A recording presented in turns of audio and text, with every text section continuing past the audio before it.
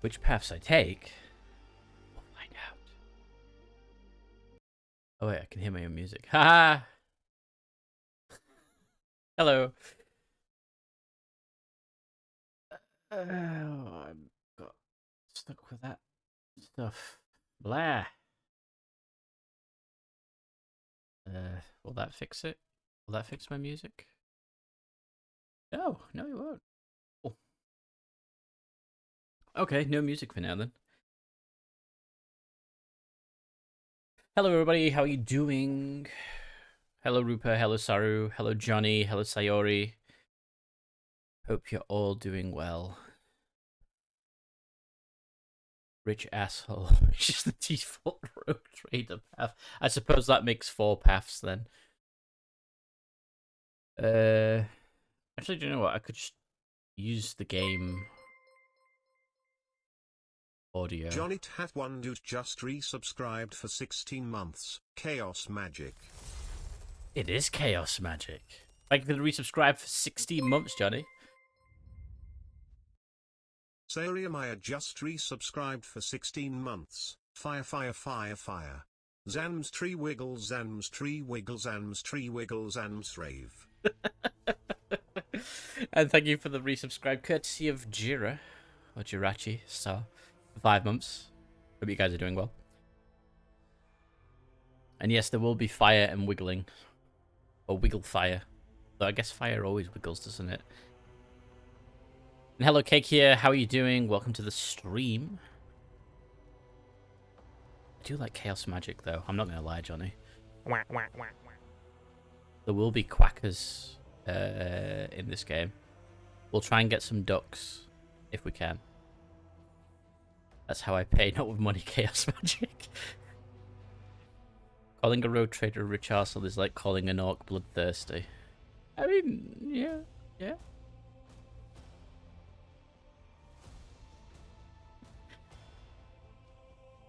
Suppose I should press this button. And see if it works. Well, I'm here. It's the game. Yeah. Hey, look! A main menu. With a void ship in the background. With a low quality video.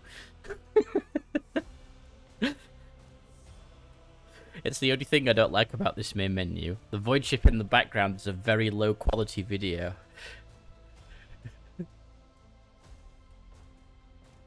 Not even a JPEG, it's a 3D image. But it's a video of a 3D image. Before you start, okay. Before I start, oh, there's a hype train, by the way. No, that's a JPEG. It's not a JPEG. It's a video. You can tell because it's grainy. Oh wait, there were JPEGs. Damn it, Rupert! I hate your logic. Why did that double cha-ching? What the fuck?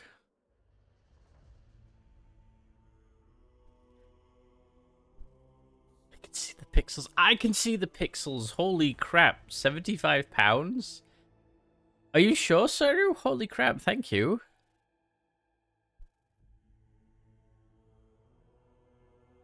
Thank you very much. Jesus. Also, I just want to point this out because it's funny. In the chat, it says you contributed £75. In my activity feed, it says you contributed £69. So my activity feed has the nice number, whereas chat doesn't. Interesting. Consider it your Christmas present. Oh, thank you. I appreciate that. I do. Yeah, Crimpus is coming. Yeah, the funny number. How's the volume? Is it too low, too loud? I just want to make sure that it's not too quiet for everybody. Use it up a bit. Okay, let's...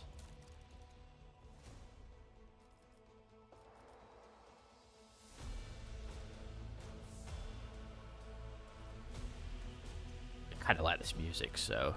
We'll try that and see how it goes.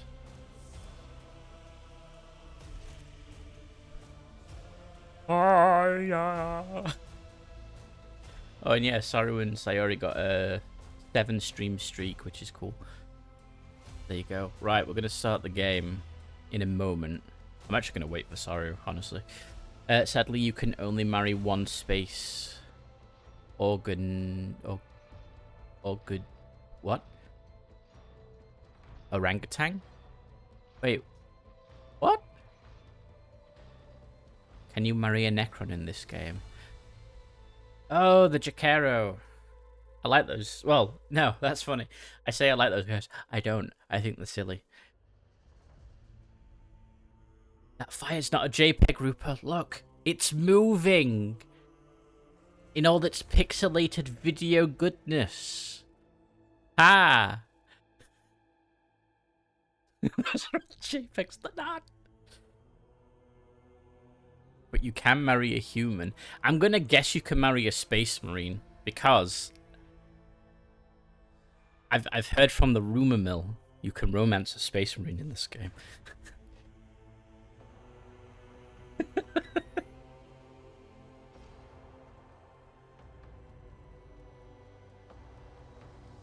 So, you know. He is a space wolf, you're right. Now the main question is there a female space marine? I don't believe so. From what I've heard from everything Owlcat Games has done is they've tried to be as lore accurate as possible with this game.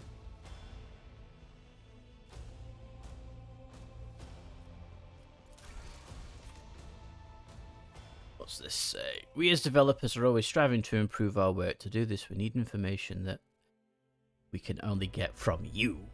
By sending game statistics and bug reports to us, you can help us learn more about the game, blah, blah, blah, blah.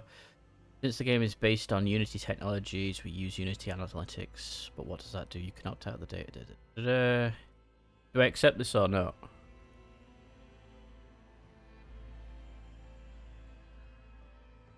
I guess it helps if I do.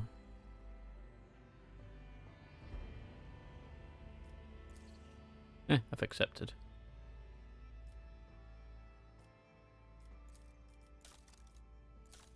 This main story. Yeah, I wanted to do the main story.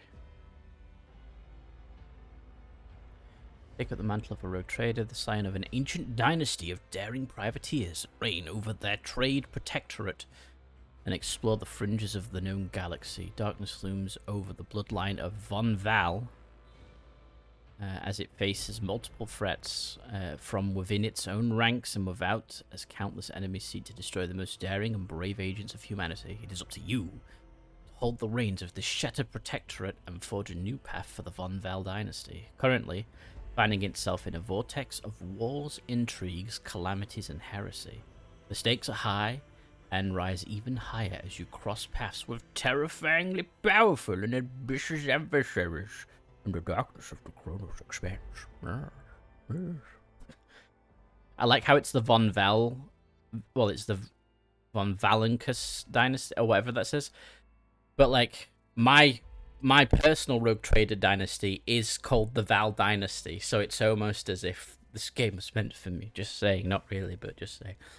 Have you fallen to chaos yet? No, I've just read this little intro. Difficulty. I am not going harder than normal. I'm sorry for those that want to see this on a harder difficulty, but I ain't doing it.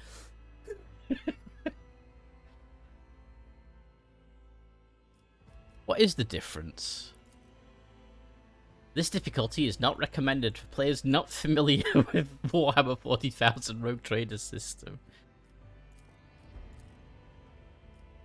To be fair, I'm not familiar. I have played the beta, but I love that one. It's called Unfair. Yeah. Enemy stats are increased by 20%. Enemy wounds are increased by 80%. Damage inflicted by enemies is increased by 20% after all modifiers have been applied. Enemy dodges increased by 20%. The player's momentum gains are decreased by 25%. Chance to hit cover when shooting at enemies is increased by 20% for half and 30% for full. A party member receives an injury if they receive damage dealt that is equal to higher than 30% of their total wounds in one round. These modifiers increase gradually up to these values, reaching them by the end of Chapter 1. Yeah, that is unfair. Jokes aside, Owl Cat's unfair difficulty is very hard unless you know all the ins and outs. Yeah, I can imagine. I'll just stick with normal.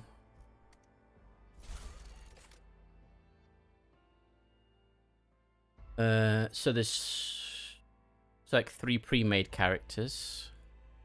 Hecate, Darius, and Baharder.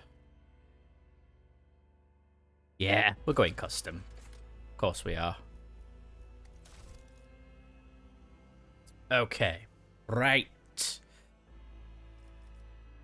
Look at that portrait. Look at that man.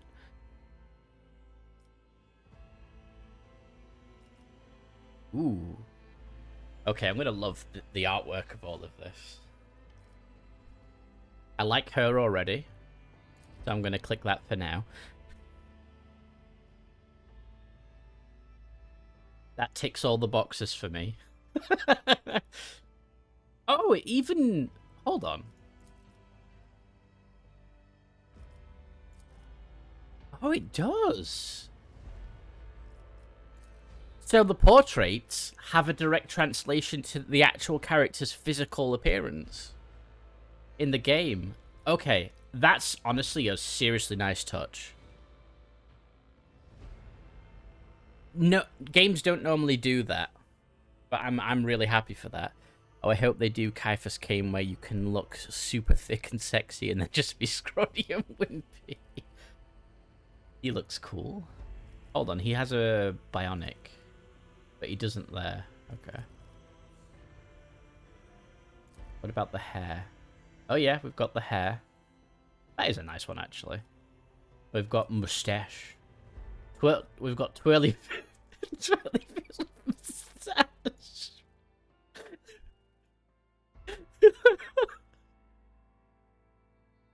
As you can see, I'm clearly the best rogue trader. Look at my hair. Hey, that's a good one. Like Imperial Navy.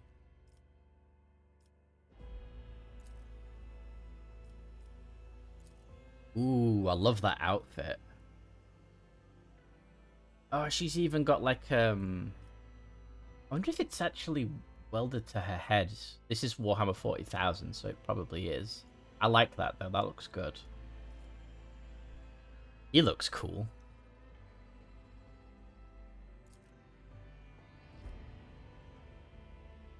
He looks tired. Oh, wait, where was I? Ah, yes. A saint. Angry Flamer Man. That's the actual Rogue Trader portrait. I wonder why that's there.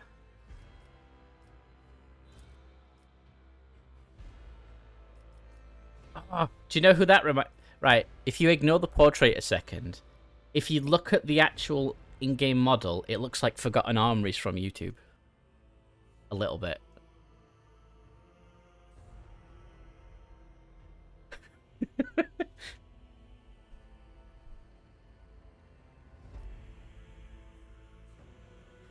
Let's see. We've got you. You look menacing. You've got... I was going to say flowers in your hair, but they're feathers. I like that. You look surprisingly happy to be in the 41st millennium. Hello everyone, and today I have for your standard issue infantry last. It'd be cool if he actually did like 40k firearms. Ah, that's a cool one.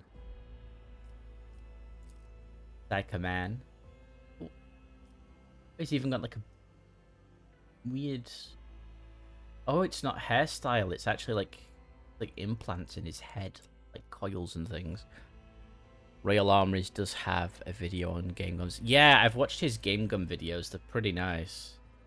Ah, oh, look at that dude. He is cool.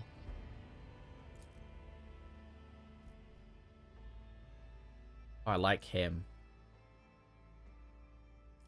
I'm going to go for this one, though, because I like that portrait. So, appearance. Oh, we can actually zoom in.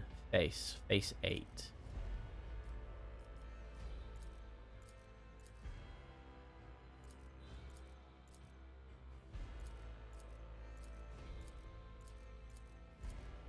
Have a look.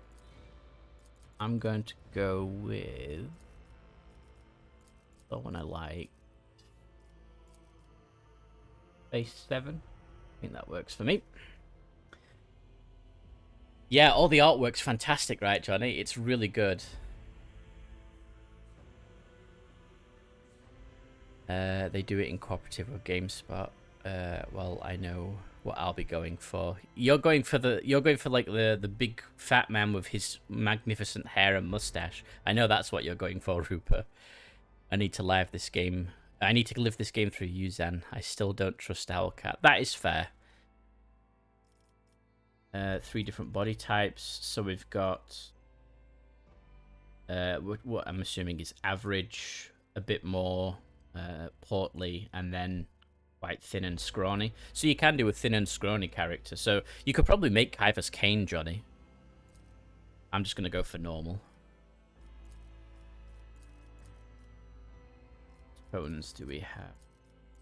All the standards. I'll just leave it as that one. I will leave as that because it matches that. However, color.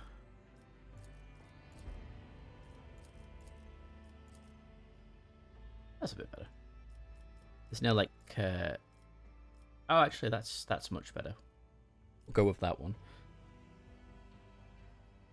Kane is great, but I'd need to make Jurgen know how to create the smell. I don't think you'll need to worry about the smell in video games.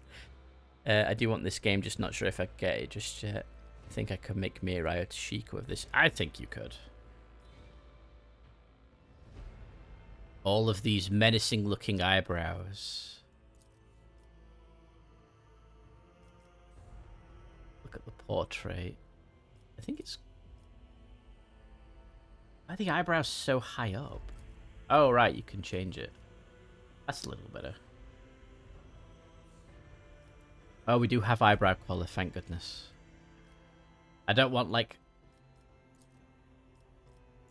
thick black eyebrows and blonde hair, because that would... Everyone does look angry. What? What? Look at all these! Hold on, let's look at Scars first.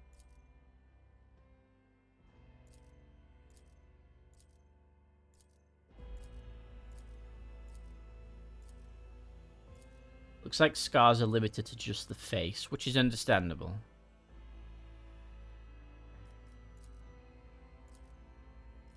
Oh wow, look at that one. So do them peoples get any coloring? They do, yeah.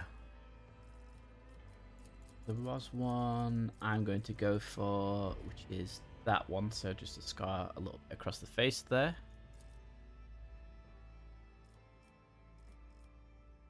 Got the Aquila.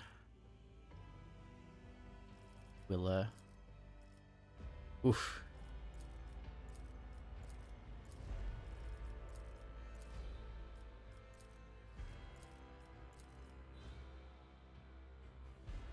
These are cool. Look at them all on this arm. Oh, that's what you're liking, Johnny. Chaos.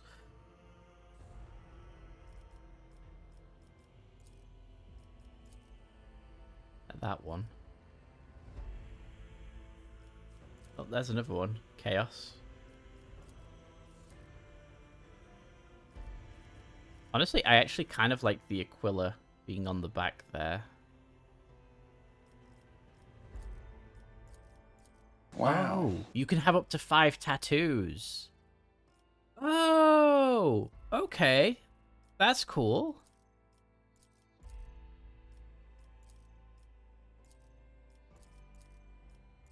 Let's go... I like that color. Cool, let's get some other tattoos then. We will go with... What is that?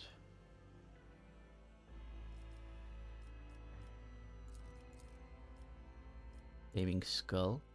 That says Mortis. Sure, we'll go with Mortis, and I picked that color. Alright, tattoo number 3. I like this. You can have 5 tattoos. Wait, so I can make my character look like absolute heretical chaos worshipper and then be full Puritan. You can, Rupa. You can. And yes, Mortis. I wear the sins of the enemy on my skin so my fame can shine brighter within. Yeah, pretty much. I was hoping for some more, like, maybe leg tattoos or, you know, mid. But it doesn't look like we have any, which is okay. I think those two are probably fine.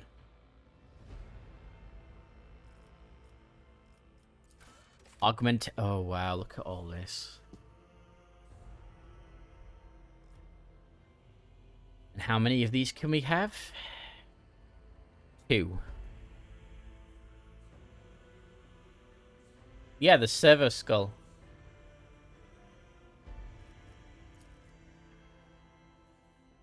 We're in full cyberpunk here.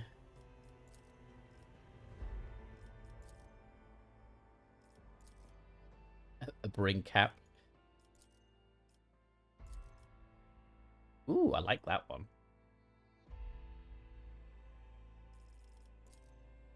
Nose bridge. Oh, wow, that's kind of creepy, actually. Like an iron jaw.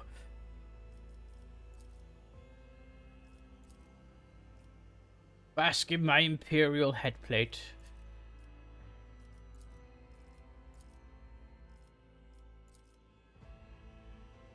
No Vox grill, sadly. No, it doesn't look like it. Oh, you can have something a bit like Horus there. Like with the wires going into your nose.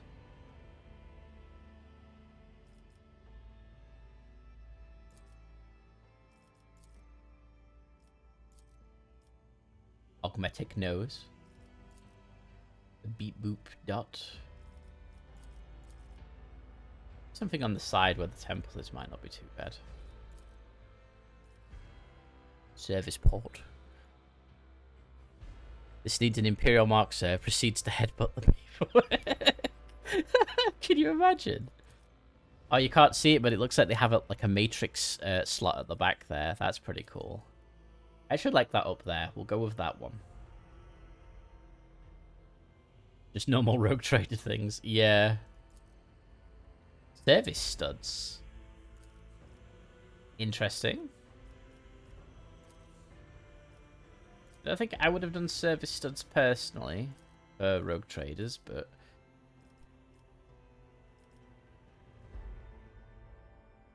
I'm now live streaming. Yeah, I know I'm live streaming Rogue Trader. Why is it saying I'm not live? Am I live? What was the one I liked? I liked that. It's very Borg. But I don't think I'll do a second one. I'm fine with that one up there. I did fine. Wait, say that again? I'll mention this triumph in my memoirs. The higher will has guided us to triumph. All hands, prepare for acceleration. Challenges make the spoils that much sweeter.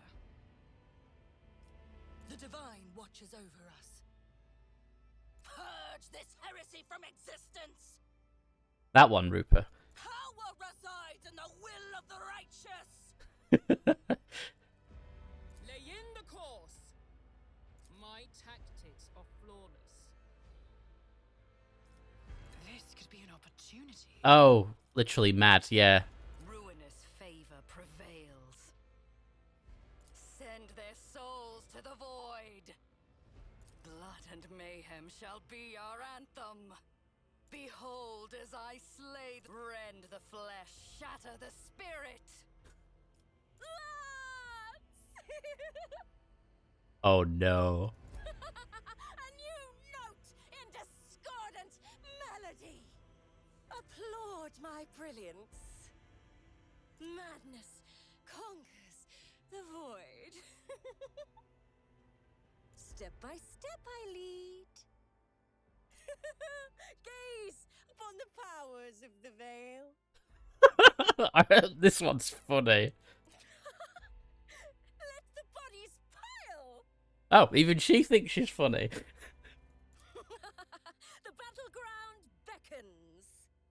It sounds like one of the Psycho voices from Darktide, honestly. It has that same kind of vein of thought. That's a red flag, but red is my favorite color. Yeah, exactly. I'll see you destroyed. Watch and learn.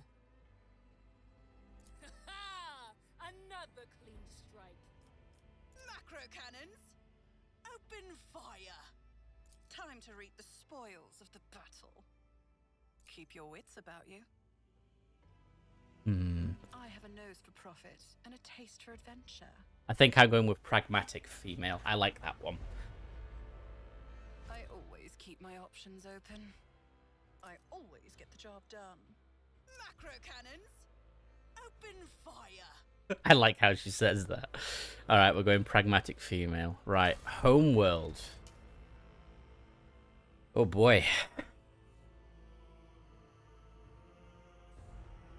This is where the fun begins.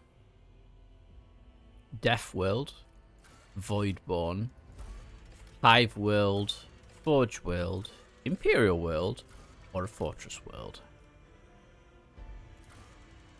Be from Cadia. Oh wait, yeah. What's this? Does it tell you? It does. It tells you all sorts. Let's have a look here. Once per combat, when the wounds of a Death World character drop below 30%, they gain plus 20% maximum to their wounds as temporary wounds. Death World characters also get a plus 20% bonus to dodge and armor while they have at least one temporary wound from any source. And they have -5 fellowship, -5 intelligence, but +5 in toughness, strength, and agility. They get talents. These look like talents for a melee specialist.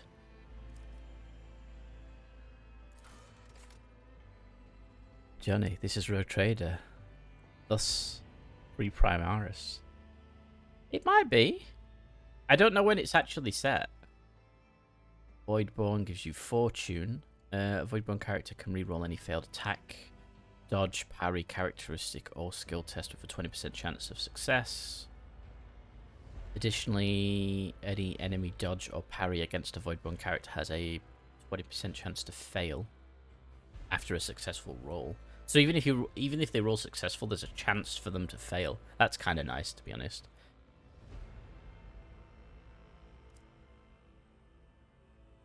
What's that? Willpower, intelligence, and strength. Contagious luck. Jinx. Be smart. Just a flesh wound. Bloody mess. Okay. Hive World. What's the difference between a Hive World and an Imperial World? Humanity's finest. Imperial World characters can select any characteristic except for weapon skill and ballistic skill and add a +10 bonus.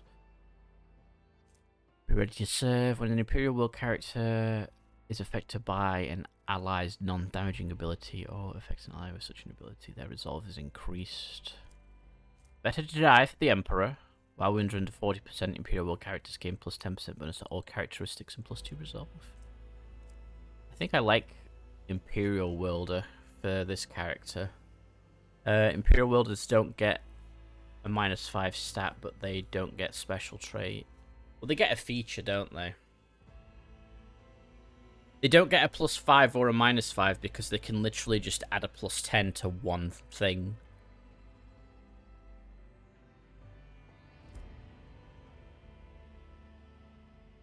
Yeah, so they get a +10.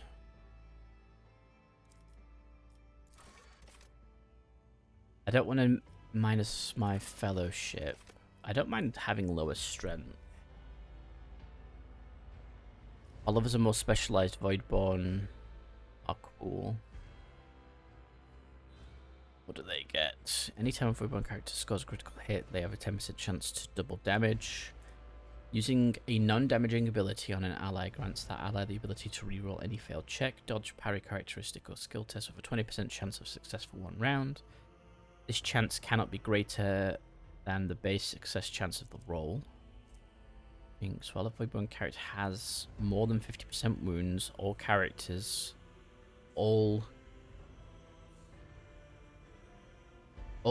of all characters or creatures, including enemies, in a 3-cell radius are increased by 10%. So 816 M41 current date line and the events for Forsaken Bounty Dark Frontier into the etc. So about a little under 200 years before K-Year explodes. Oh, okay. Anytime an ability or talent uses Fellowship bonus Voidborn characters. I think maybe Voidborn. In numbers, what's that do? High roll characters gain +1 Fellowship bonus. /2. I don't know what that means. Resolve if there are 3 or more creatures, allies, or enemies within a 3-cell radius. Yet they suffer a -2 penalty when there is no one around. Don't really like that. Check out Forge World. The Augmetics are neat. You get intelligence, toughness, fellowship, talents. First attack in combat when any plasma, melter, or power weapon deals additional damage equal to intelligence bonus. For the remainder of the combat, the bonus damage is decreased. Steel of the Forge. While wearing heavy armor, Forge World characters gain +1 MP. What is it? Right click to expand. What's MP? Movement points. Deflection. Determines the amount of damage deducted when a character is hit, and they can't fall prone. Oh, nice. Yeah, it doesn't show the augmetics, it looks like.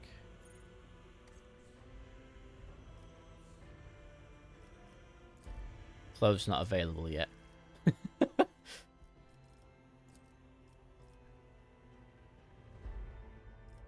think. What does Fortress World? No. It's either Imperial World or Voidborn. Thy Heresy. Imperial characters gain a +10% critical hit.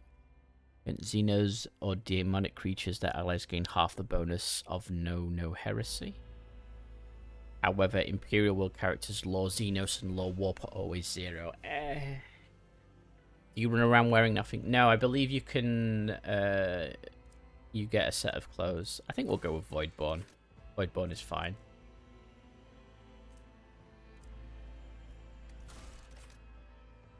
Right. This is where we get our thing. Astra Militarum Commander, I think not. Commissar. I like that. It's very Caiaphas, although I suppose that's your average Commissar, isn't it? A Crime Lord. Ooh. Cold Trader uniform. Oh, it is the uniform from the portrait. Had to walk away. What world is them from? I am from Voidborn. We're just looking at the outfits at the minute, and then I'll go look at the features.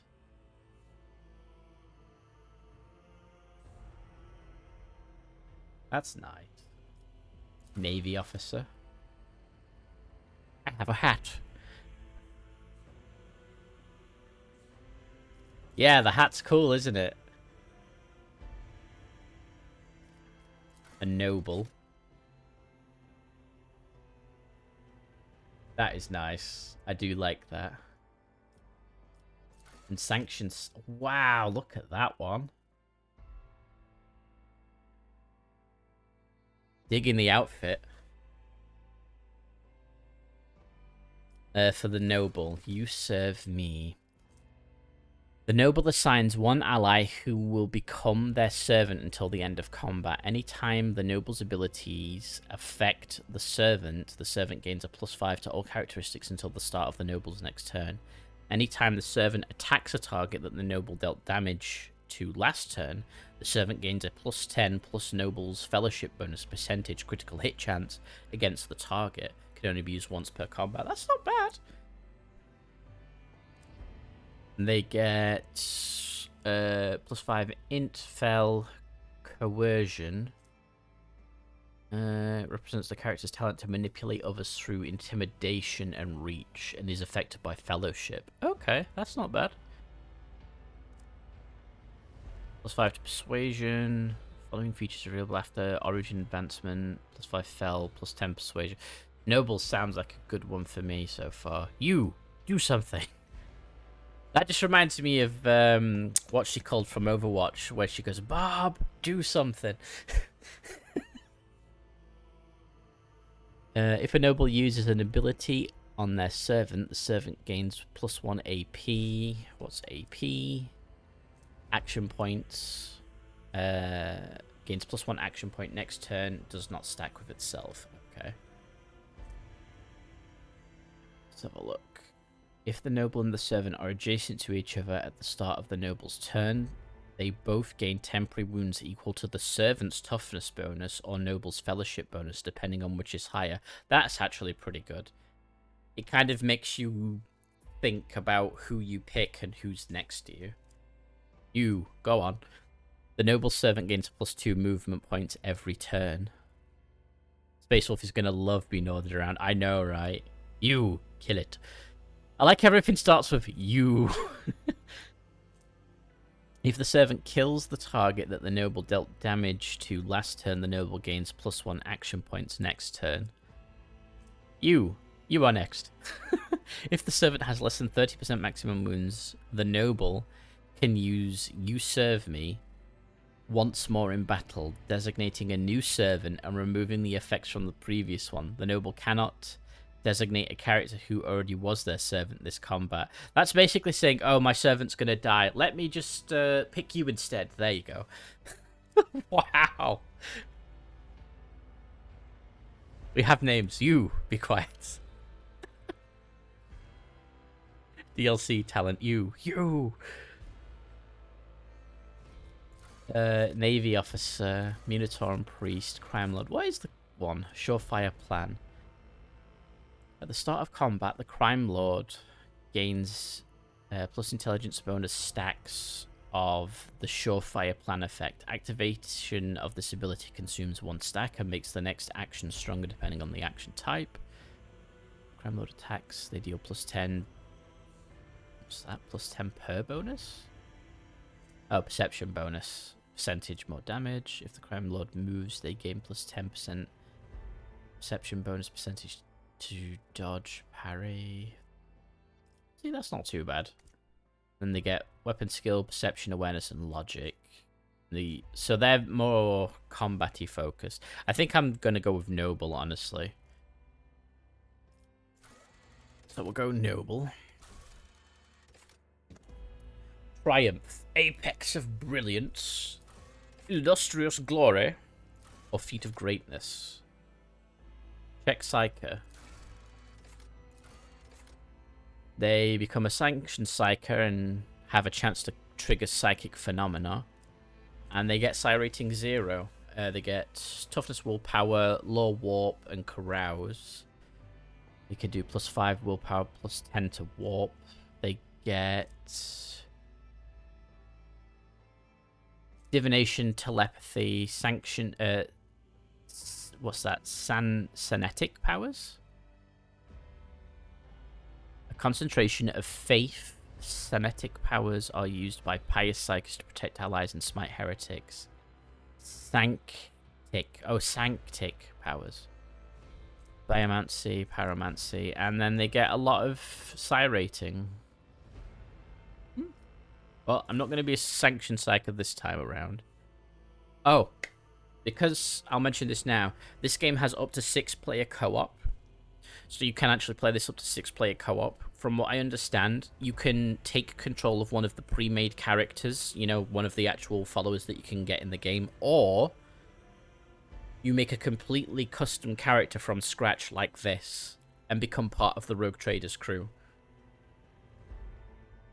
So just putting that out there.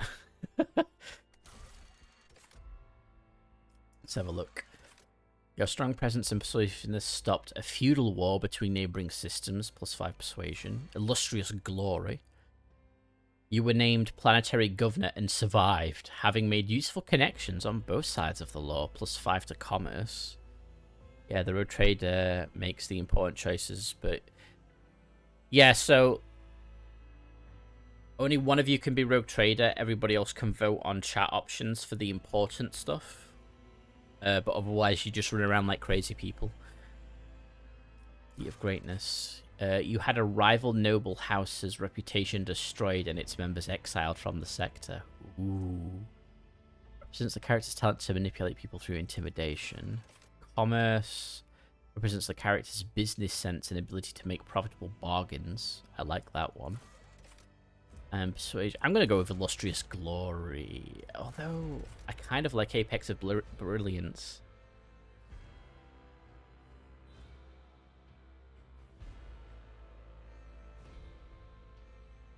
That reminds me of someone, Zan, back in our campaign. Yeah, Feat of Greatness.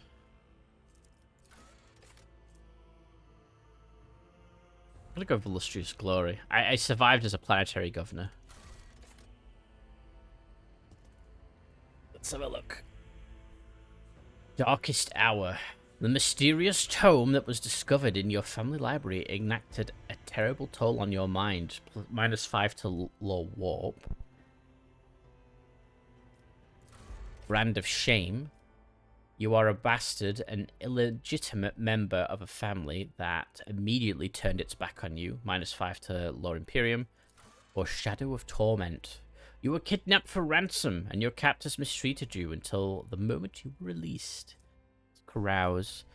This skill is affected by a toughness characteristic. It represents the ability to resist negative effects applied by some poisons, stimulators, or alcohol. May give access to new dialogue options. Oh no, they only brought the French toast, not the kidney waffles.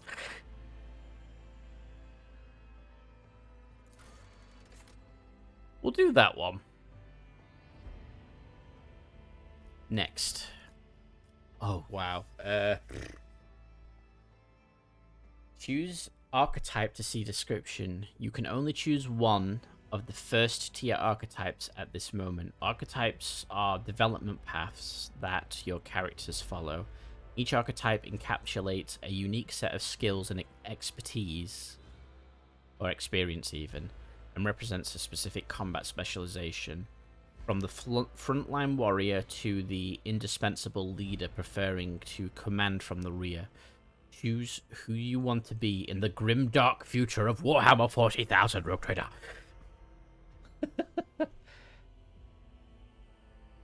Yeah, it's like everything across the top is part of character creation. I'm looking forward to this one here. Void Ship. Just saying.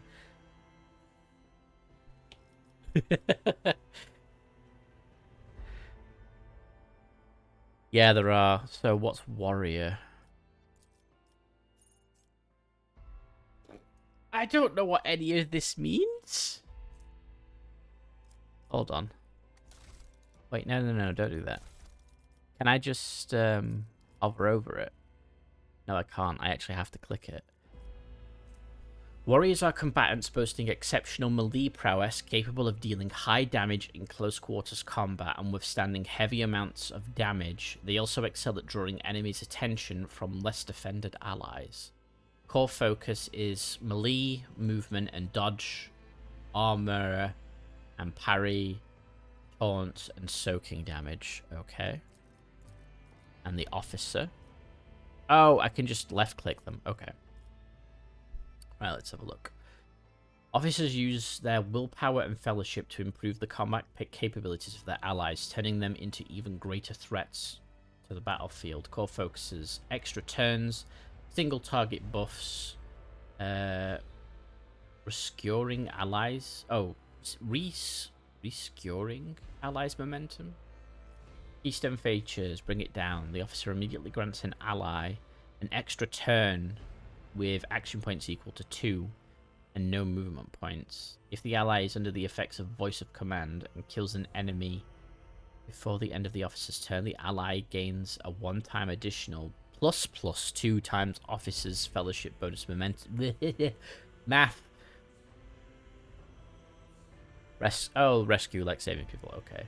Voice of command. The officer forces an ally to fully push themselves, increasing their characteristics by 5+2 times Officer's Fellowship bonus for 1 round. Additionally, all of the officer's abilities can be applied to the target. A voice of command from any distance. A character who becomes the target of voice of command cannot be targeted by this ability again for 2 turns. Okay. Ultimate abilities. Finest Hour. 1 friendly creature, unlimited range. Heroic Act. The officer grants an ally an extra turn with full AP and MP during the extra turn. There is no attack limit. And then the officer grants... until the end of combat, the officer's fellowship is halved. Okay. I just noticed, imagine voice of command, the dreaded point. Yeah, it is. It's a point command. Pointy command. Fellowship, willpower, toughness, weapon skill, and ballistic skill. Persuasion, commerce, coercion, carouse, and Imperium law. Okay. Officer. An operative uses intelligence and perception to find and exploit weaknesses in enemy defense. In an enemy's defenses. None can withstand an attack from an operative. Point man from fear. I get to fight the Imperium Guard later today with my Chaos Space Marine boys. Awesome. And soldier. I'm gonna go with officer. That's what I want. I think that's what I'm gonna be happy with for this character.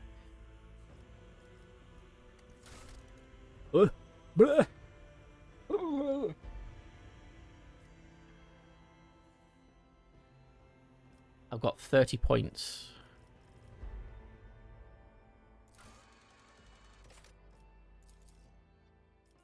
Oh, it goes up in increments of 5. Okay. Well, we'll take you up by 5. I feel like willpower will be important. That can go up by 5. Ballistic skill can go up by 5. Agility. Oh, that's toughness. That's agility. Oh, it shows you the skills here. Right. Carouse. I'm not that interested in carouse. Ballistic skill I'm definitely getting up. Perception is awareness. Fellowship is going to be my most important one, so I'm getting that up to 45. Because that's coercion, commerce, and persuasion.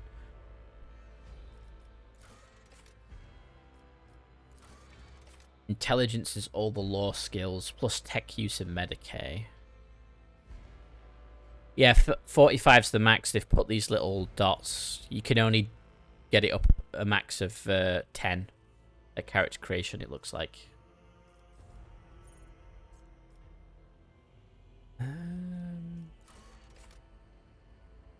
Agility measures the character's quickness, reflexes, and poise. High agility allows the character to manipulate delicate explosives with finesse or keep their footing when crossing treacherous terrain. It improves the character's initiative, dodge chance, and reaction. If a character uses a melee weapon, their dodge reduction is equal to half of their agility. It also affects the demolition skill. Okay.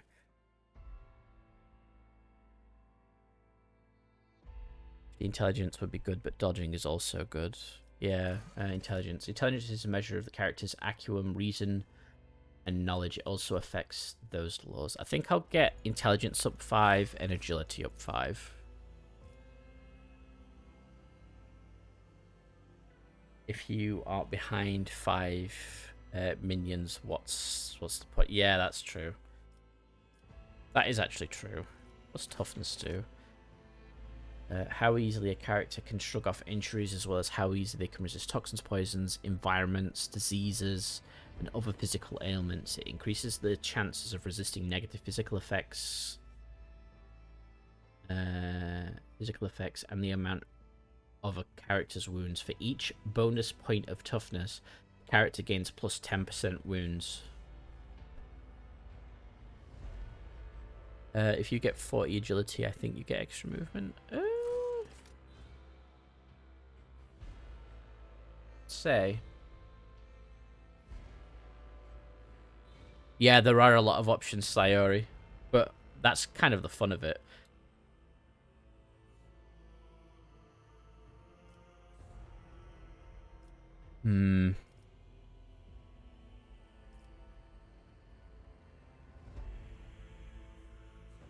Thank you. I just hydrated. Hover over the characteristic bonus on the right.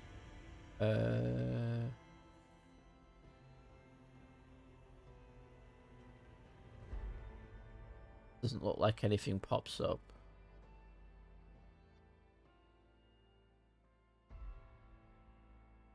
No, doesn't affect it like that, it seems. Or at least it doesn't show you that here.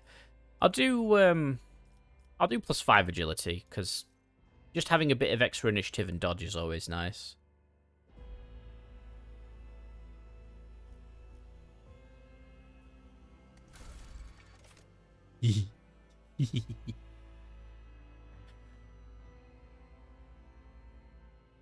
That's a sword class frigate.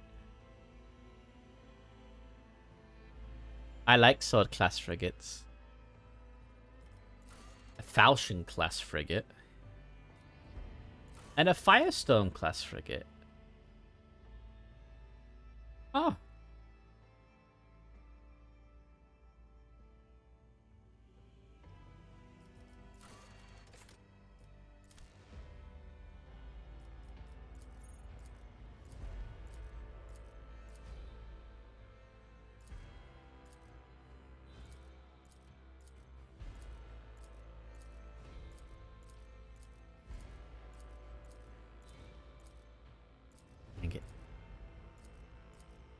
I'm looking for a specific one because I can't spell it, so I'm hoping it pops up.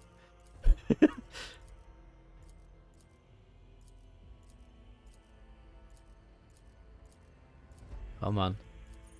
These pop up.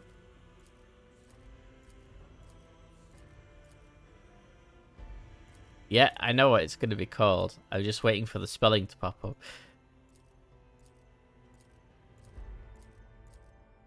Okay, there we go.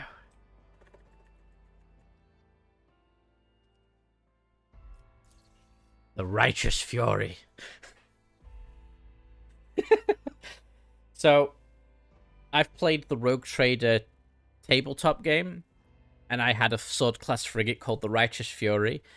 It was the most broken thing in the entire game, and I loved it to bits. So, that's what I'm having in this game.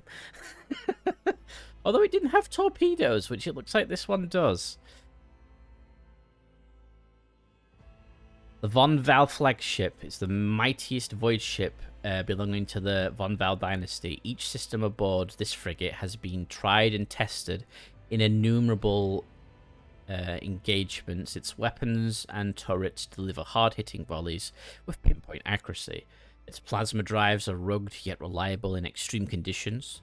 The flagship's size and maneuverability are perfect for pursuing smaller, faster raiders, and for hunting the countless pirates, Xenos, and heretics in the Koronos Expanse. Numerous Von Val rogue traders have acknowledged the exceptional performance of this vessel, and, with a few minor updates, the flagship has continued to faithfully serve the Von Val dynasty. The Righteous Fury triggers Righteous Fury. It's super effective. I know! I loved Righteous Fury. It was cool. Hello, King. How you doing? Welcome, welcome. There we are. Oh, yeah. We need to pick a name. Rogue Trader. No, no. We're going to be Naz. Naz Val. Lives again.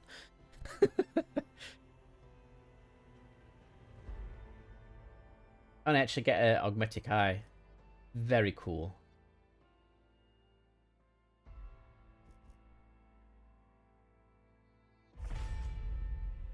Here we go.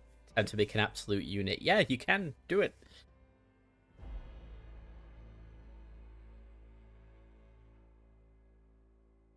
I say again because that was the character I made in the tabletop RPG.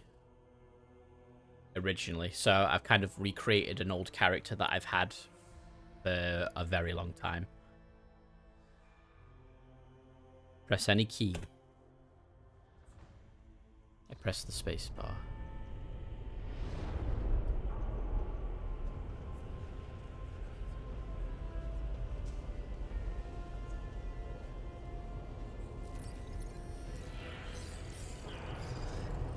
Fleet of servo skulls with funny hats.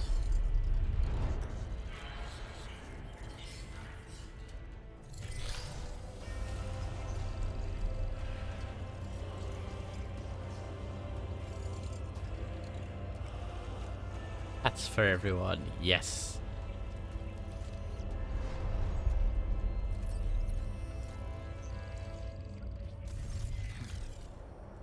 An excellent place for contemplation. One has the best view of the cathedral from here. Mesmerizing, wouldn't you say? An impeccable manifestation of the God Emperor's sublimity. I wasn't expecting that to be voiced. Okay. Oh my god, you got railings. This is luxurious. Oh, have I never heard of this character, or did I just... No, you've probably not heard of this character before, Sayori. And yeah, voice acting. Excellent place for contemplation. The man who approaches you gazes down into the depths of the vast temple. One of the lower decks. Choices in dialogue. You are in a dialogue. Here, you could learn more about current events, influence the characters you're speaking to, or even alter the course of the game's narrative. Your character's personal story depends on the dialogue choices you make. Available dialogue options are displayed on the right. Select the reply by clicking the left mouse button on it, or pressing the corresponding key on the keyboard. Got it. I said keyboard, not keyboard.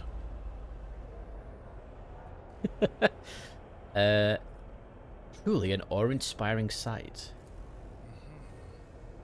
That is the purpose of all temples to the God Emperor, to inspire awe and reverence.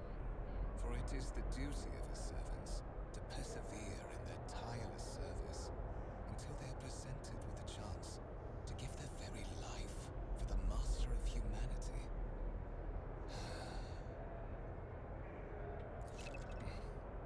Allow me to introduce myself. Conrad Vtuber, Master of Whispers, in the employ of Her Ladyship robe trader Theodora von Valencius.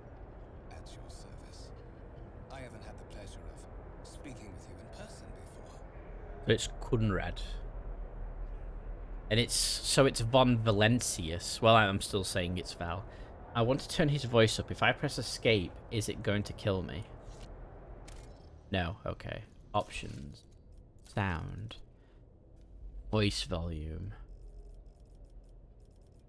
Put it to like 80% and see what that's like.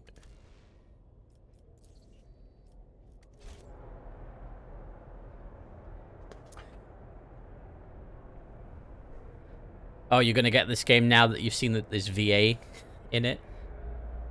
Duchess Naz Aeons Venria de Calixus. You may call me your grace. Okay, my name is Naz. My regards, mistress. Or should I say, von Valencius, scion of a blessed robe trader house in the service of the Imperium. Perhaps this kinship came as a shock to you, understandably so, given that all evidence of the connection was lost in the generations separating you and Lord Captain Theodora. It required no small effort on the part of Her Ladyship's servants to discover and verify this blood tie, which has now made you one of the heirs of this dynasty. I am an heir to a dynasty, yes. I am going to turn voice lines up to 100%. Maybe it's me and I'm just deaf. Even... yeah.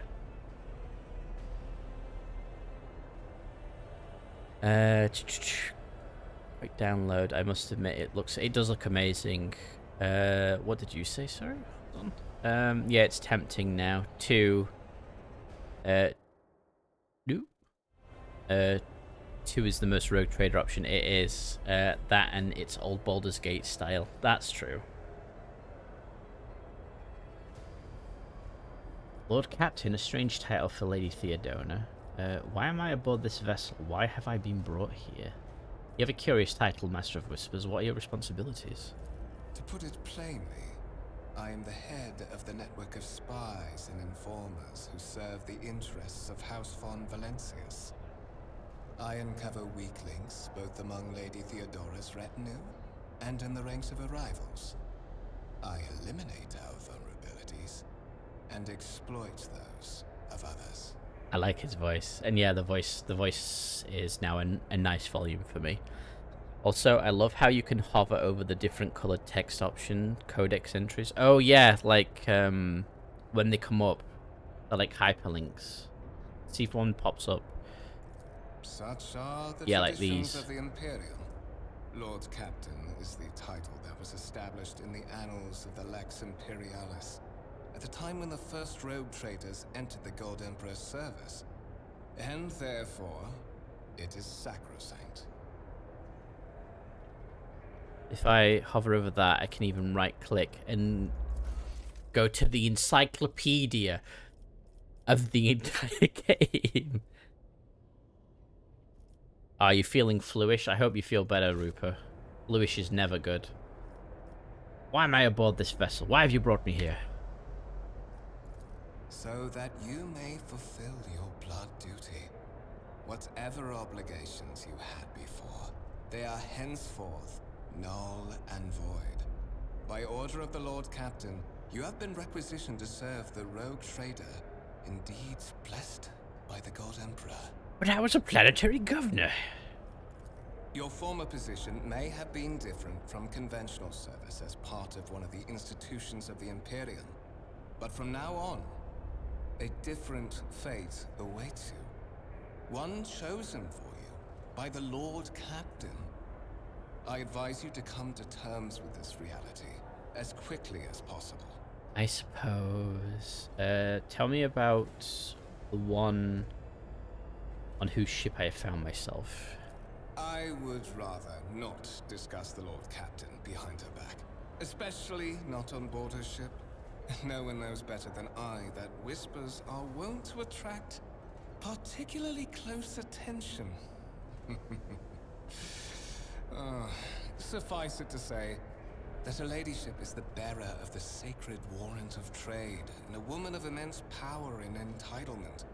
However privileged your position may be, I ask that you do not incur her anger by being disrespectful or obtuse. Lady Theodora despises both qualities. Huh, fair enough. Fair enough. Ooh, Rupi, you got a watch streak. Very cool.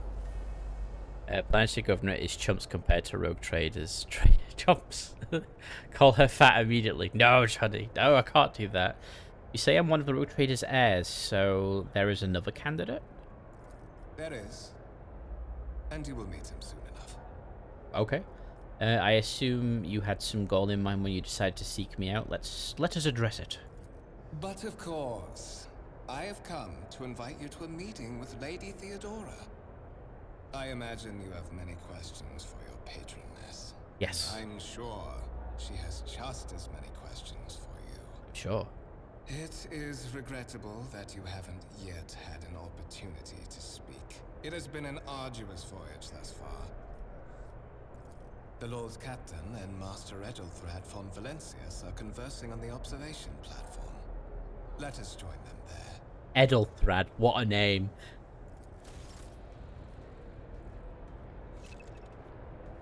Move your character clicking that on a spot on the screen. Is there money to be made?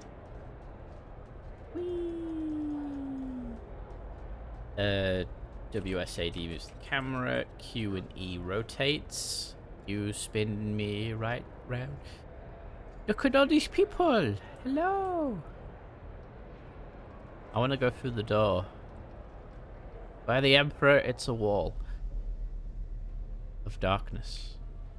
Wait, can I just fly off the map? Oops. I can. You could just fly off the map. I will lead us to fortune. Ah, if you double click on the portrait, it follows them. Always keep your eye on the prize. Interactable objects. Free. Walls shouldn't stop you. Walls don't stop me. Do stop me, don't stop me. Some objects in the game can be interacted with in a special way. They are marked with specific icons. Some icons allow you to study an object. Others will transfer the character to neighboring locations or launch a small event. These icons become visible when your character is standing close enough to an interactive object. Click the left mouse button on the icon to perform the associated action. Some interactive objects such as doors or chests are not always marked with icons, but the cursor changes when you hover over them. Hover your cursor over the object. If the cursor changes, the object is interactable. Twitch seems to be bugging out for me. It keeps cutting in and out. Oh, really? Is it cutting out for anybody else?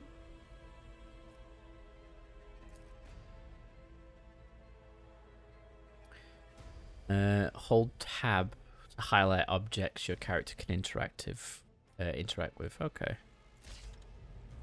Let us not dawdle. If I hold tab, so everybody lights up, and that chessboard looks like it is, and that one. Cool. Let's not waste time with pleasantries. A massive conference table, obviously crafted from real wood, a resource of incredible value aboard a void ship. If I see you raise your head again, I'll hand you over to the Tech Priest Servatorium. Wow.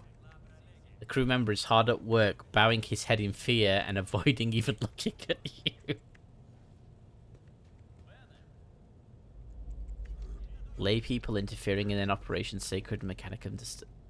That doesn't show up fast. Doesn't stay up fast enough or long enough. Show the data on the vid screen. Okay. The sacred mechanism has been interfered with without due reverence during the duration of the data processing cycle has tripled. Whoops. Incomprehensible information is displayed on a large screen above. Cogitators, you can make out references to unfamiliar systems and words among the numbers of Logistica symbols. I wonder if I can... let's have a look.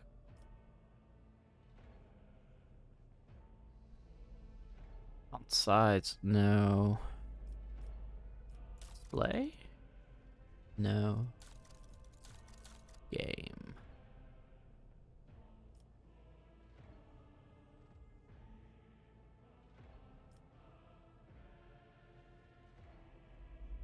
How dare you touch the button without reciting the deep sacred hymns of activity? I know! Doesn't look like there's a way to keep it on the screen longer. That's annoying. Well, I'm gonna press this button.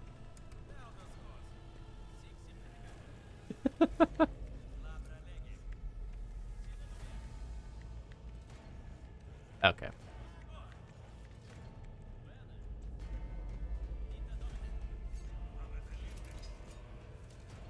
It's a book.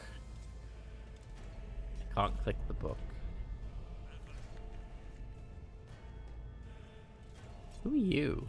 Noble guest. I always keep my options open. May his will strengthen my heart. May my humble deeds be for the benefit of humanity. A candlelit altar with a copy of the 2348th volume of Lex Imperialis, the Codex of Sacred Laws of the Imperium. Rise to the top, or get left in the dust. I'm actually going to turn that back down a bit. It's like, sometimes it needs to be louder, sometimes it doesn't. I'm going to say about 85% probably would be okay.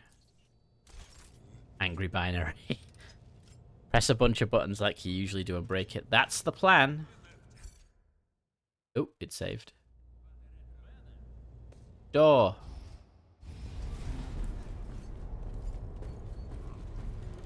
One of the Fon Valencia's trophy rooms. Perhaps you would like to take a look around after your audience with the Lord Captain. Tank. That's just sat there as a trophy. What's happening? Oh no! Run! The servitors have gone berserk!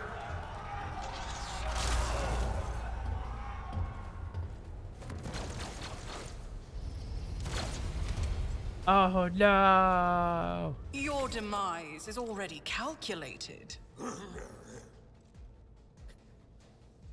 I like how just after that was. I mean, my first Black Crusade session, we started with the Mechanicus player pressing a bunch of random buttons on a terminal, eventually disabling the ship. Quick, get in the Lehman Ross. I know, right? To survive the grim darkness of the far future, you will have to face enemies of all kinds and fight for your life.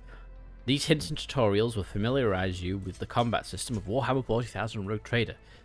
Click the button at the top of the screen to stop the battle. Or I can just click complete. You've been ambushed. The battle begins. Okay. Brr. Kill him. Brr. Brr.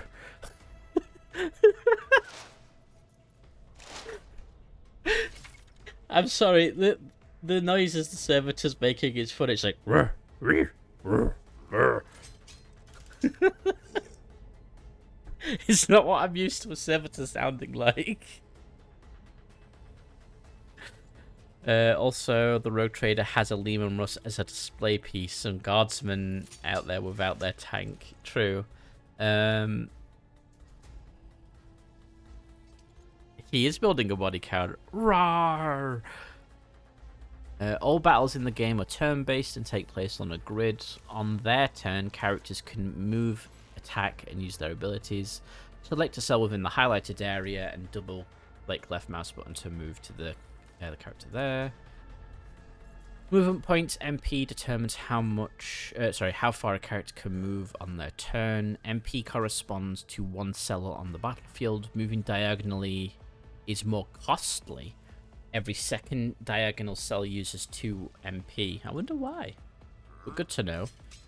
At the beginning of each turn, movement points are restored to their maximum value. Note that once a character starts moving, this action can no longer be cancelled. So you have to move to where's good for you. What have I got? I apparently have a stub revolver.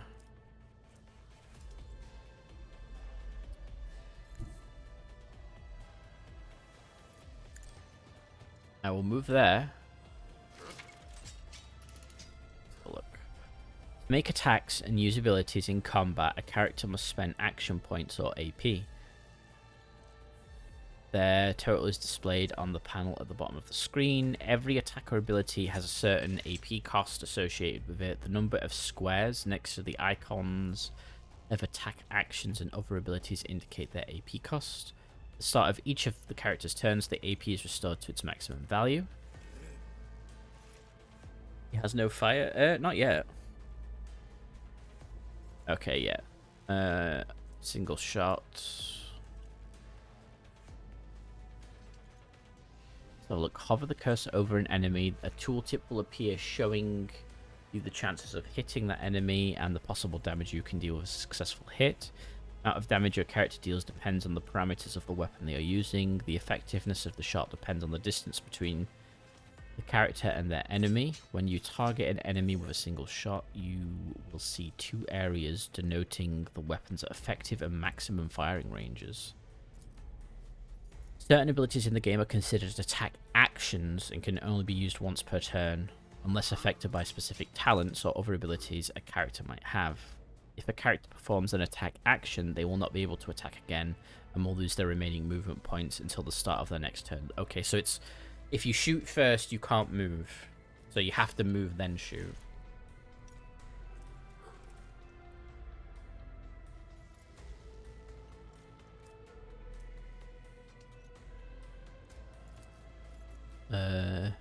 You. It's as good as done. Voice of command. And now, when you're ready to end your turn, yep. I'm going to shoot this man first, though. So 47% chance. We'll have a go. Who if not me? Brr. I killed it. Well, I didn't. I shot it. Wait, where was the... there's spacebar. Okay. I buffed you and you missed. You had one job, cruise man. Woman. Oh no. Conrad. Save me. Don't let your guard down. Yeah, one job. I know, right? Hello, Jotun. You're not late at all. Welcome to the stream. Hope you're doing well. Throw them out the airlock. I could. The noble assigns an ally who will become their servant until the end of combat. Sure. I'll see to it personally. And I'll buff I him. won't compromise my principles. I can't. Okay. I'll shoot you then. 80% chance. I'll make it happen. Pew! Oh, now you hit. What suspiciously poor timing for such an accident. Servitors malfunction on the officer's deck at exactly the same moment when the rogue trader and her heirs are gathered here. I have blocked all passages between the upper and lower sectors of the residential decks. If this is a deliberate attack, it should stop the culprits from advancing their plan. Should, but probably won't. If he died during that fight, I wonder how things would change. Yeah.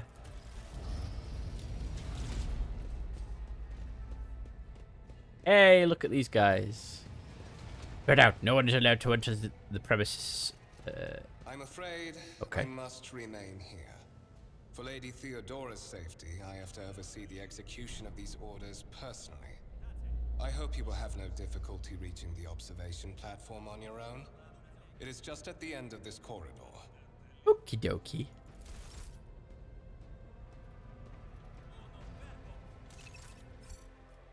You can open the map using M. Map.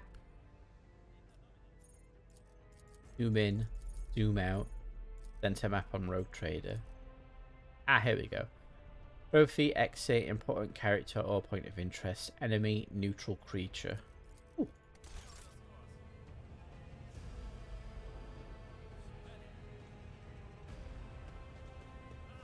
Da-da-da-da-da-da-da-da. Ooh, what that?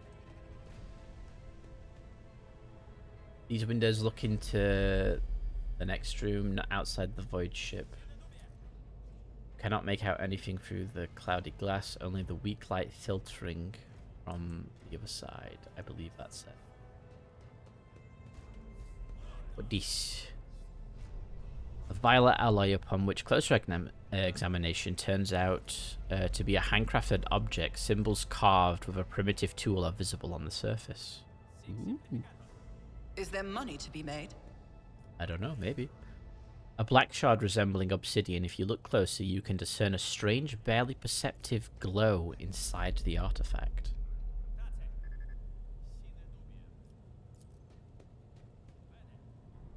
The wires in the servitor's head are still smouldering. It would seem the cause of this malfunction was a short circuit of the motive force. Tarantula sentry gun constructed with the blessing of the Adeptus Mechanicus using a standard template construct in the manufactorums of... What's that? Eva Gamma. Bent it. Bent it! Lehman Russ battle tank reclaimed and restored by the grace of the God Emperor. First to breach the capital walls during the pacification of Vortes... What's that? Vortes Chiton.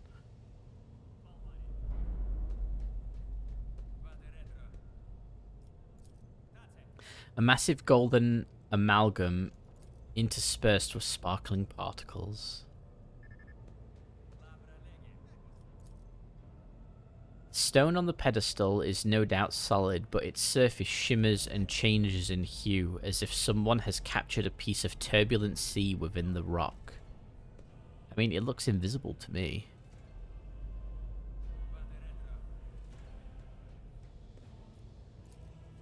A strange object that resembles sea coral. The porous surface is pitted, a sign that it has been underwater. Keep your wits about you. A grey-green crystal with white veins. A low hum can be heard coming from the artifact. Tracer is coming. Your ladyship, do not worry, all threats have been eliminated. It is absolutely safe here. This exhibit is unfinished. Another symbol of House von Valor will be displayed here at some point in the future. I'm sure it will. Hey look, a door.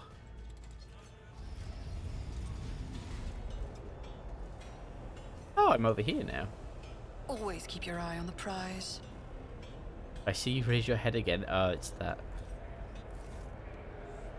The Grand Void Ship Temple occupies the entrance space below the officer's deck and is lit by countless candles and lumens. It sounds windy up here, which is quite the feat in a void ship. Which way am I supposed to go? This way? There's buttons to press. I'll go that way in a minute. I want to click on the servitor. As you approach, something in the servitor's body begins to hum as if in response to your presence. After a couple of seconds, the noise subsides. Yo! Let us not dawdle. I ain't dawdling.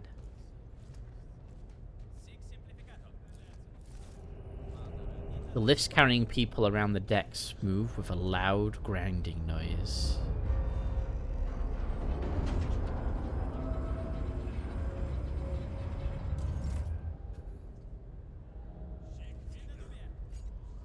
Amazing that this is a sword class frigate, one of the smallest Imperial void ships. I know, right? Rise to the top, or get left in the dust. I beg your pardon, your ladyship. After the incident with the servitor, the passage is closed to everyone until the Arc Militant says otherwise. That's fair. I always keep my options open.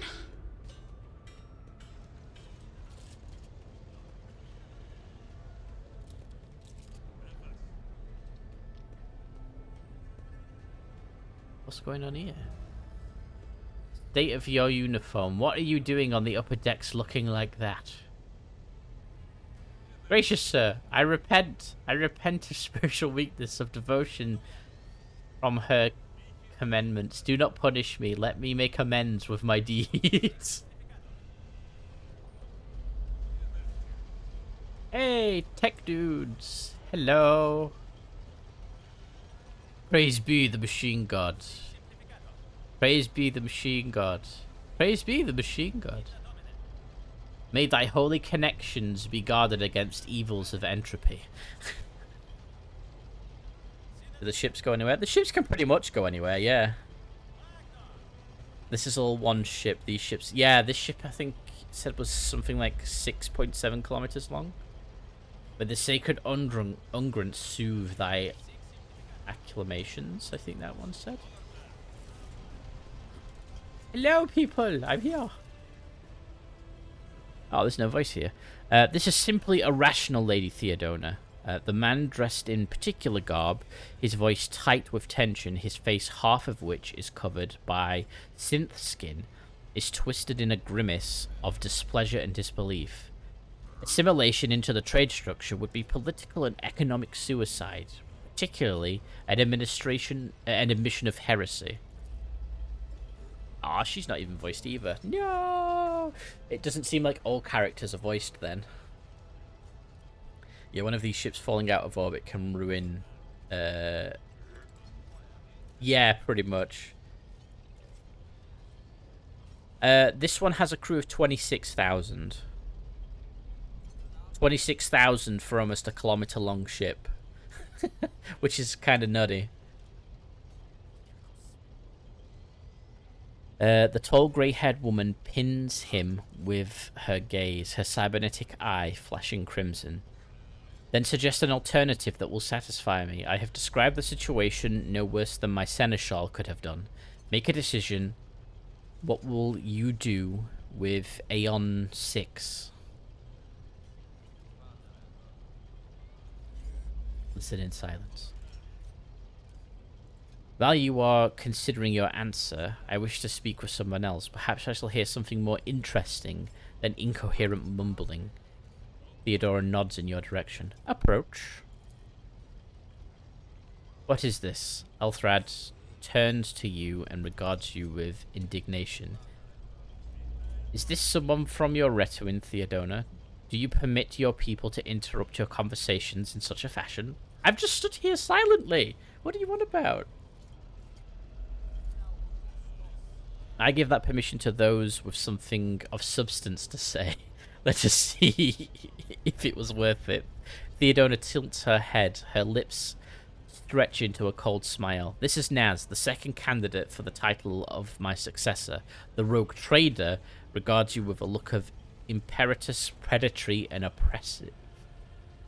Step forward, Naz. Passive skill tests. Let's have a look. Your character's skills reflect their knowledge and capabilities. Some dialogues automatically initiate passive skill tests. If such a test succeeds, new information will be revealed or a hidden dialogue option will unlock. If your character is traveling with allies, the party member with the highest score in the applicable skill is selected for each given passive skill test. Oh, that's good. So you can specialize characters and it will still affect the one conversation. You don't have to talk with that specific one.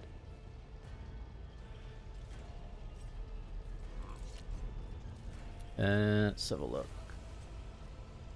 Those spirits could well be the natives' name for the dangerous aliens. I would first verify if that is indeed the case, and if the population of Aeon 6 engages in Xeno worship. There are ways to confirm whether what is happening on Aeon 6 is witchcraft or not. It may cost several cycles to do so, but it will give us the answer. Let's go with this top one. I like that. It says succeed.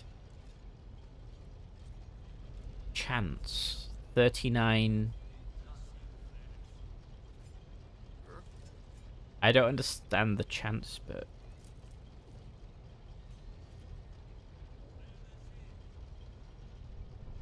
Is it saying my chance is 39% or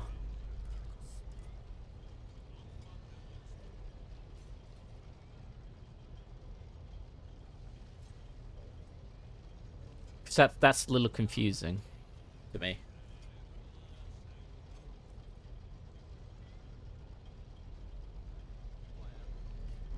Orcs are insane, and more insane than being orcs are insane, and the more insane thing is because of their unique psychic field. If they believe something will work hard enough, it will. Yeah, I've heard about that about orcs. It's fantastic.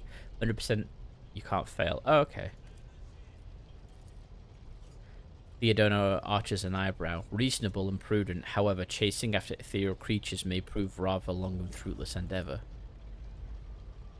Elthrad scoffs. Apart from Xenos, an untrodden planet might be teeming with myriad horrors that are far more dangerous and difficult to eradicate. I suspect that you, Naz, are simply unaware of their existence.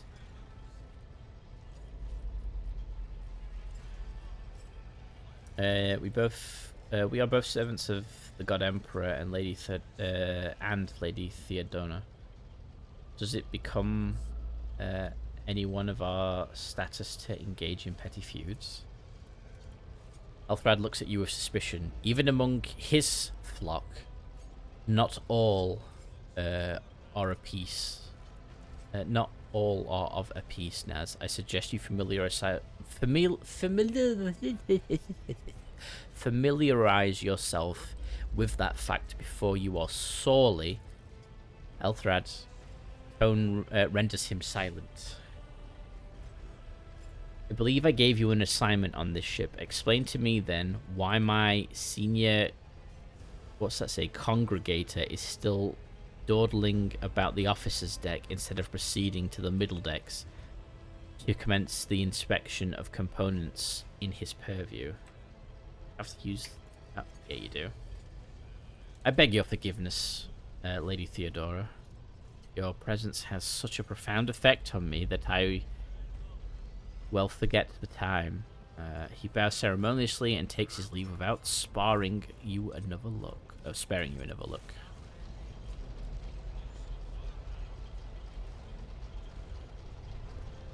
Okie dokie. Theodora's gaze follows him as he leaves. She turns to you. So, Nance, why are you here? Was it not you who sent for me? Theodora scoffs. You have ceded the opening that was offered to you in a woeful display of meekness. Admittedly, this tendency is equally strong in all who toil in the Emperor's service. Immutable hierarchy, absolute obedience, lickspitillery, compulsion to please. I value none of these things. From the moment my envoys came for you, the terms of your existence changed. My name is Theodora von Valentius, Massimo of Sicarius? Marian Orc. What? I am a road trader in the service of the God Emperor of humanity, and my rights and freedoms are vindicated by the most sacred relic. The warrant of trade. Kept aboard this very vessel. Mine is the honor to venture into the darkness beyond the Imperium and carry humanity's light where powers wicked and heretical reign, and bode death and ruin to us all. Scarus. Okay, there we go. It's where I have the Knights of Solitude come from. Oh, okay. No Gazgul Thraka romance, 0 out of 10. There might be time, Johnny. There might be time. It is my decision alone to determine the fate of whatever I find past the bounds of the explored void. Every world I discover, along with all there is to find thereon, resources, people, riches, and mysteries, is mine by right. I command millions of lives, rule over numerous planets, and possess fortunes that no planetary governor or commander could dream of amassing. And you, Naz, are one of those with the von Valentius blood in their veins, and a rightful claim to this inheritance when the hour comes. Okay. No crew either, sadness. Yeah, there's no crew. I'm ready to take on the secret purpose.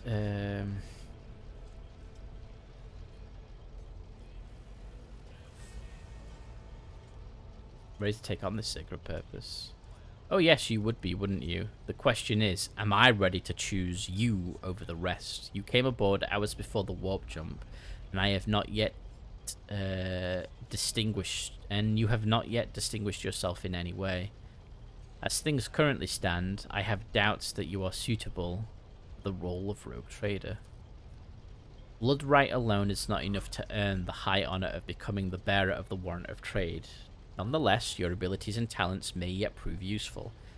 If not for the role of Lord Captain, then for that of their closest ally. Theodora sighs and looks away pensively for a brief moment. Alas, even those responsibilities can at times be too challenging for those who share your blood. Conrad served me for many years before he made his mistake.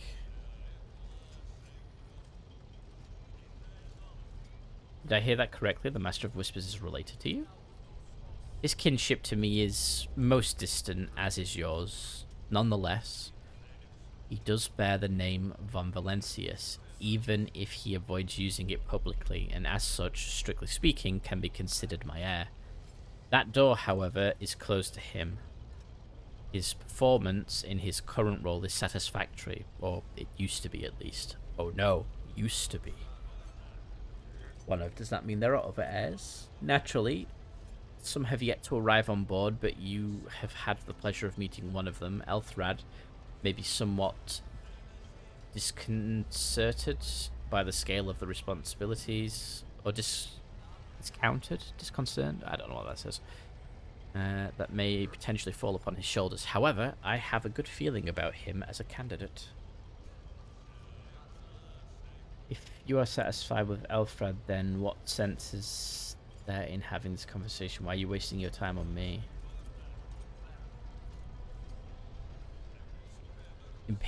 Impotence. I am rather fond of impatient people.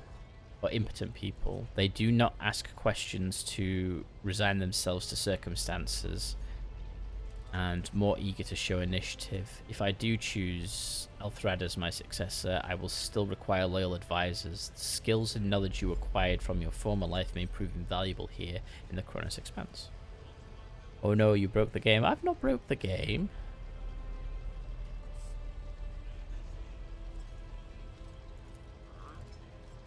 Your noble descent is a sign that power lives in your very flesh and blood.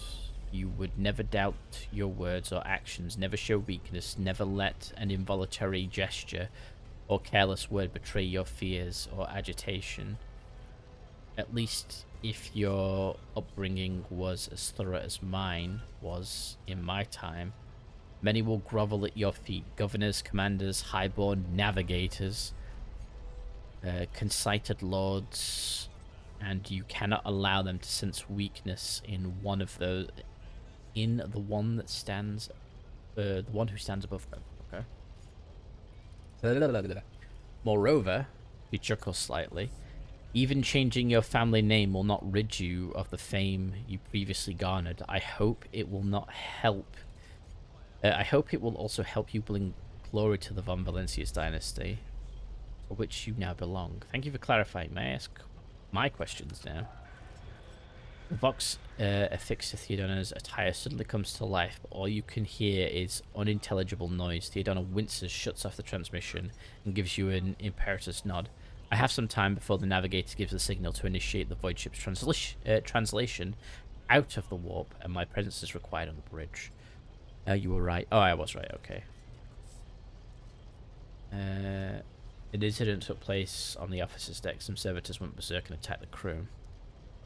Is that so? Perhaps the technomats were careless during maintenance, or it could be the warp playing tricks on us in spite of the Gellerfield, or perhaps there is something to all the stories about the ship being possessed after all. She laughs nonchalantly. The grey-haired officer gives the rogue trader a look of cautious disapproval. Lady Theodora, for the God Emperor's sake, surely you do not intend to start repeating idle rumors that spread about uneducated riffraff. Enough, Albaland. Such hearsay amuses me. Iridia eagerly retells me everything she learns from the whispers of her unseen advisors. She turns to you. This ship is thousands of years old. It has enough hidden nooks, malfunctioning cogitators, and unused compartments to make ignorant folks speak of spectres dwelling inside those bulkheads, and plotting against those who yet live. Where is your ship heading? The Rykand system, the domain of rogue trader Winterscale, one of my peers and rivals. Only 3 rogue traders exist in the Koronos Expanse, and each of them possess resources comparable to mine. Perhaps you will one day assist the House von Val in surpassing both of them in affluence and splendor. Good old machine spirit oddities, I know. Navigator? Translation? What are these things you speak of? Shakes her head. Sometimes I forget that people without direct access to a ship's bridge may not know the first thing about how a void ship travels between the stars. Vessels such as this one are capable of leaving real space and traversing into the warp, an otherworldly dimension of cruel and unthinkable forces. By entering it under the protection of the Gallowfield, we shorten the route of our destination, crossing distances that would require hundreds of years in a matter of weeks instead. Sometimes in days or even hours. That is how humanity spread across the galaxy. That is how we were able to build the Imperium, which spans millions of stars. We are to make responsibilities. Observe, learn, absorb even. It will take time for you to find your bearings aboard this vessel and in your new position. Eventually, I will find a post that suits you, as I did for Elthrad. Until the time comes, consider yourself my aid. Okay. Gracious Lord Captain, surely there are ways I can prove myself a worthy heir. You could start by not asking questions of this sort. I have no need for sycophants. I will draw my conclusions when the opportunity to prove yourself arises. As for when you will be granted that opportunity, only the God Emperor knows. I have no more questions. In that case, I shall head to... A vox awakens once more. This time, you pick up shouting. The Lord Captain freezes listening to the vox cast, then nods and draws her weapon. Disturbance is reported on adjacent deck. Seneschal, if the need arises, protect the new blood. He glances at you. It is possible that the chance to prove your worth may present itself sooner than you may have anticipated. Oh no! It's an uprising.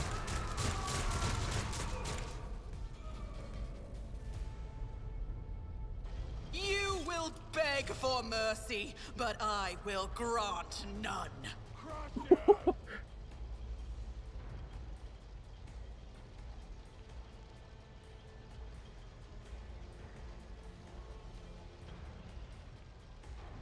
What about the down lowering? I don't know. No, everyone's mad they are. All combatants act in turns, and their order is determined by initiative roll. The order of turns is displayed on the left, which is here. Blah, blah, blah. On the left side of the screen, from the bottom to the top, the characters at the very bottom go first, then the ones above them, and so on. So whoever's at the bottom goes first. Okay, that makes sense. Damn it, Road Trader, you let crew morale go down below 30. Yeah, she did.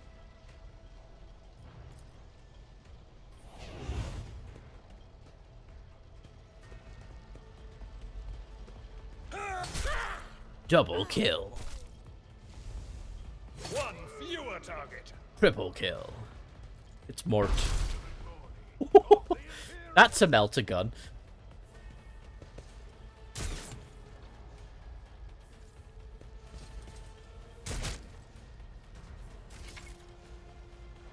Can you give orders to the rogue trader lady? Maybe. Use cover to avoid enemy attacks. Cover that a character can hide behind. Oh wait, no, she's controlled by the computer, sorry. It doesn't let me move her. I have a feeling I know what you were thinking. You just get her to move and get killed. And then I become the rogue trader. Alright, so if I hide in cover, I get a bonus. So... Sure, we'll do that. We'll make... It's as good as done. You serve me. She is now my minion.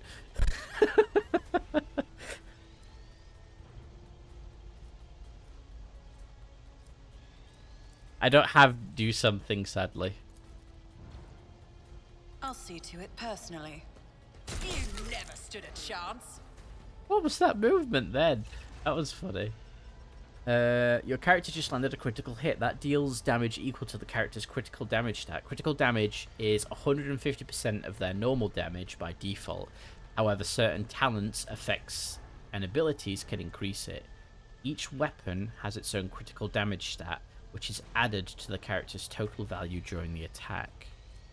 What's the critical damage of this then? Doesn't say. Okay. Got it. Dodge. Dodge. Dodge. Hit. Just a minor setback. Just a minor setback. Oh, my ears are ringing. Oh, wow. They just got melted. Double kill. Damn, these people are crazy. Reduced to dust. Oh, that is a melted gun. You have an ally right in front of you. Wow.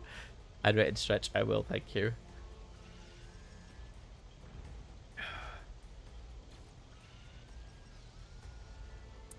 If this is anything like the Dark Heresy RPG for tabletop, max out shotgun feats, you can one-shot a Space Marine. It is like that. I don't know how much exactly, but it's based on that system. If the ally dies, get his paycheck. That's true. Your character has received a temporary positive effect from an ally. Such effects enhance your character's capabilities in combat in some way. To learn more about the effect, you have gained hover your cursor over the effect's icon next to the portrait.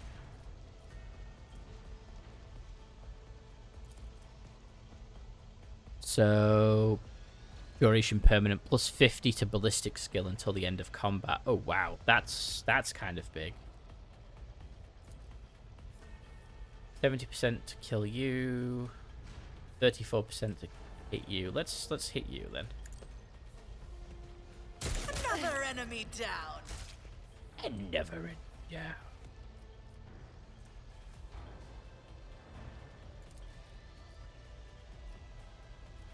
Can't use that, that's fine. Pew!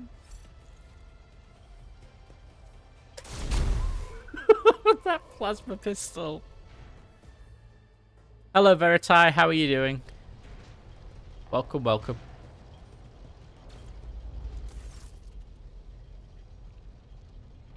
They can destroy their allies? Well, I don't think they can. Theodona waves her hand in a commanding gesture. Mort, take a team with you and clear a path to the transport line. Do not let a single Orson survive. I like this Mort guy. The rogue trader turns her eyes to you. Didn't bat an eye when the scum burst onto the deck, Not bad. I have seen many an officer who panicked at the sight of combat on the upper decks. The false sense of security offered by their position makes them that much more vulnerable to harsh realities of warp travel. She looks at the Vox in her hand. All you can hear is lifeless static. The incident with the rampaging servitors may be connected to what's transpiring now. Possibly, quite likely. Theodora winces and flicks the switch on her Vox a few times. We will investigate at a later time. Right now, we need to isolate the affected compartments and try and assess the situation. What are your orders? She breaks eye contact with you. Mort has gone ahead to clear a path for us. If you want to make yourself useful, go after him and see if the Arc Militant requires aid, and be quick about it. Imagine if she accidentally killed herself in a plasma overcharge. Now that would be hilarious. Mort, I'm coming to help you, buddy. But first I want to click this button. I have a tool that will allow me to check the status of distant compartments that are out of Vox contact, but we'll have to wait for Mort's first results. What this? Massive golden structure never stopped moving for a moment. Light bounces off the orbits and figures representing celestial bodies. It's like an ore or an ori.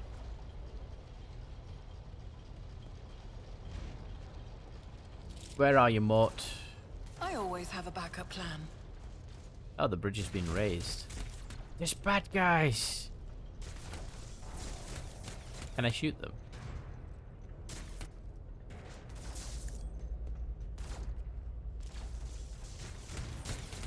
No.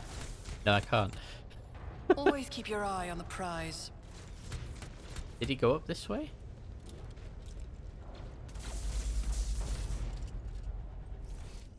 I'm assuming he went up this way.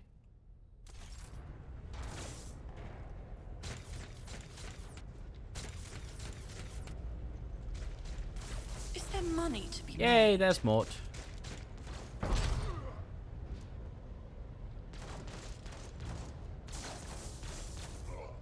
Oh no, he's dead.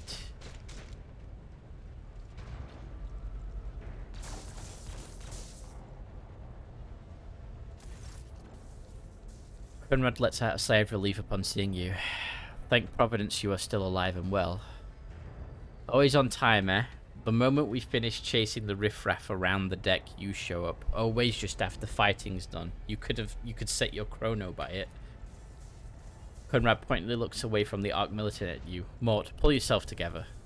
The Arc Militant looks back at you. What did the Lord Captain send you? What did the Lord Captain send you to chivvy us along? We are alone. We are all done here. I'll report right away. Mort pulls his Vox from the belt and hurriedly reports the situation.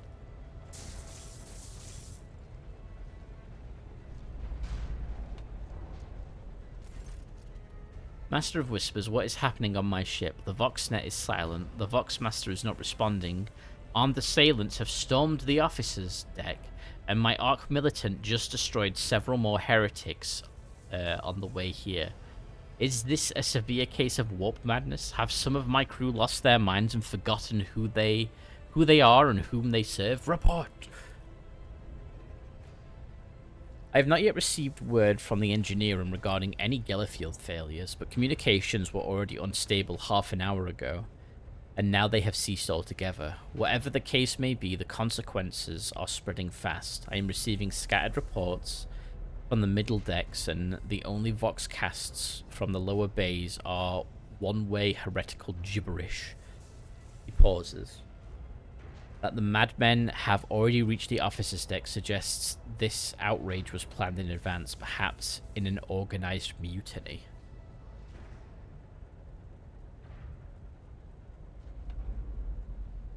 Mutiny? But who would attempt a mutiny here in the warp?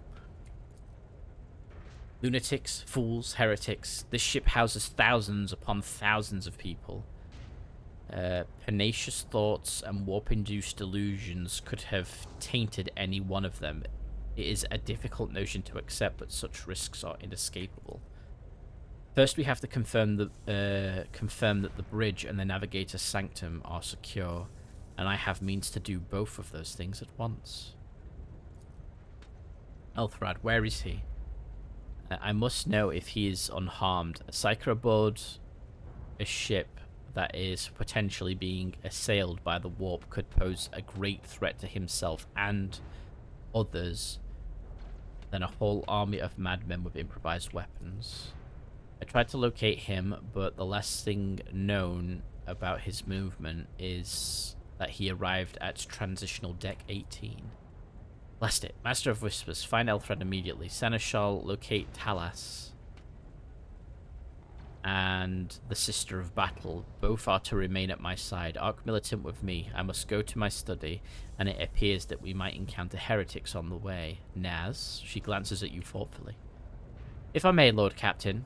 His voice is soft and cautious. Transitional Deck 18 is at the heart of the disturbance, and if our goal is to bring Elthrad back, I could use some support. After all, I am not as adept at directly confronting enemies of the house as the esteemed Arc Militant, and taking into consideration Elthrad's psychic powers.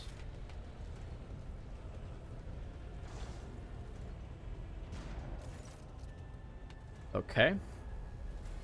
Then it is settled. Naz, find Elthrad and bring him here, in whatever state you find him. This elevator, she points to the massive doors, leads to restricted compartments such as my personal chambers and the bridge. Do not let me down. I require you both. Do you understand? I shall do everything in my power. This is Fury. Not everything in your power. You will do as I say.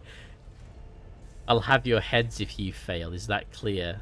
Then move out. Mort, come. Fair enough. She's an angry woman.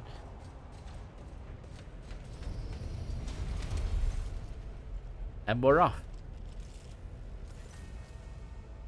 Gives you a nod. Are you ready to head to 18? It's a long walk, and You don't even have proper gear. I have a proposition. Oh god. I have a proposition. Since I am the more important person here, you can go in front of me and shield me from potential threats. You'd better not fail me. The Lord Captain made it clear that relying on you is fraught with risk. Oof. You could be an asshole straight off the bat to him. I shall make do. Lead the way. Of course you will. He rummages in his pocket for something. Lady Theodona would never have someone she couldn't rely on as one of her heirs, but this is no longer relevant. With a pop and a sharp crackle, something hits you in the abdomen, and you are consumed by unbelievable gut-wrenching pain. I've been betrayed! Promised you a special destiny, Naz. It's time to fulfill it. Oh no! Le stab! Le stab!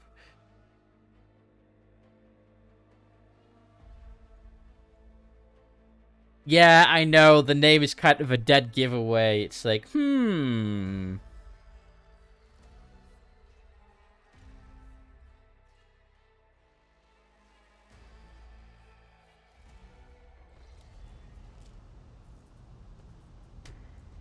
Don't kick me. Careful, careful. Be gentle with our guest. She has an important mission to complete during our visit to the Warren Chamber, and for that, I need her breathing. Oh, you are back with us, I see. Delightful.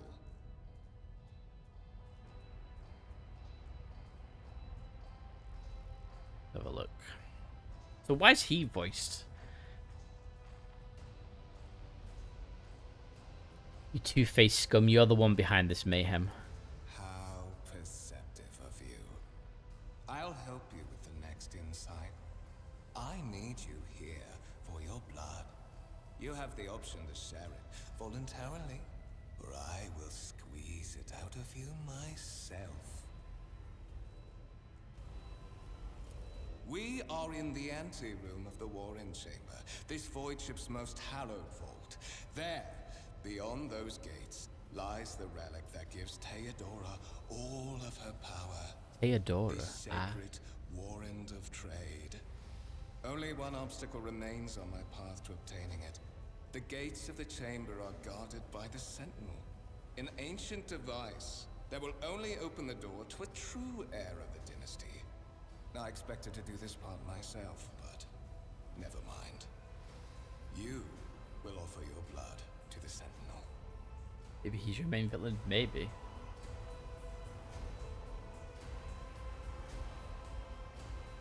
What is it? Inbred? Is your blood too thin for the Sentinel? Wow! I'm going for that. On the contrary, the Warp's blessing has raised me too much above your kind, Fon Valencius. The Sentinel refused to submit to me. But you can help. After all, isn't that what family is for? Wow. What sorry pathetic excuse do you even have for your apostasy? You sordid wretched piece of grok shit. Wow, I could really go for it. I'm doing it. Wretched. What do you know about wretchedness? Theodora's cur. Are you hoping to buy a grain of her indulgence with your blind loyalty? Oh, I know this delusion. But thank the gods it no longer has power over me. Humanity can rot. I no longer serve mortal kind. Once my work is done, I'll make that pompous wench Fon Valencius watch as I sacrifice her entire dynasty and commit their fate to the gods. And you will be the instrument by which I will accomplish this righteous act. Wow. Let's have a look here. One of the available dialogue options requires making a skill test. Unlike with passive tests, which are made automatically, in this case, You can decide whether or not to select an option, the consequences of which will depend on the result of the associated test. Success or failure affects how the dialogue will develop. Depending on the context, you might change the course of the conversation, alter the character's attitude, or perform an action whose consequences will only become apparent later. Hover your cursor over the dialogue option that requires a skill test, and you will see the tooltip detailing your chance of success. The number after the skill's name indicates the difficulty of the test. Once your character starts traveling with allies, the party member with the highest score in the applicable skill will be selected for each test.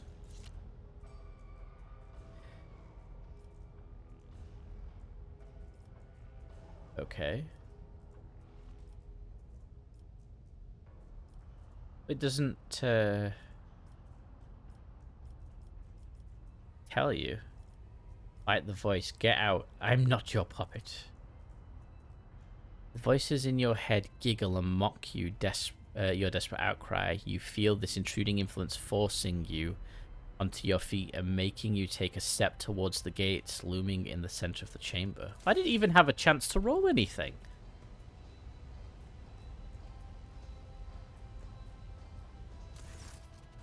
Ah, here we go. In the gateway arch, you see a cogitator with a human likeness built into the front panel. As you approach, the torso twitches slightly. This is a servitor, an obedient automation created from a lobotomized human being. The sentinel turns its head to you, one of its eye sockets lighting up with two ember-like irises. 90% chance. Okay. Success. You carefully inspect the design of the gate cogitator. What immediately catches your eye is the strange alloy. Ah! Captain Diaval raided the stream with 5 viewers. Hello, Captain. Welcome. Thank you for the raid. Hello, raiders. How are you all doing? How was vampires? Let me give you a shout out. Let me see if I can get that now. I am now here. That's who you are. Oh, you finished the game. Awesome. How was the ending? Let's do shout out. There we go. There's a shout out for you. Explosive. I like the sound of that. Explosive is good. Well, welcome, Raiders. If you don't know who I am, I'm Zan, the man with the plan. Nah, I'm just a Sci-Fi wolf boy. Living his dream, becoming a rogue trader.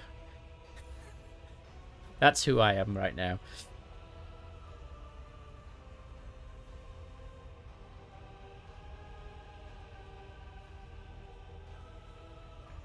Okay. Fire. It was fire. There was actual fire. Well, actual fire is good. But how goes it, Lord Wolf Captain? Pretty good so far. We've just been betrayed. We're not even a rogue trader yet, and we've been betrayed. And I'm currently staring at a servitor that is the sentinel of the door.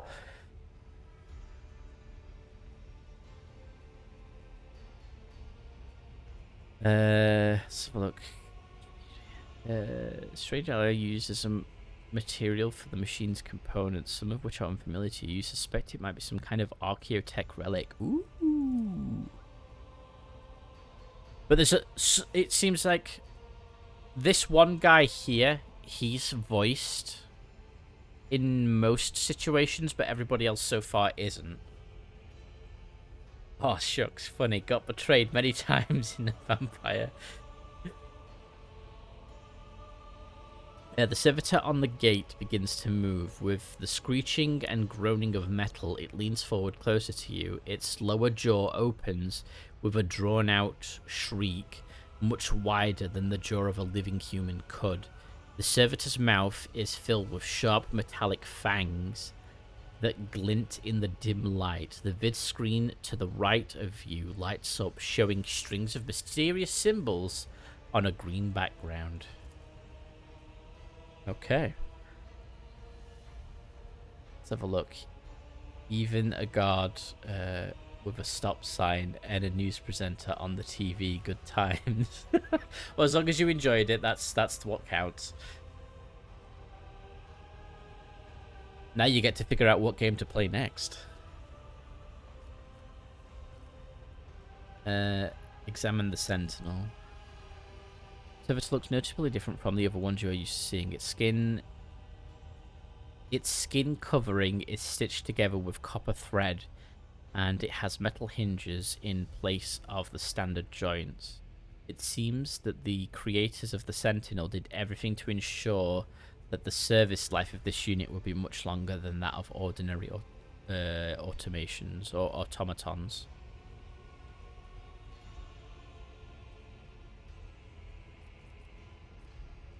Look for anything that could be used as a weapon. You look around in hopes of finding at least something that could work as a weapon. Your search is in vain. The chamber anteroom is completely empty and in perfect working condition. Near a broken panel or a protruding piece of rebar in sight. Indeed, feeling Rogue Trader as it's on my list, but might alternate it with something else, along with Dark Tide or some other co-op games. Yeah, that's what I need to do. I need to play more Dark Tide on stream because we've got an update with a limited time boss event in it, and people keep telling me to get Lethal Company, so I might just get it and organize something. Because, yeah. I looked away for a moment and heard Sentinel, was hoping Guard Sentinel. Unfortunately not.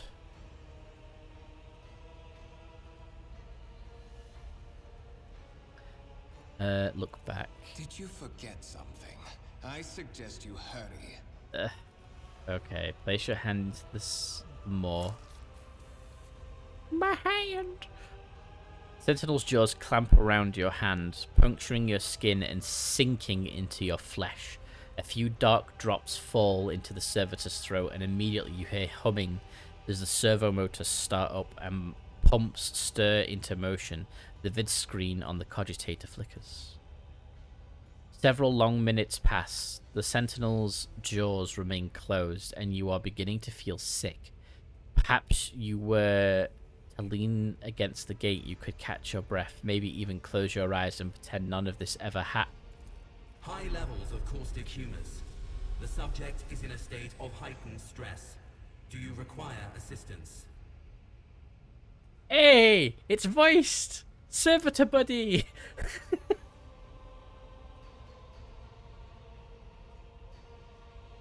You do not understand where this quiet voice is coming from. That was not a quiet voice.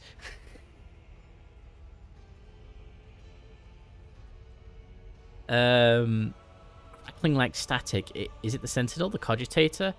Is it a figment of your weary mind? Whichever it is, you can clearly hear every word. Who is this? Genetic code identified. Child of House von Valancius. Do you require assistance? I know that voice. That's the voice of the narrator from the trailer. I'm pretty sure it is.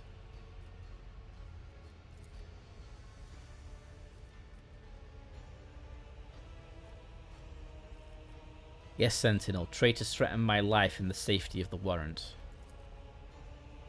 Pain shoots through your head and subsides just as quickly. It would seem the entity coiled in your consciousness does not have the ability to do you any real harm. Request accepted. Initiating defense protocol.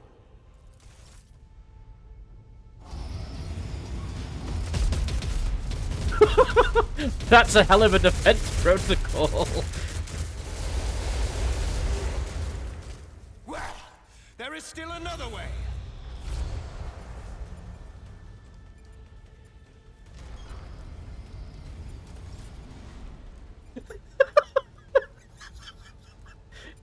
Quispy.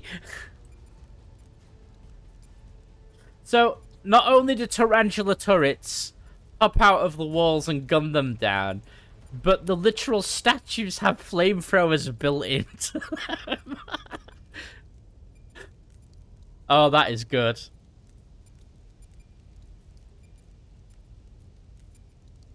A healthy dose of fire keeps the bad guys away. The candles need relighting. You're telling me? The enormous gates match the importance of the thing they protect. The massive doors made of heavy metal. And look impregnable. It's funny. He's like, there's another way, and he runs off and disappears, and yet then the door opens, and it's like, well, if you'd have stayed 2 more seconds. Keep your wits about you. Look at that. That's a warrant of trade. I was thinking it'd be some small thing, but it's this giant ream scroll. Jeebus. Yeah, I was expecting, like, a canister-sized thing that you could, like, attach to a belt, but no.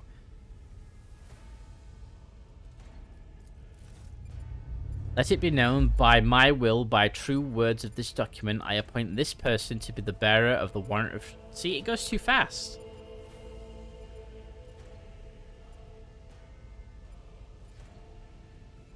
I can't read that fast.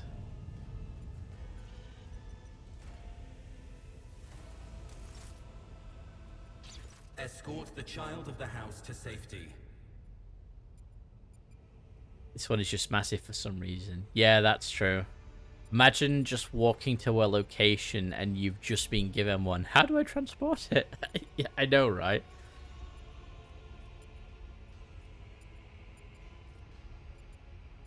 I need a weapon. I'm utterly defenseless. Distance from the current location to the nearest arsenal. Initiating situational calculations. Server scroll goes silent. Its relays clicking seconds after second passes. You realize the server scroll will not answer you. I need to... what's happening? Temporary obnubilation following acute stress.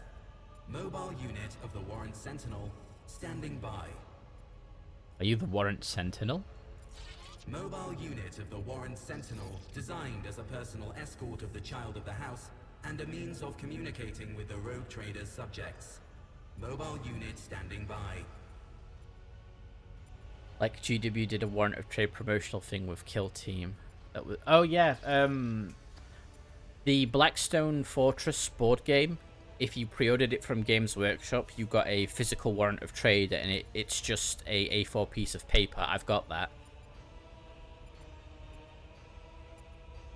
And then I think if you pre-ordered a specific physical edition of this game, you also got a physical Warrant of Trade as well. I need to contact someone, preferably Theodora. Voxcast frequencies disrupted.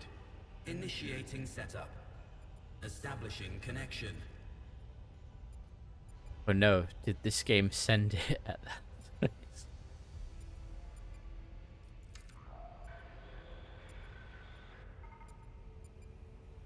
Oh, I was hoping it'd...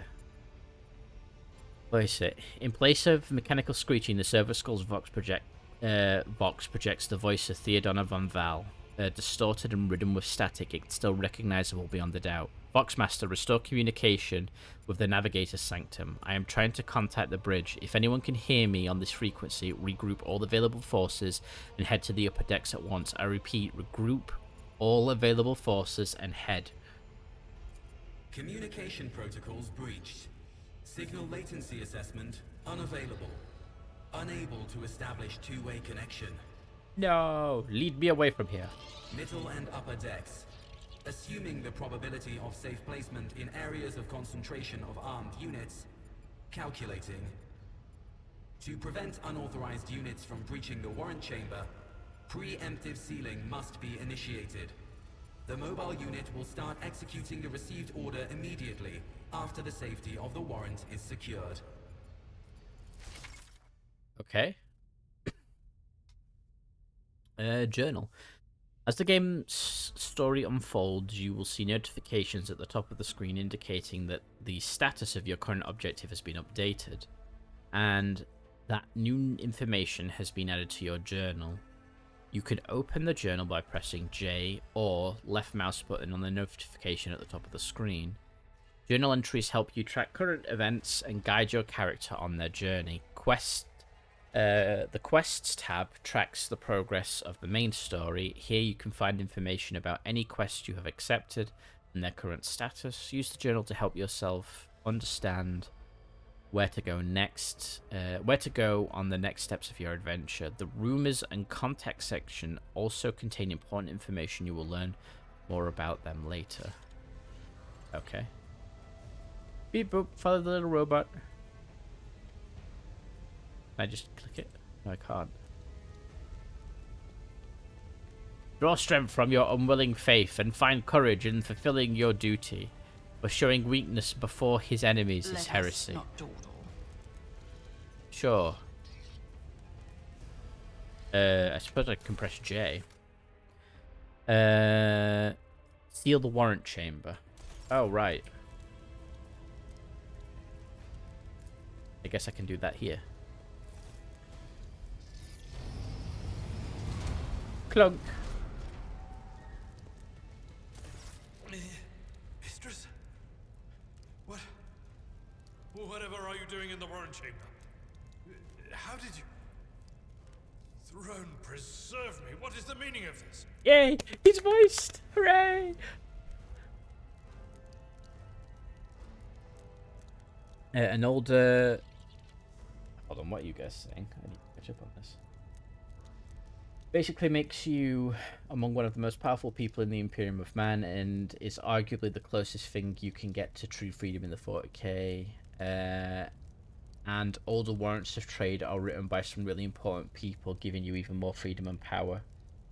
Yeah, so like the older warrant of trades basically have given the rogue trader dynasties of old ridiculous power. You know, they could have been written by the Emperor himself, one of the Primarchs, you know, very important people back in those times.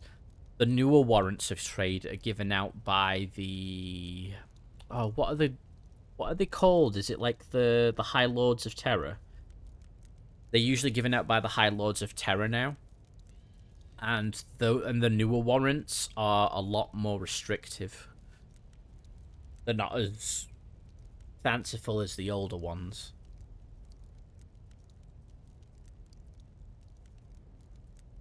You think Inquisitors can sometimes do it? I'd be surprised if an Inquisitor could, but I wouldn't be surprised if exceptions were made. Conrad is a traitor. When we parted ways on the officer's deck, he stunned me somehow and brought me here. What? He intended to take revenge on Theodora for something, and trying to reach the warrant was somehow part of that plan. Oh, holy God, Emperor. I presume he is the one responsible for the mutiny. And, Mistress, I wish to remind you that you are to refer to the Lord Captain as Lady Theodora. My apologies. Let's have a look. Oh, they can. Inquisitors, especially high-ranking influential ones, have as much, if not more, pull than the High Lords. Some Inquisitors have given warrants of trade to rival Inquisitors as a way to remove them from the Inquisition. Oh, okay. Fair enough then. So writing out a writ or two seems rather small. That is fair. Openly admitted that he is the mastermind behind this mutiny. Saints' blood! And it is small wonder that the heretics are so well organized. I thought his order to seal the passages between decks was his attempt to stop the attackers from spreading to other levels. But now I see the real reason. It was to stop the enforcers from intervening. At least you are alive, and now safe, Mistress. Alas, I doubt we can afford to look for a compartment to sit out this disaster. You're in a bad way. I can treat your wounds. I have a Medicaid kit with me. And, for the love of the throne, now is not a good time to be walking around the decks without means of self-defense. Here. Hand you stub revolver, sword, armored body glove, and a medikit. We have gear! Okay. Treating injuries. While fighting, your character can lose some of their wounds. Your character has suffered an injury. After being attacked by Conrad, this happens when a character receives damage that exceeds 50% of their maximum wounds within one round. Except the exact percentage of wounds a character must lose for this to happen may vary depending on the difficulty of the game you chose. Injuries reduce the character's resolve. So, what's resolve?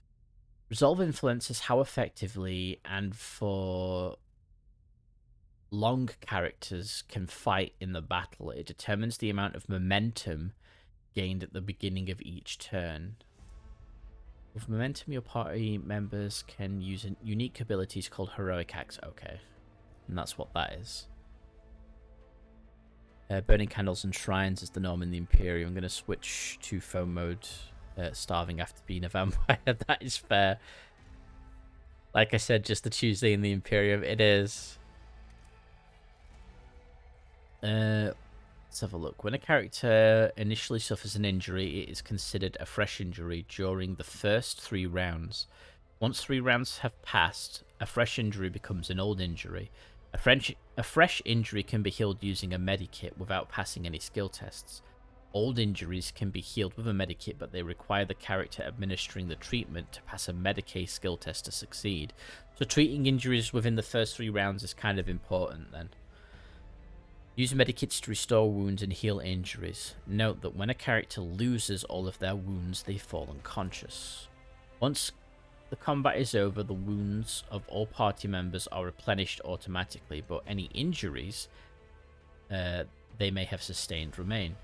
Those can be healed with a medikit. Medikits can only be used by characters who have the field medic feature, base skill Medicae, or have taken the Medicae skill advancement at least once. Whenever a character uses a medikit in battle, the medicine skill test determines the number of wounds that will be restored as a result. Albaland can heal your character's injury. Click left mouse button on his portrait, select the medikit on the panel at the bottom left of the screen, and then use it on your character. Albaland needs to be standing next to your character for him to administer the treatment. Okay. Well, let's equip things first, shall we? Pistol. Sword. Body glove. I am now armed. I like that sword, it looks cool. A galaxy where millions can die a day and weed call war crimes are the most grueling and deadliest of living conditions is just the norm. Yeah, it is. It is. Right. You, good sir. Get another medikit. Aha. I need to select his portrait. Your seneschal is always there for you. I just did that. So I stand next to me. Guide our way. And click. Let's patch you up. That is a noticeable improvement. Now you're prepared for the trials ahead. Thank you. The lower decks are teeming with heretics instigating the rabble to revolt. But that is the least of our problems. The ship's enforcers are rounding up the scoundrels and suppressing the resistance. The situation on the middle decks is much worse, although strike teams have already been dispatched there. All communication with the bridge and the engineering bay was lost. So, apart from scattered voxcasts, we have no information to go on. Okay. I mean, that's fine. But that is not the worst of it. All these jolts and shaking are most alarming. These are signs that the navigator and the master helmsman are having difficulty translating the ship out of the warp and into real space. I fear that they may have already lost control. We must reach the navigator's sanctum and get a handle on the situation. If we can manage that, some aboard this vessel may yet survive.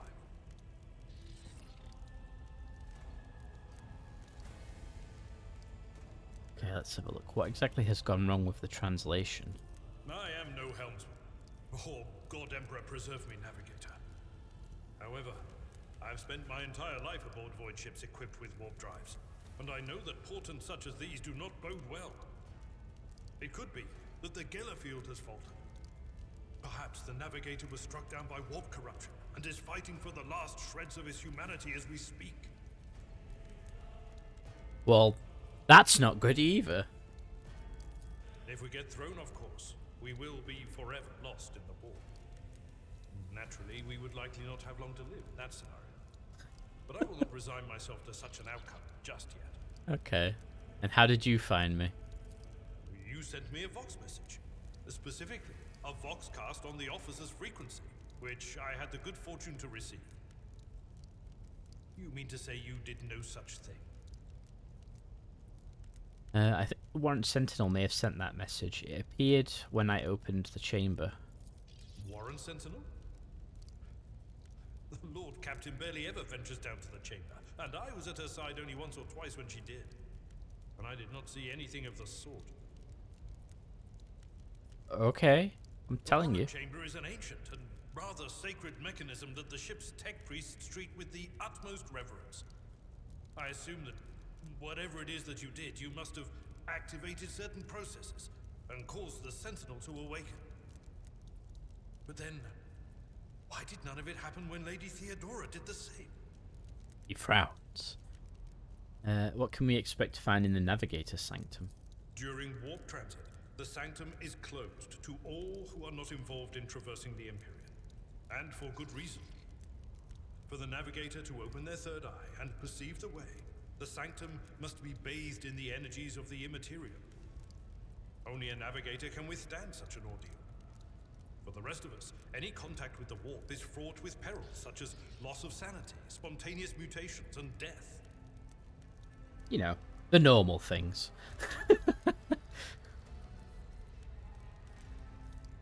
I heard one of Theodora's Voxcasts. Lady Theodora's. Which one? The last one I received was about the Navigator's Sanctum, and that was a good while ago. In any case, let us hope that the Lord Captain is well, and safely in charge of the ship's defense. In the meantime, we must do all we can to prevent the ship from veering off course. Well, we can definitely try that. The Navigator's Sanctum, very well. Lead the way? Will you lead the way? Absolutely. Let us proceed. Absolutely.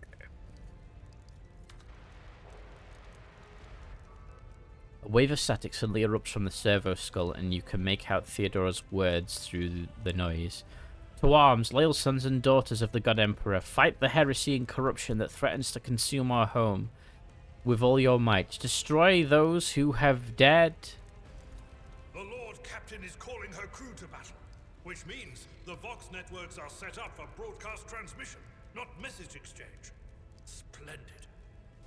While the rogue trader inspires proper resolve to fight in her subjects, you and I shall prove that her trust in us is well deserved. Onward! Onward!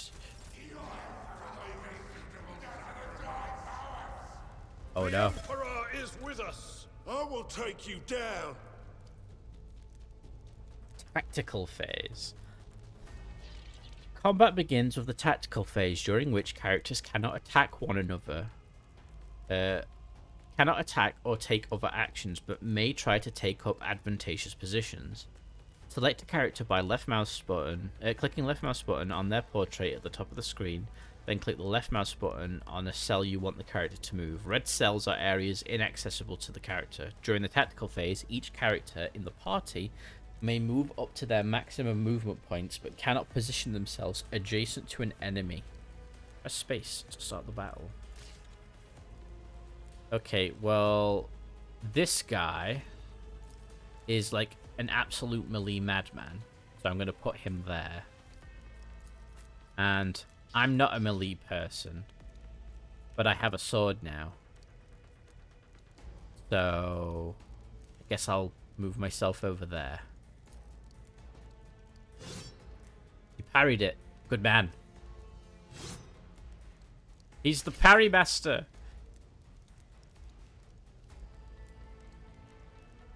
Abelard's abilities. Your new companion is a warrior. Abelard specializes in melee combat and drawing the enemy's attacks.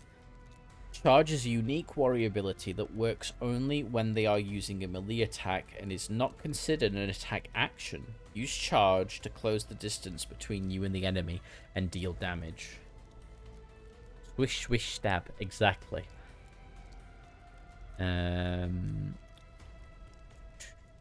Charge. If an enemy is in direct path of the charge, Avalon will attack them and then will still be able to use an attack action afterwards if he has not used it on his turn. Note that charge can only be used if the character is 2 or more cells away from their target. Okay. Well, I can't use charge because they're too close, but that's fine. So I can strike, or I can cleave. I think I will cleave. At your beck and Dead. And what's this do? Your character has just missed. Brace for impact. For 1 round, the Navy officer and the allies within 3 cells get deflection. I'm not close enough, but that's fine. I will brace for impact and end my turn.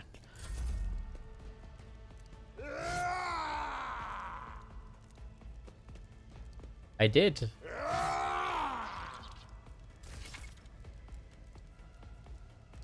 Combat abilities of your character differ depending on archetype. Yes. Yes, we know this. So, I'll make it happen. I'll buff him with that, which should help him. And then... Oh! My pistol has burst.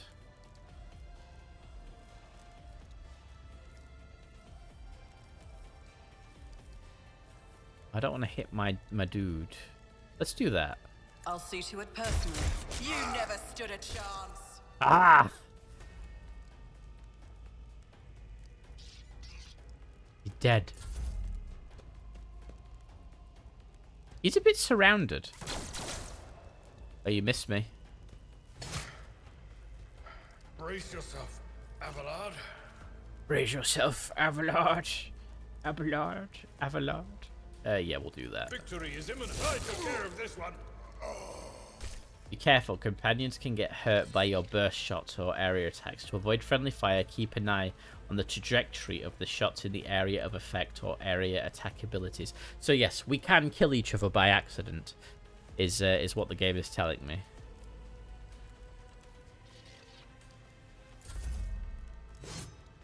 Dodge. Okay. I could run up and cleave. Let's do that. Get in on the action. As good as done. Your end was inevitable. Thanks. I wanted to see what happened there. Attack of opportunity. Characters with melee weapons can make an attack of opportunity if an opponent in an adjacent cell initiates movement. It can also be triggered by some abilities. All characters with melee weapons, including members of your party, can make an attack of opportunity. The chance to hit and deal damage are calculated just like a normal attack. Well, they're both dead. Who, if not me? Voice of command.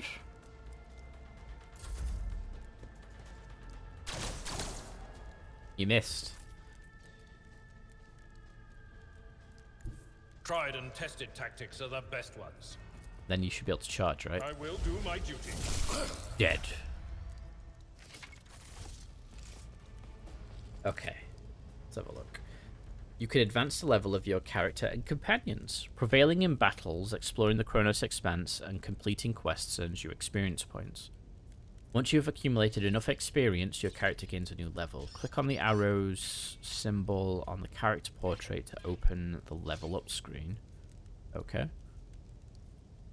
Each level gained offers your characters new progression options, which include new abilities, talents, skill improvements, and other enhancements. Your companions gain new levels at the same time as your character, even if they are not included in the active party during your journeys. You can always increase their level later. That's nice. So we all level up at the same pace.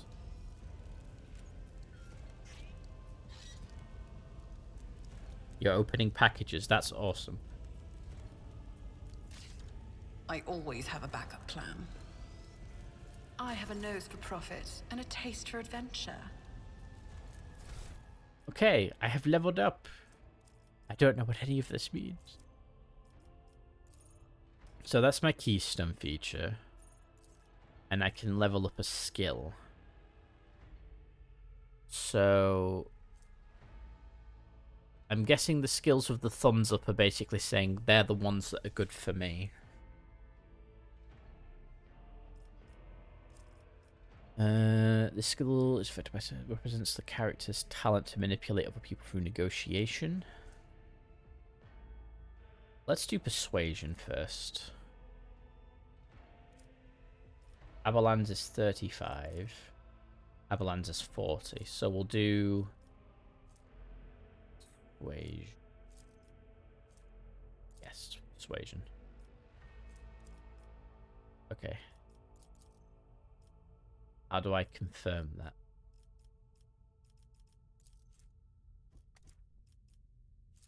Do I tick it? The summary. I'm assuming that's what I'm doing.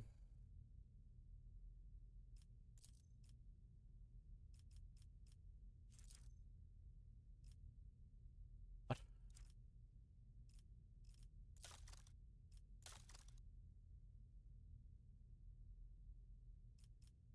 I have an old injury.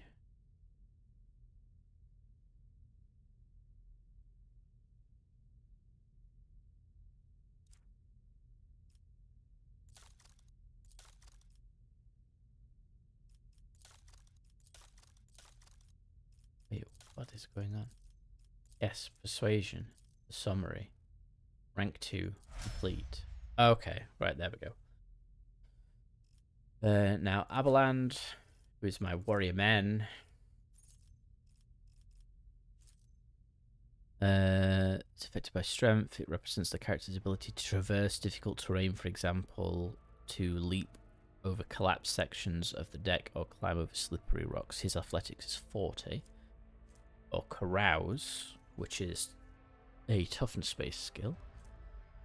Let's resist negative effects. Let's give him carouse. That seems like a good one. Okay, so you've both leveled up. Yeah, so I haven't... Naz has an old injury. What advice do you seek? Let me help. I won't forget this. Wait, but how... How do I get rid of the old injury, Miscalculations are for commoners. I don't make mistakes. I make profitable learning experiences. Does he not have the Medicae skill? Did I just waste a use? Look no further. Abeland, my good man. What skills do thy have? No, he's got Medicae.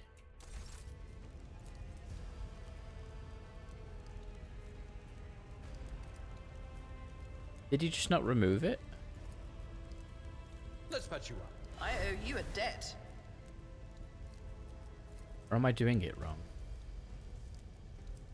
I'm not sure what I just did, but I think I wasted one of my Medicaes.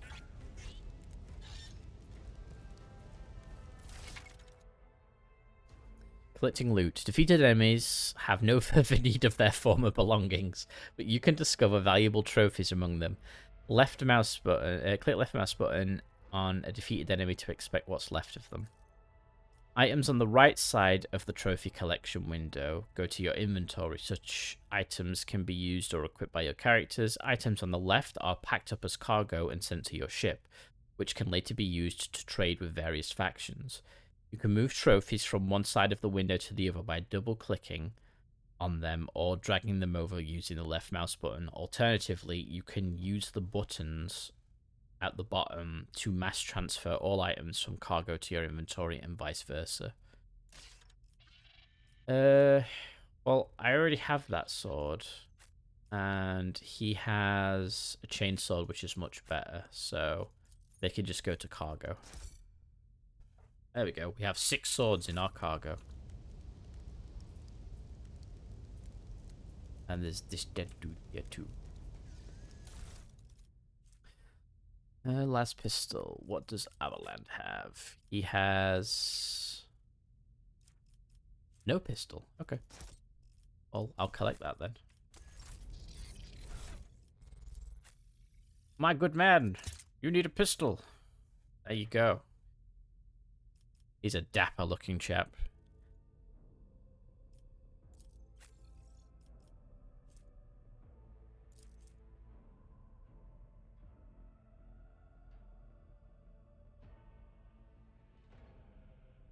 Yeah, I need to figure that one out because it didn't. But... oh wait, hold on. I know how to take risks. Here's the map of your void ship. It consists of several parts between which you can travel. Some parts are not yet available, but over time your character will be able to access them. Well, we need to go to the Navigator's Sanctum. What does he remind you of? A warlock? No, it's not. Possibly. Rise to the top, or get left. The Navigator's Sanctum.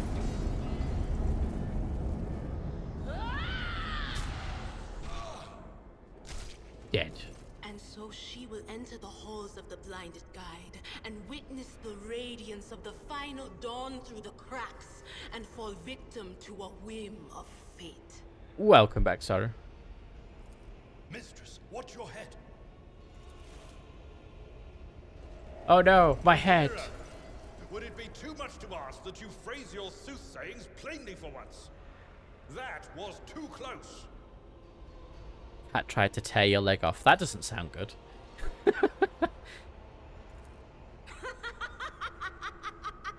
Sorry, old man. The voices are so loud I can't even hear myself. They shriek, they sing, they... oh, Abelard, how they sing! This is Idira Tlas, personal psyker and diviner of Her Ladyship Theodora von Valensis. Idira? I'm not drunk, old man.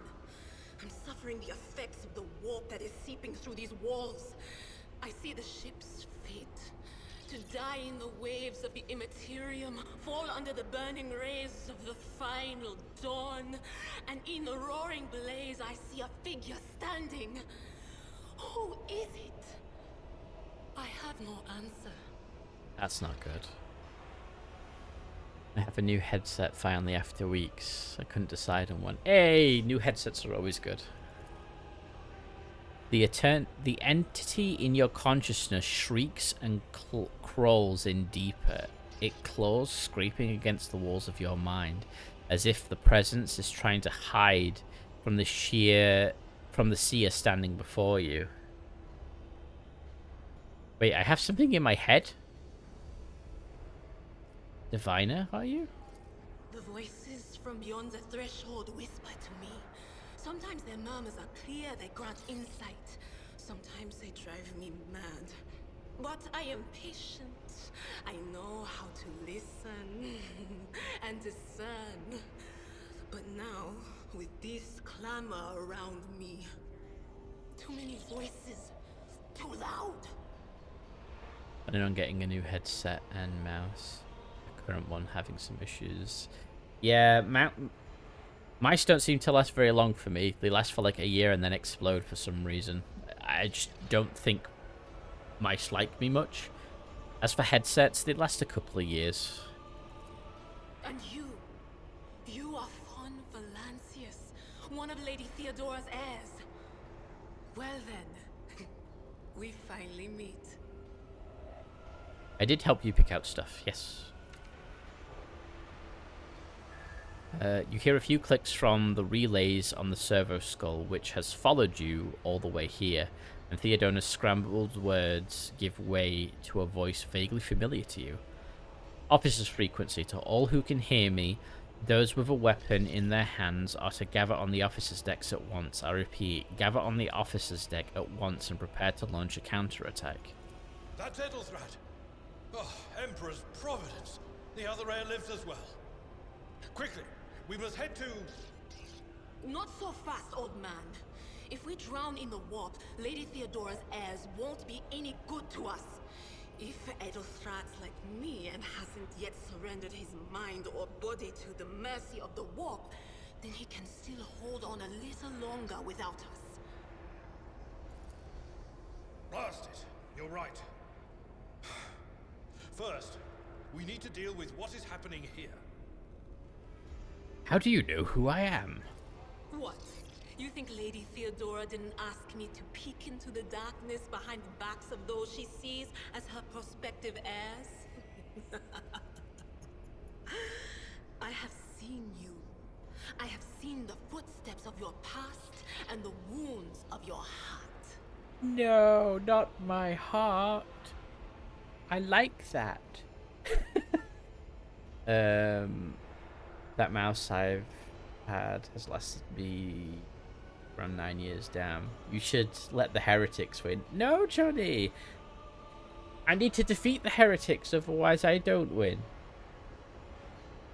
And I kind of need to win.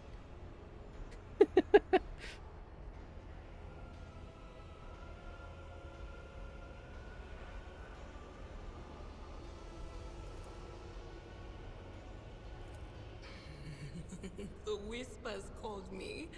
The ones I could make out among all the screams and screeches. Those who are rocking this boat hit us where it hurt.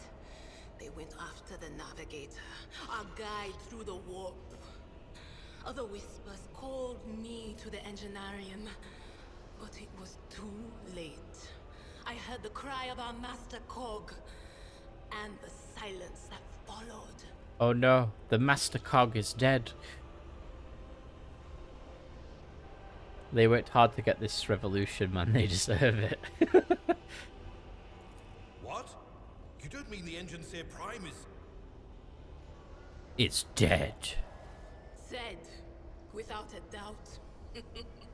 And the voices wail, heralding countless nightmares, cackling at each soul among the hundreds that are now joining the warp. The shriek from the Navigator's sanctum was louder than the rest. And it's better that we saved the Navigator than some lever puller from a cooling module or a cook from the middle decks. Okay, well, we need to see if the Navigator's well. Oh no. No. Nothing is well about him. Can't you feel the chill crawling on your skin? The eyes watching you? The warp ice has already encased the bulkheads. What follows is calamity. Oh no. But we're not just going to stand here and take it, are we? The state of things in here suggests there's a navigator around. Maybe one who's crippled or at death's door, but still kicking. And since our skin hasn't peeled off our faces just yet, his third eye must be closed. At worst, it's a little roughed up. So what are we moping around for? Let's go protect that noble mutant while we're still alive. She is a little bit nutty, isn't she?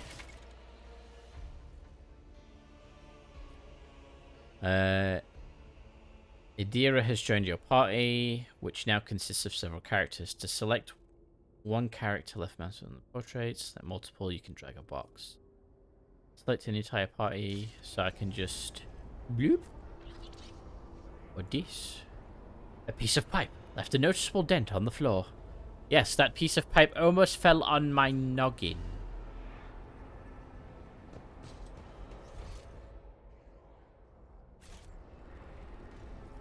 I will lead us to fortune.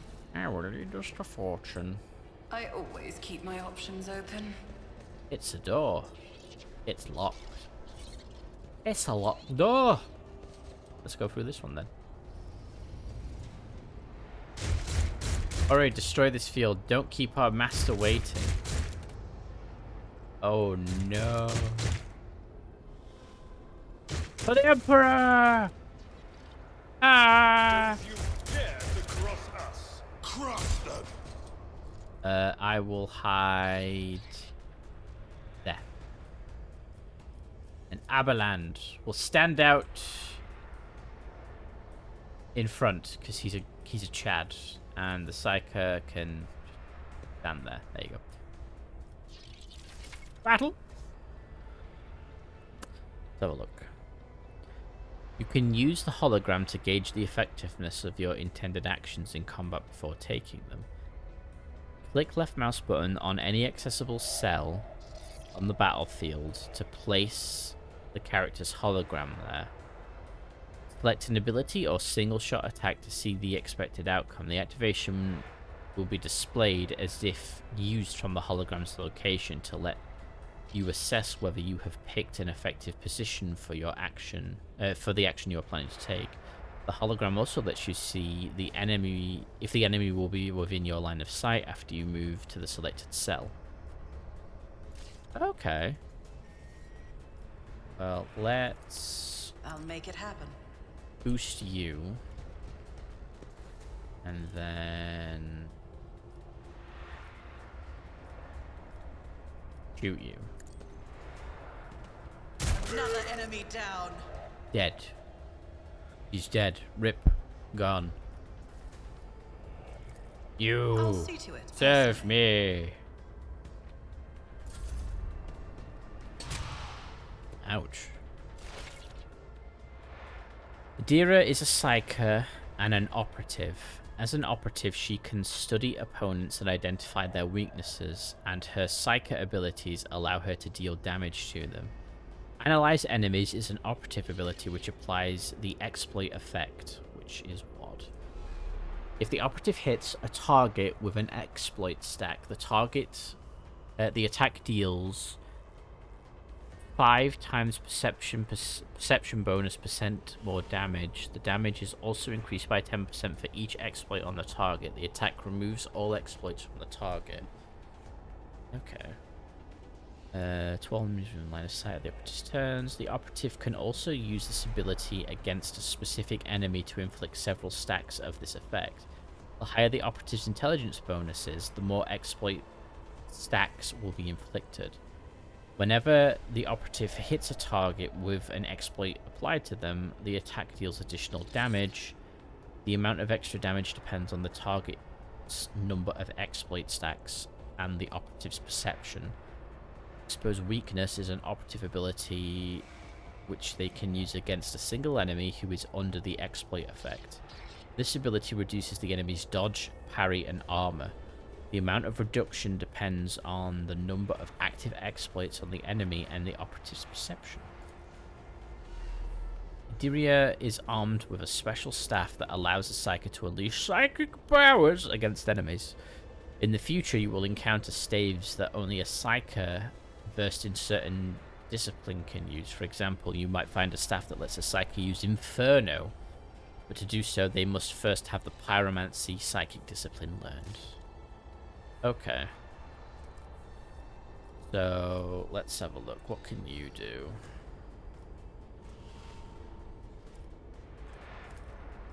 Let's analyze you Anything then. else? You've got a stack of that on you now. And I like the idea of that. Let's hit you. But of course. Yeah. That was pretty effective, I think. What's this do? Forewarning. One friendly creature within a 10-cell radius.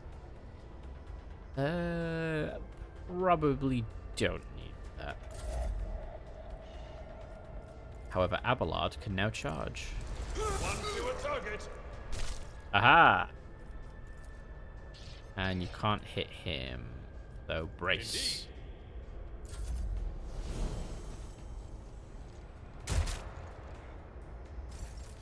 And then I will shoot It's you. as good as done. You never stood a chance.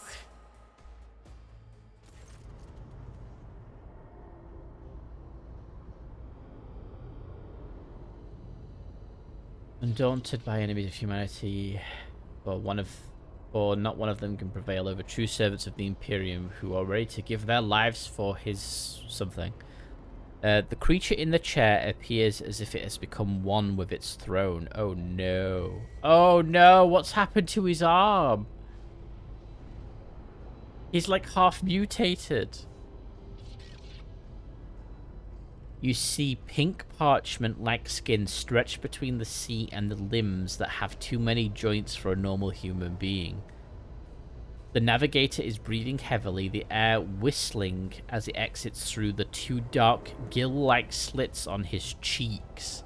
The creature's eyes are shut, the two ordinary eyes as well as the third one that sits in the center of its forehead. No, the navigator has been warped. I believe Master Vespidius still lives. Abelard flinches at the sight of the stretched skin and the dark marks on the face of the creature. And the servants are dead, but the chamber, thank the Emperor, is still sealed from the warp. Well, we have a chance of leaving this place alive. Oh dear, what's wrong with him? Winces, wounded, exhausted, fighting back the endless horrors of the warp that are forcing their way into his head. Pick one. The navigator stirs, barely able to lift his head and half open his normal eyes. A dark drop rolls from under the closed lid of the third eye and down his face, leaving a black trail. Your time is short. The voice is coming from the Vox grill at the base of the bizarre chair. It is unclear how the navigator is able to produce human speech. You are in need of help. We have to get... Are you alright? Suddenly the navigator's body starts thrashing in place. It lurches forward, then falls back onto the seat, then thrusts forward again as its bones crack and its skin tears open. However, the fusion between the body and chair appeared to be stronger than the wild impetuses. The mutant remains seated but leans as far forward as he can. His layered remnants slowly turning crimson. The gill slits burst open, forming two hideous screaming mouth-like pits. Fall to your knees, mortals. Behold the final dawn. Oh, God. Shrieks in terror. It came from beyond. His body is not his. Iridia's screams. Iridia's scream is echoed by the silent cries in your head. The unseen creature triumphs at the sight of the navigator succumbing to the paroxysms of corruption. Its march thunders under the burden of hopes. Unseal your hearts, and I will flood your souls with myriads of words and meanings, each one a portent of salvation within me.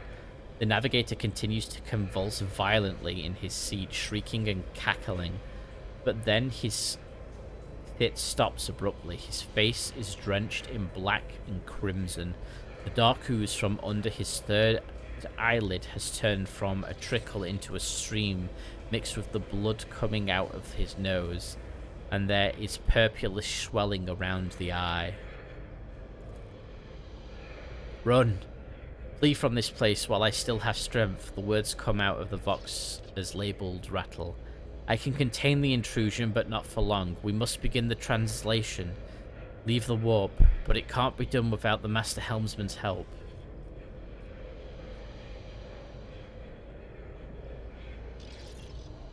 I cannot bear to see the agony any longer. I would rather put an end to it. No.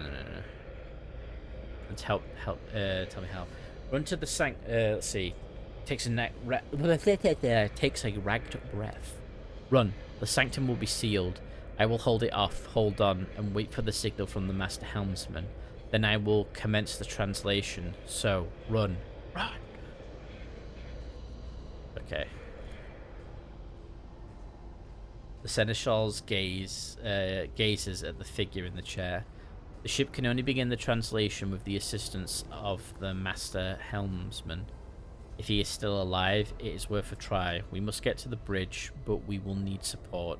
Our only option is to fight our way to the officer's deck and join forces with Elthrad and his people. I believe we will also find Lady Theodona there. She must have heard the call to arms that the servo skull relayed to us earlier.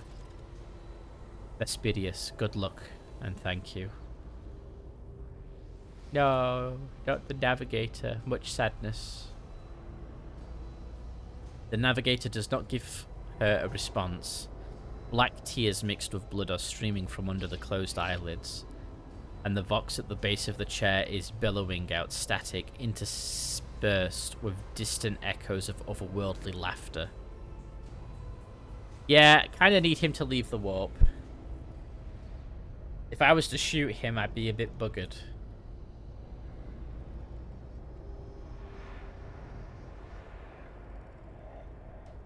Well, while we're here, let's loot the bodies. An axe, a staff, a scrappy auto gun. Can you use that staff? Is it better than yours? No, it's not. Okay. There we go. Put that there. Shoot him. Embrace the warp. No, I want to live. Is there money to be made? In combat, a character may need to use different kinds of weapons, which can be prepared in advance. Open your inventory and prepare different weapon sets. To switch to a different weapon set in combat, press X. Swapping weapon sets in combat does not cost action points. Okay, well, I don't need any other weapons yet. I'm feeling melee psyker when I get to my run. Always keep That will be your eye on the interesting. prize.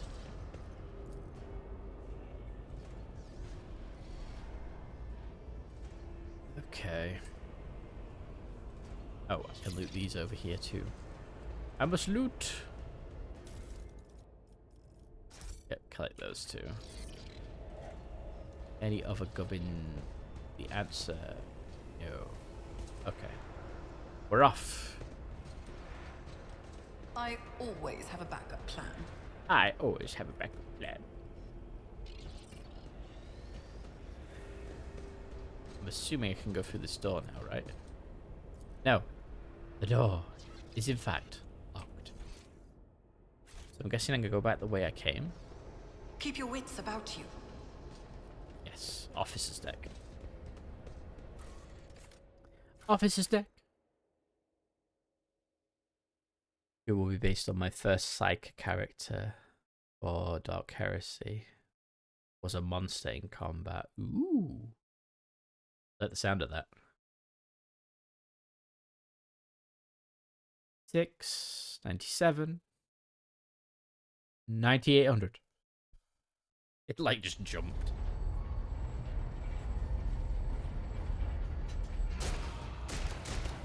Run! Run! No! He fell over. He tripped. He literally did just fall over.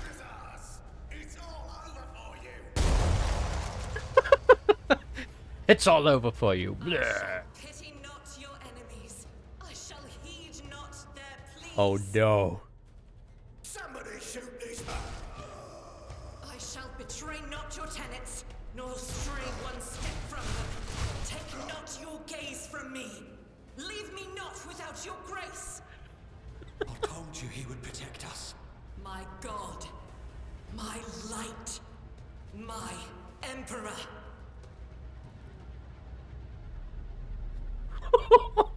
What an entrance. Also, for the longest time, I've never known how they do this. Because, like, when you read the 40k novels, just quick immersion break here, they always mention doing the Salute of the Aquila. But I never in my head did I figure out how the salute was. And this is the first game I've seen it where they do the Salute of the Aquila. And I'm like, oh, that's how they do it. So, it's nice to see it in a game. Sororitas, kill it. Deus Vult. Good aim. Oh boy. She'll turn you into an Arcophagulan if you don't praise the Emperor. That sounds like a you problem, Johnny. The white-haired warrior turns to face you, her dark eyes blazing, the weapon quivers in her hands, and for a brief moment it seems she's not going to stop and will instead continue eliminating every target she sees, starting with you. Sister Argenta! Sister Argenta, it is a relief to see you. We require all the forces we can muster. See what I said? No, yeah, no. You have a point, Johnny. You have a point. Your face. It is unfamiliar. Who are you? And just who are you to be so brazen about your inquiries? Naz von Val, the Lord Captain's heir. The hour is dark and daunting. The ship abounds with corruption. The faces of friends who are twisted by sneers of heresy. The eyes of comrades ignite with the archenemy's hunger. I will do what I must to halt the advance of the dark forces. But in these dire moments, little can be trusted. So I must know, why are you here? I'll tell you in 1 second. Apples, thank you for the raid. Hello. Hello, raiders. Welcome, welcome. Let me give you a shout out. How are you doing, good sir? How is your stream?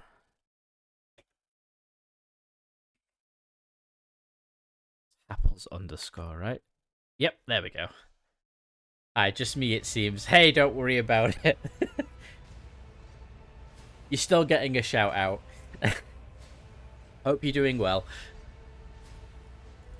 Sister, I beg of you. Whippling Rogue Trader. Now is not the time for interrogations.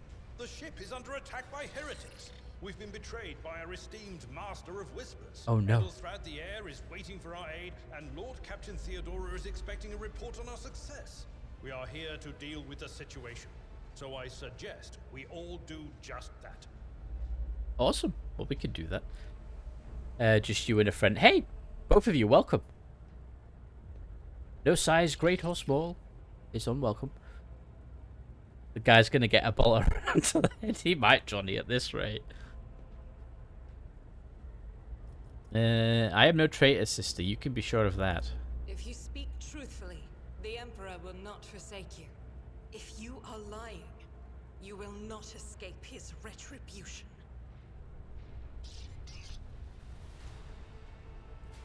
I cannot wait to rain righteous fire down upon each and every heretic. Oh no, she's angry. We're doing well. Played Super Mario RPG. Ooh, okay. Came here for more RPG. Still an RPG, just a bit of a radical change from Super Mario. That's for sure.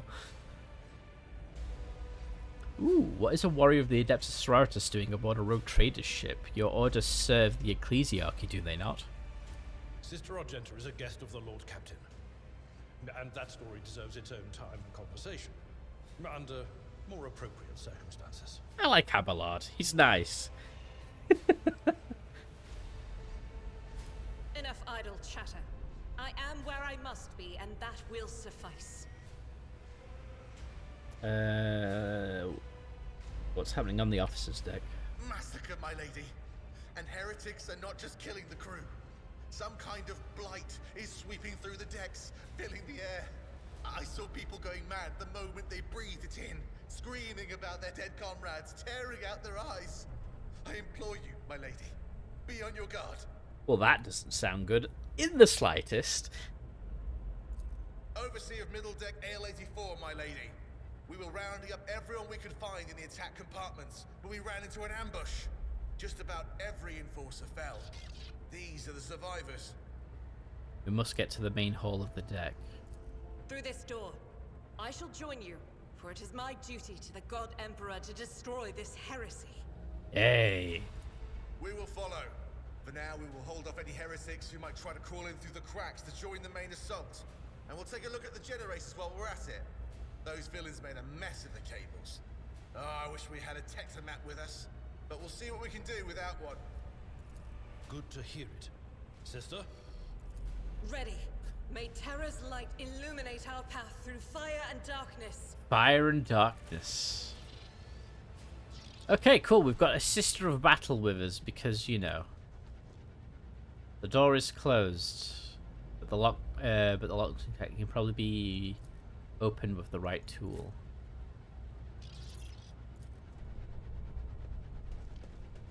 Okay, why is it using him though? Let's not waste time I with want pleasantries. you selected.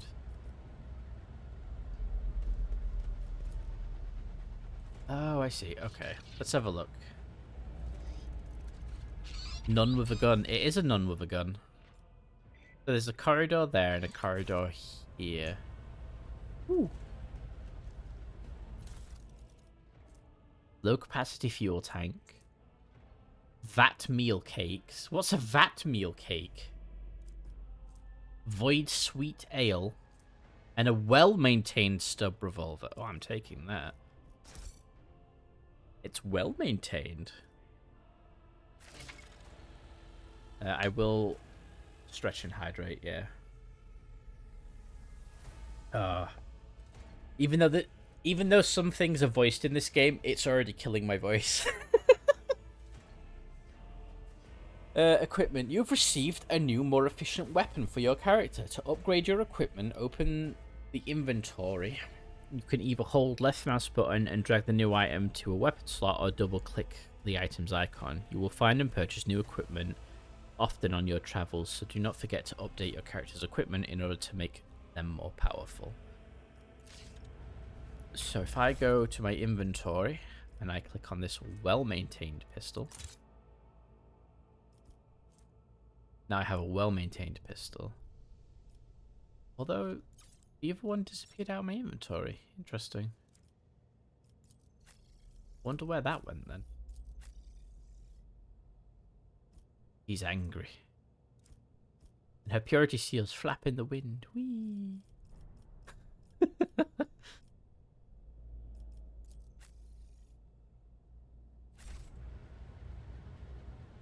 Okay. Let us not dawdle. The explosion blasted a hole through the door, large enough for a person to get through. I think she just shot her bolt gun through the door enough times to blow it open. That's what I think she did.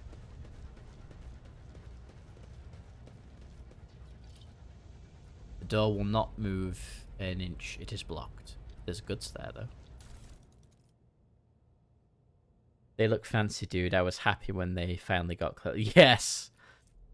Shipment of glow sticks. Okay. Crate of trank injectors. I like how it says it's a crate of trank injectors, but it's just a box with a knife next to it. Maglev impellers. Salvaged omni processor. Well, let's collect those. More cargo.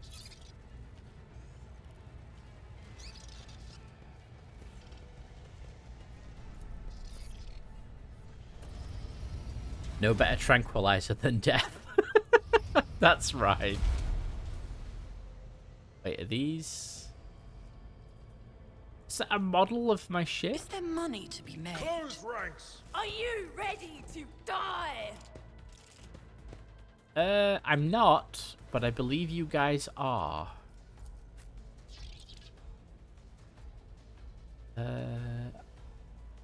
Psycha can hide over here with me. Abelard can take cover there. The sister can take cover there. There we go. Start battle. How dare you? Wonder how long it took to paint. Probably too long if it's me. Agenta is a warrior of the Adeptus Sororitas and a soldier. She is an expert with burst ranged weapons and weapons that deal damage in an area. Another of Agenta's strengths is her mobility in combat. Run and gun is a unique soldier ability. Using it grants the soldier extra movement points and reduces the cost of their next attack by -1 action point. The soldier will also suffer a -10 penalty to their ballistic skill for this attack. Run and gun also allows the soldier to perform an additional attack with a ranged weapon. Ooh. Biggest Gobbo, thank you for the follow. Welcome. Welcome to the stream. How are you doing? We're just trying some Rogue Trader out today because it's just come out and I'm wanting to give it a go. Additional attack at range, which is a handy tool if you want to make more than one attack with them on their turn.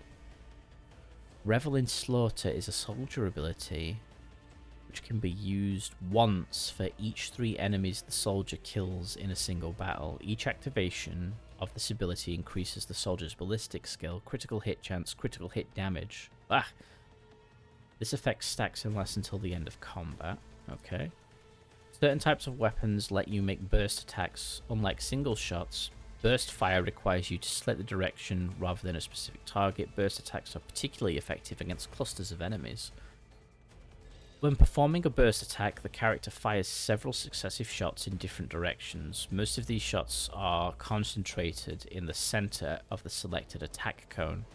Therefore, the more enemies there are in the center of this area, the more of them will be damaged if the attack is successful. All shots fired after the first one are less accurate and have a higher chance of deviating from the central trajectory. Be careful, burst fire shots can hit allies if they are standing in the direction of the attack. Oh yeah, I've been looking forward to this game. Good pal, how about you? I'm doing well. My voice is a bit ragged, but that is fine. Is it X to switch? Ah yeah, because I can't use the bolter in close combat. I can only use the pistol. Can I burst fire with the pistol though? You know what? I'm gonna move. I refuse. I will bathe this battlefield in righteous fury. Let's let him opportunity attack me, and then I'm gonna burst fire. Doubt is for the weak.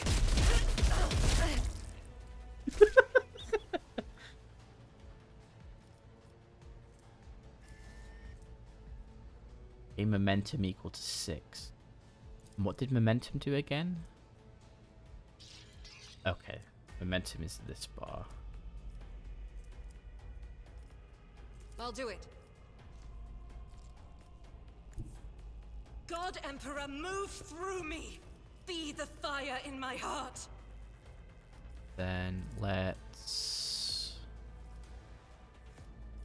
Faith without deeds is worthless. I missed. That's fine.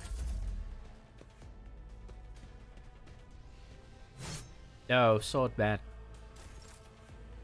Well, you picked the wrong person to fight. I'm just gonna tell you now. We will... It will be done. I took care of this one. I took care of this one. I'd rather not. Target is too close. That is a shame. We'll brace. Dinner is cooking well.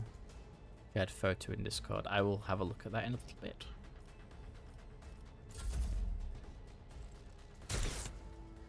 That was a miss. And a dodge. This just sounds like the judge voice from Darktide. It kind of does a little, actually.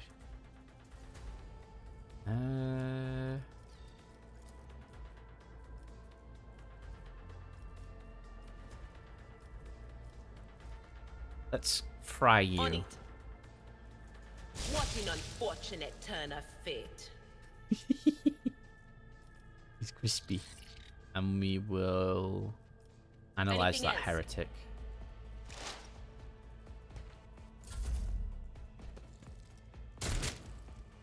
And I got shot that time. Types of cover. Full and partial cover gives you the opportunity to avoid enemy attacks. Full cover, indicated by a skull on the shield, reduces the chance to be hit by 60%. Partial cover reduces it by 35%. At the same time, the chance to hit a character behind cover may vary depending on the difficulty of the game you choose. Some cover can be destroyed by melee attacks, area attacks, and other abilities. Destructible cover has a durability bar above it. Single shot can penetrate through any cover. Okay. What do I have? I have the stub pistol, but I'll use that. On it. And shoot you. Another enemy down. Ooh, got him.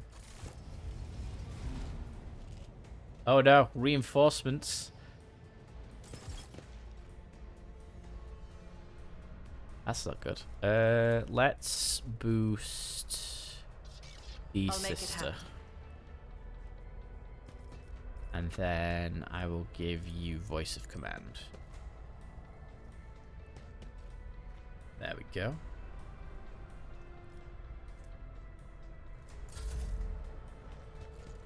This is going to get interesting.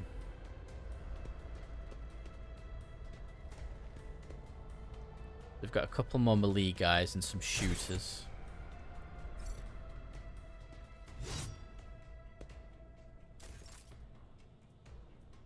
Alright, let's... single shot you. And then... I'll do it. That might not have been the one I wanted to click, but it wasn't. Okay, never mind. It's a new game, I'm getting used to it. There's so many there.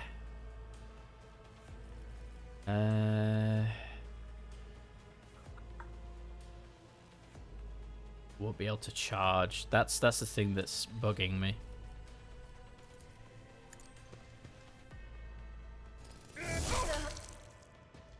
That's you gone.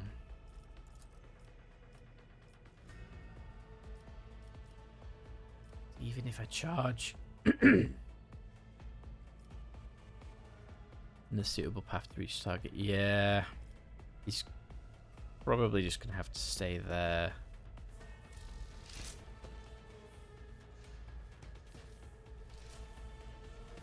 Okay, that is fine.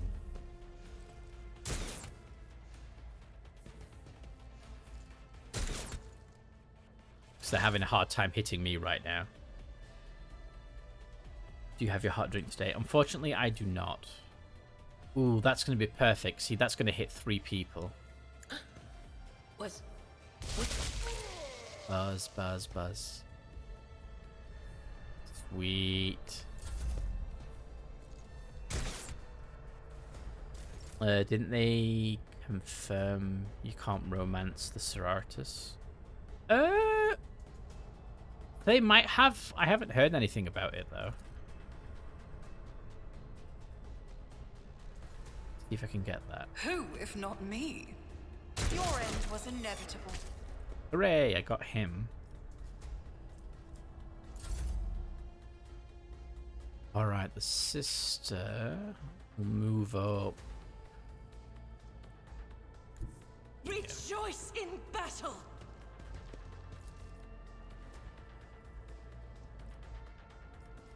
We'll try that. Strike is a prayer. Oh, I love that. Doubt Right, is for run the and weak. gun.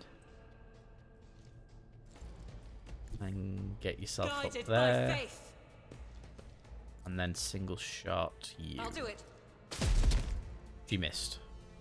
She's not got a very good ballistic skill, I don't think. No, it's not bad. It's just at a -10. The chair is thicker than power armor. Clearly.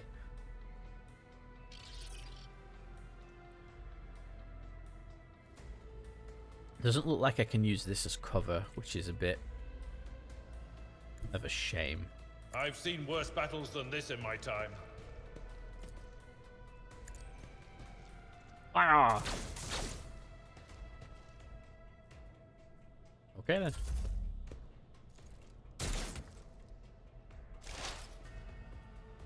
Alright, what can you do? Where can you move? That's the question.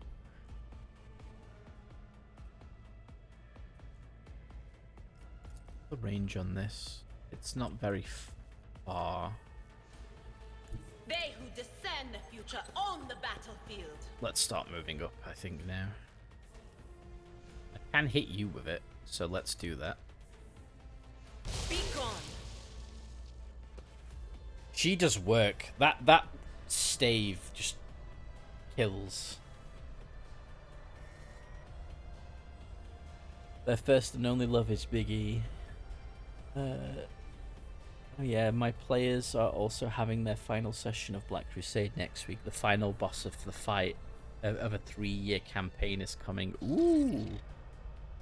Final boss is an Imperial Saint. Well, I don't wish to be them. Let's analyze you. That. Okay.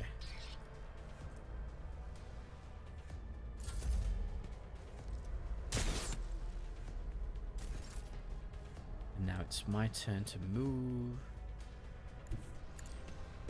Start moving up. We'll be a bit more aggressive now. It's as good as done. Missed. Who's coming up next? The sister. On it. So let's do voice of command on her.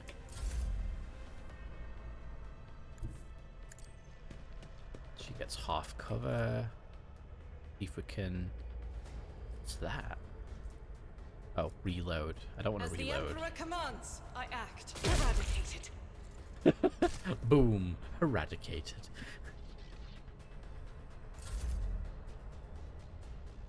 Then Abelard. A tactically sound approach. You hit that guy? Victory is Possibly. imminent. Possibly not. Cover me. Get into cover there and Will crisp do. that man. What an unfortunate turn of fate. Oof.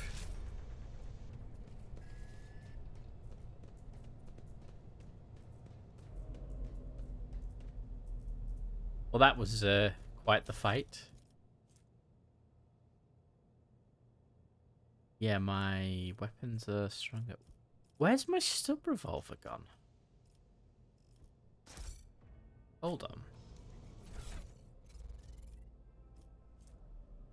That's a well-maintained one.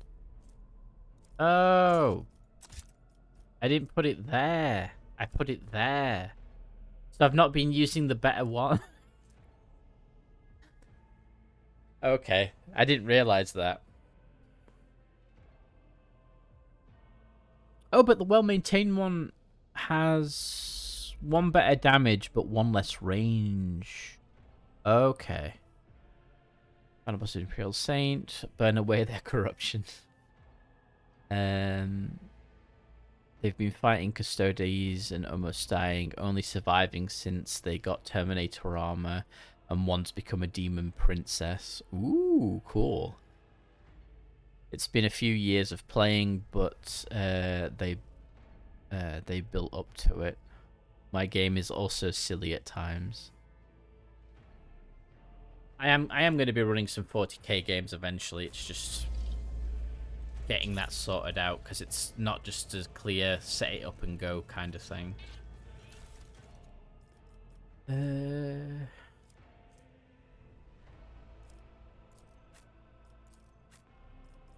What do you have? That's better.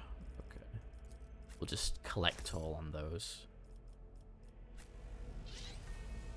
Ooh, there's purple goods over here.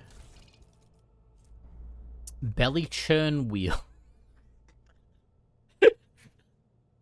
Sorry, that's just such a silly name. Belly churn wheels.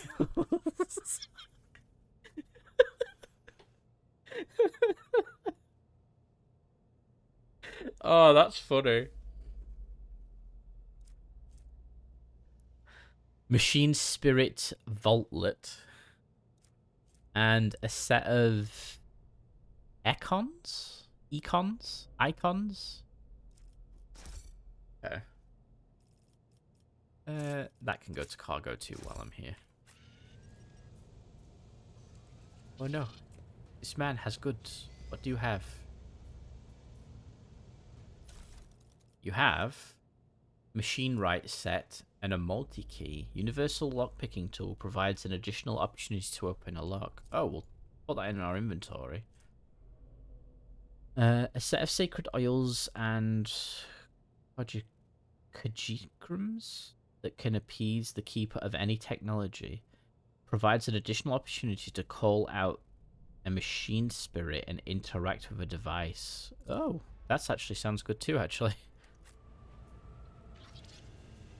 There's goods in here. Rolls of synth leather. Zest demon engine heart. Just lying around in a cupboard. There's 2 of them. Just casually in a cupboard. As you do. And some golden tokay. Where else do you put that? I mean... Not there?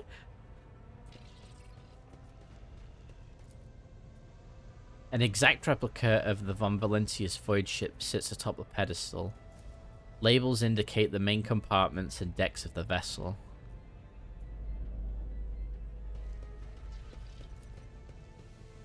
Titles and authors are printed in gold on the spines of the books. The library contains works on Imperium theology, law codices, bibliographical sketches, and chronicles of the greatest military conflicts of the Koronos Expanse and the Calixus sector. I always keep my options open. I always keep my options open.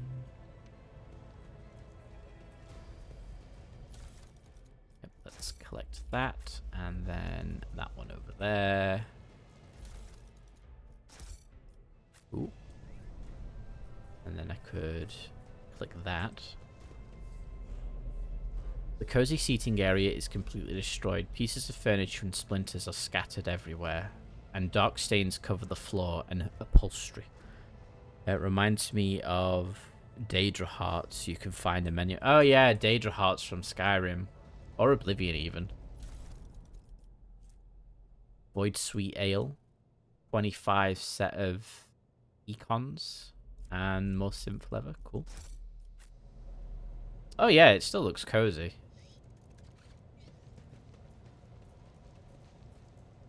I assume it's not going to let me go through that Always door. keep your eye on the prize. It won't open. The damned heretics have blocked the door, trembling at the thought of our approach. A melter charge will help. There's probably one around here somewhere. A melter charge. Just casually a melter charge. Probably around here somewhere. We got Grox meat rump steaks. Engavard flasks. Electrified shard net. That sounds something Dark Eldari. Well, that's all cargo. Rise to the top, or get left in the dust. The cogitator is silent. It seems the machine spirit is no longer powered by the motive force. I can open this door. With logic. Skill tests and interaction with the environment. To open a jam door, click on the icon. The character with the highest tech use will make the skill test. If the test fails, the door will remain closed. A particularly bad result of a tech use test can cause the door to become permanently stuck and impossible to open. Success is the only outcome I accept. D100 system. Your character is about to make a tech use skill test. In a dialogue and during exploration, you will often make various skill tests, and their result might determine how successful your character's efforts are. Make hidden dialogue options appear, or reveal new information. The success of the test is determined by rolling a 100-sided die. Each skill test has a difficulty up to 100, including negative values. To succeed, you must roll a value less than the sum of both the stated difficulty and the value of the skill used for the test. For example, you are attempting a test with a difficulty of -10. Your character's tech use skill, 40. The higher the character's skill score, the easier it is for them to succeed on tests. Skill scores depend on the character's respective characteristic. Scores skill advancements on level ups and any bonuses the character's equipment might offer. To succeed on various tests during gameplay, develop different skills for your character and their companions. So yeah, it is basically like Rogue Trader. I have opened the door to a shady room. Okay. Well, what's in here? Plasty crystal cores. What's that say? Catechism Saint of Durus. Anointed purity seal wax bottles. Servo skull anti-gravitic impellers.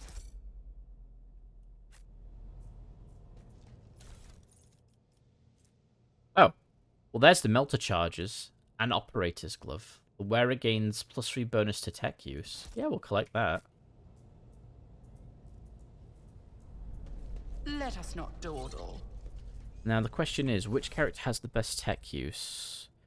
So, Naz is 45, Abelard is 30, Adira is 30, and Agentia is 30. So, it is me. So, I will put up... Oh! And the gloves show up. There we go. So, now that increases my tech use by 3.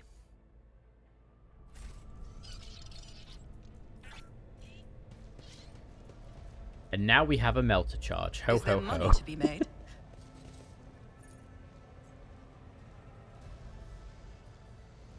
The Emperor favors me this day. Boom. Yep, you guys run through. We'll be with you in a minute. Joining with Yukari is always super risky because your cargo might explode into paint. That's true. Oh, I hope you find a fluffy hat from the beginning of Baldur's Gate. We all leveled up. That's good. Let's have a look. So we got another keystone feature, which was bring it down. It looks like. 1 rank available. The officer immediately grants an ally an extra turn with action points equal to 2 and no movement points. If the ally is under the effects of Voice of Command and kills an enemy before the end of the officer's turn, the ally gains a one-time additional 2 times officer's levels fellowship bonus momentum. That's not bad. You're going to be captaining this dynasty. A large spiffy hat is mandatory. That is true. Wait, how do I spend the point?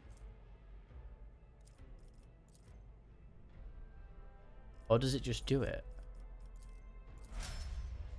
Okay, yeah, it just adds it because it's the keystone feature. And that was the only keystone feature. Abelard gains endurance. Until the warrior's next turn, all incoming damage is reduced by minus toughness bonus. And the warrior gains plus toughness bonus temporary wounds. Okay, that's not bad.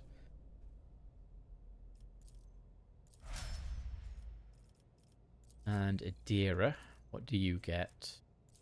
Expose weakness. The operative removes all exploits from the target to decrease the target's dodge, parry, and armor by minus 10 plus exploit stacks times perception bonus % until the start of the operative's next turn. Okay. And the sister gets Revel in Slaughter. The soldier immediately removes the winded effect until until the end of the combat. The soldier gains the following bonuses: plus 10 ballistic skill, 5 plus 2 times agility bonus percentage in critical damage, bonk, plus agility bonus % critical hit chance. This ability becomes available after the soldier kills 3 enemies. Kill counter is not reset between rounds. Okay. That sounds fun. Bigger the ship, bigger the hat. Okay. Cruise the breach. Keep your wits about you. That way is fighting, which is fine. We should deal with this. Benches and even the cogitator tome from its proper place are stacked. Okay. Goods. Another key. Oh, that's in there. Whack, whack, whack, whack, whack, whack. I do like these sound effects. They're fun. Always keep your eye on the prize. Stuff. I like stuff. More books.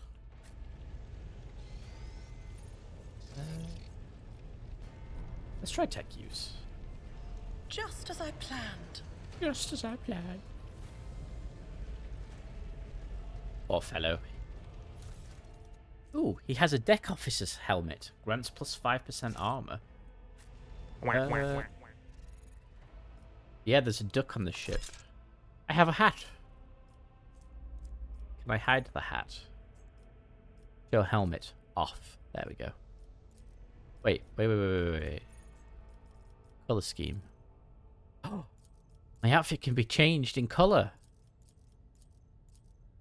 Heck yeah, red. There we go. Woo! I didn't realize that. Does that mean I can change his? Visual settings of the character cannot be changed. Aww. But on me they can, which is cool. You have a hat. So, yeah, I can either... My character's still wearing the hat, but I can either toggle it on or off. So for you, Sayori, like Destiny, you can either hide the helmet or not. I'm just choosing to hide the helmet. Olin Steely has blocked the path to the lifts. You'll have to look for another way around. That is fine. I always have a backup plan.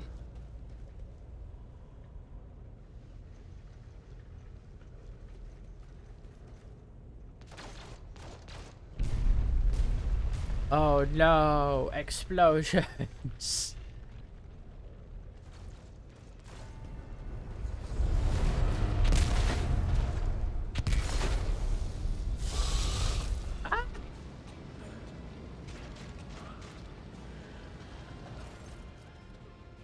I'm sorry, did the rogue trader just casually walk through fire?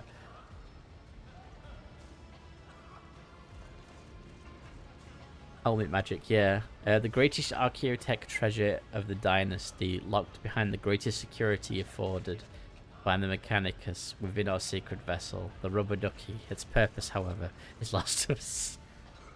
When you have money, you can do anything. That is true.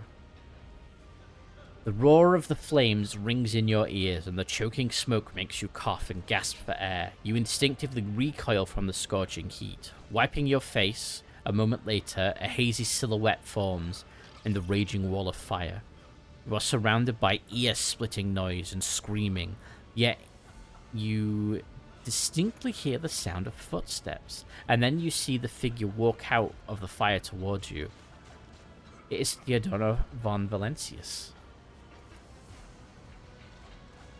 Her expression is calm, terrifyingly so, for someone whose body is engulfed in an inferno. One of her hands is resting on the hilt of her power sword, the other raised in an inviting gesture. Are you lost, my heir? Argenta goes as still as a statue, then slowly raises her weapon. An apparition, a sorcerous apparition, trickery of the warp. Sister, you will lower your weapon. Despite his commanding tone, Abelan does not sound too confident. He is staring at the rogue trader, and you notice a muscle in his cheek twitching. Threatening the Lord Captain is outrageous. How did you get here? Let her fire. Poke the fire. Blood's bolt pistol with righteous intent. I am the rogue trader, Naz. I am wherever my will demands me to be. Would you prefer to be elsewhere at this time? Undoubtedly. But are you ready? Theodora watches you without blinking. Her snake-like gaze almost makes you forget about the fire searing you, leaving burns on your skin.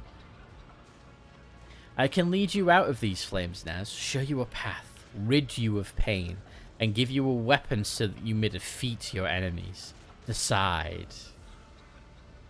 Your mouth begins to salivate. Each word Theodora speaks is like music to your ears. The entity that now dwells in the deepest recesses of your mind is pleading, begging, demanding that you give her an immediate answer. And that answer can be nothing other than acceptance.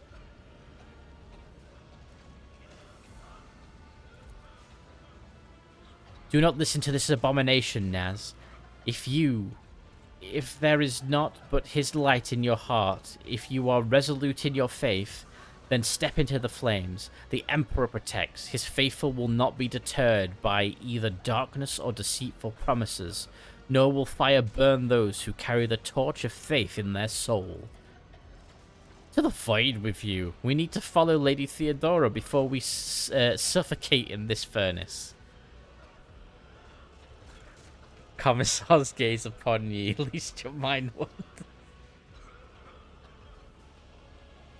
The people. Abelard looks back at the coughing and confused people around you. Naz, the survivors from the middle decks. We must help the crew. Lead them out. Find a way around. Over the roaring flames, you hear distant sounds, frightened voices, screams, muffled and distorted, as if it were a body of water between you and them. Then we'll miss our chance to meet with Elder... Dira breaks off and starts coughing violently. Her knees buckle and she looks like she's about to fall. Nas, what are we waiting for?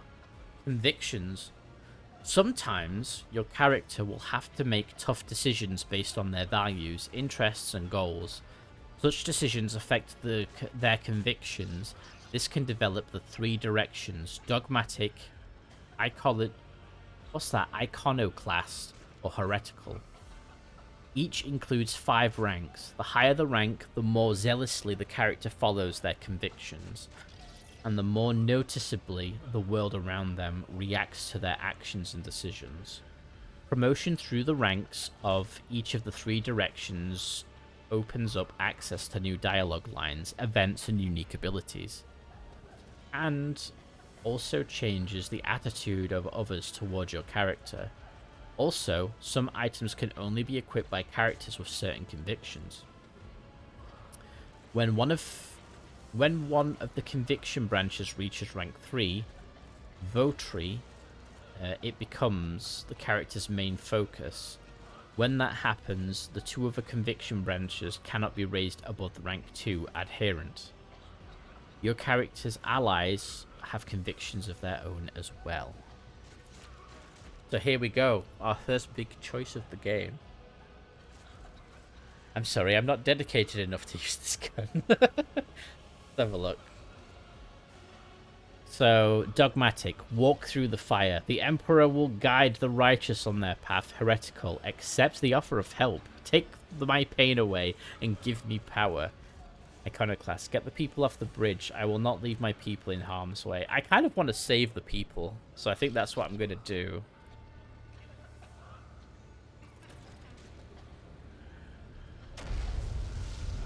No chaos just this yet. Time. You look away and the illusion breaks. The unbearable heat instantly makes your skin burn, and the voices of the people beyond the shroud of smoke grow stronger and hopeful. Once you and your companions rush back, barking orders, guiding the survivors. In your determination, you completely forgot about Theodora.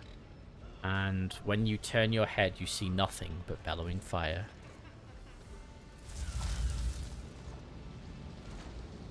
Fall back. We will go around. Okay, then let's fall back. Where did it go? The thing standing in front of us in the fire? I could have sworn. To the same place all unholy visions go. Do you want to follow it, witch? 100% Iconoclast playthrough went. That might be this playthrough, Rupert. Sarkin_ cheered X250 bursts into the room. You have sullied your hands with filthy parchments of heresy, guardsman. How do you plead? Dash, too late, heretic. Blam. Blam. Thank you for the bit, Sorrow.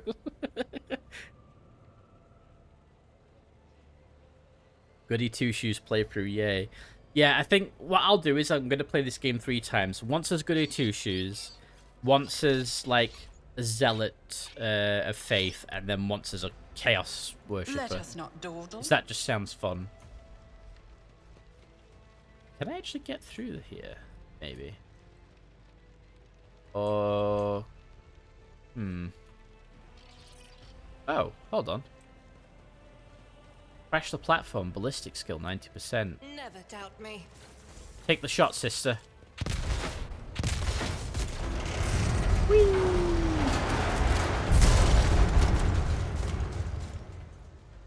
That's one way to do it. Oh, hey, that's a GW terrain piece. Piece? I've seen that at my local game store, the Fallen thing. Oh, yeah, that is. I think it's going to be... This game, I think, like Dark Heresy, is going to have a lot of actual 40k terrain that they sell as miniatures. That was close. 3 paths. Arsehole, with religious intent, being a good captain. Yeah, pretty much. They're the 3 options. Too late. We are too late.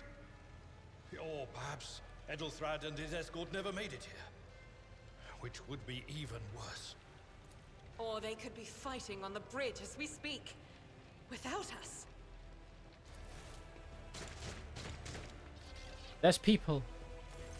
My lady, I beg your pardon for interrupting. The people are asking for orders. You came back to save us. So now we will follow you through thick and thin. To the bridge.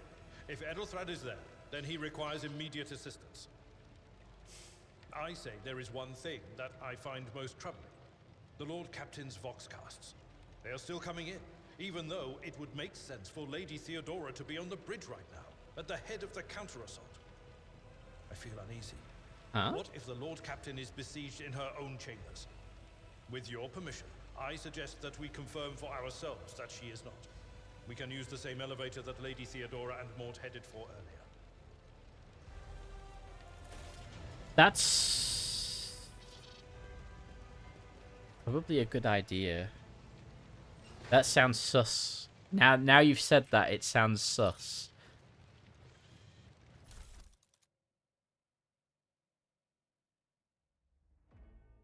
So look, we've got high octane promethium canister and 4 fire selector mods. Amugas? Could be. Could be. Rise to the top, or get left in the dust. Rise to the top or get left in the dust. Over there! Ooh, a secret elevator. But there's a box here. Reinforced thermoplast. Adamantine hilt guards.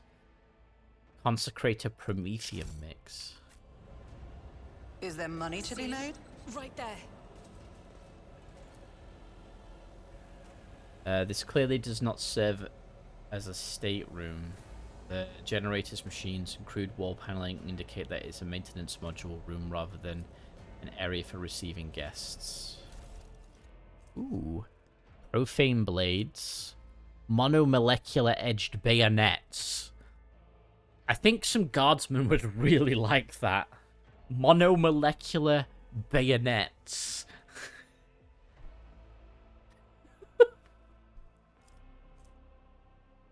Diamantine armor plating. There you go. Data conduit cable coil and carbon fiber plates. Put that on a scythe. Quite possibly. Excited Krieg noises.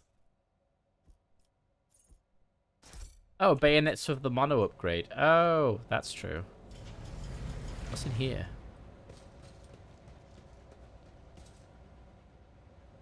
Well, there's a box of goods. Machine right set and Lex Mechanics goggles, which gives +3 to logic. But this is plasma conduits blaze with energy capable of powering a vast void ship. Okay.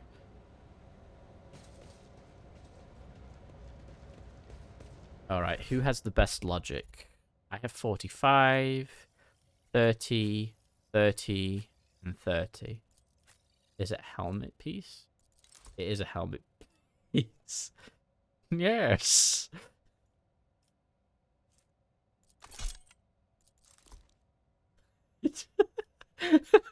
That just looks funny, but sure, we'll go with that. We'll give the sister the helmet. Interesting, but no, I don't want that. There we go.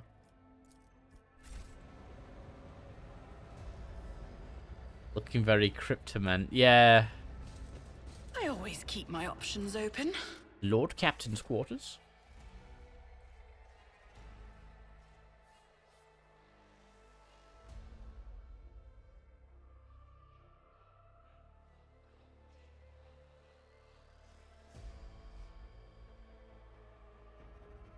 This feels cursed. Guardsman helmet and power armor. Yeah, I know. That's why I hid the helmet.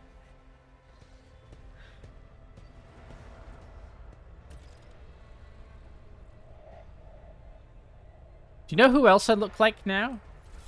I kind of look like a Spider-Man villain, like Doc Ock or something with goggles on. Items and convictions. You have found an item that can only be equipped by a character of a certain conviction rank. You can open the character menu to see which conviction your character follows. Note that both your character and their companions have their own convictions. You can check what conviction character adheres to on the convictions tab in the character sheet menu, which is C. Convictions change in direction rank based on the game's story. Wait, what was conviction only? I haven't found anything that's conviction specific. Have I?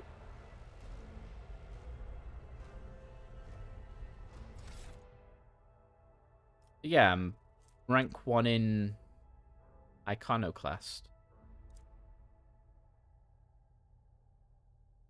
I need to get rid of that injury, which is annoying me greatly. Always keep your eye on the prize.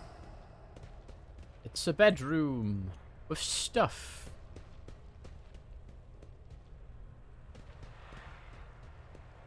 Keep your wits about you.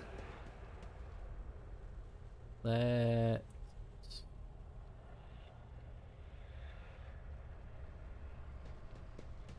run in here. Well, that's a heck of a bath, isn't it? Commissar. Guardsman, what are you wearing? Guardsman wearing power armor. My helmet.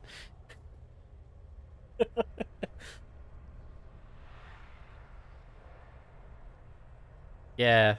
And it's like all marble floor and everything. That's fancy.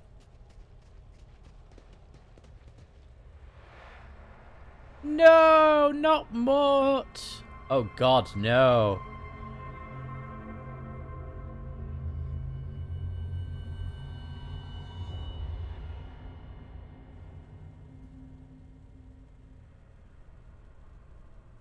I always have a backup plan. Ooh, look at the guns on the wall. RPG, Eldar gun, Melter pistol, Thunder hammer, chain axe, sword, looks like frag and smoke grenade, dub revolver, power sword, dagger, a heavy bolter, another Eldar pistol, a melter gun. I wish I could, Johnny. It won't let me grab them.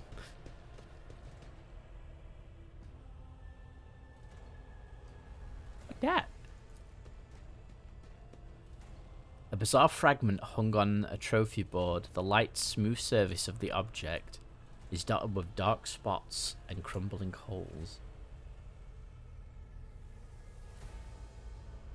That's a blast pistol. Oh, a blast pistol. What's with all the tentacles at the edge? Oh, can't be equipped by this character. So his helmet, it's a dogmatic follower. This helmet grants the wearer immunity to enemy critical hits for the first 3 rounds of combat. Ooh. Dogmatic, then. He's iconoclast. She's heretical. So this must be an unsanctioned psyker then, if she's heretical. Oh, yeah. Dogmatic. It's the sister. Alright, sister. Time for your fancy helmet. And what does that look like? I mean, it doesn't look terrible. You can have the normal helmet, my friend.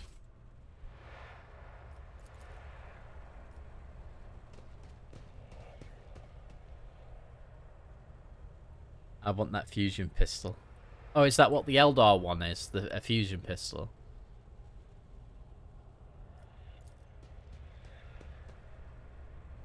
The Polar organ seems to have been sitting idle for many years. I can imagine it did. Oh no, the rogue trader's dead. Let's steal all the stuff inside her room before clicking her. Theodona's rosary. The wearer of this amulet gains +10 bonus to commerce and Imperium law. Ooh. I'll take that.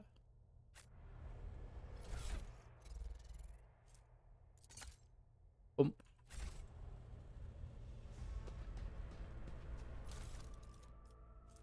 Rogue Trader's Cape grants +5 fellowship for each enemy in a 2-cell radius. Now I have a cape. Can I change the color of the cape? This is important. I cannot. I am mortified and my day is ruined. Actually, what was the specifics? +5 fellowship for each enemy in a 2-cell radius. That would be better for our friend here. It's blue, so it matches him. The one below the melter gun is the blast pistol. Let's have a look. Yeah, that one. Is that a shuriken pistol then? That top one? And I'm guessing they're Eldar grenades. This makes me think, how do we not have human-sized heavy bolters and melter guns in Darktide yet? That's a good question.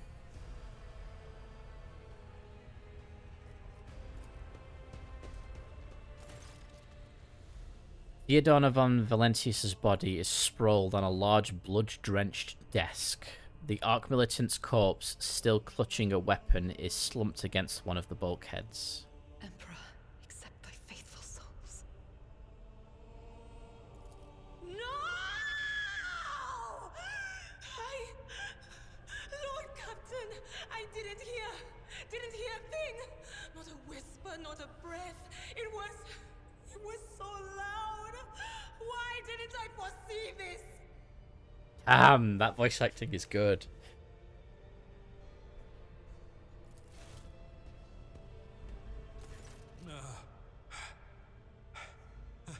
Lord Captain. Who would even dare? Aiden York 1 just gifted 5 subs. Thank you for the 5 gifted subs, Aiden, and welcome to the stream. All the Christmas hats. Hello. We're playing some Rogue Trader today, and we've just unfortunately found the demise of the captain.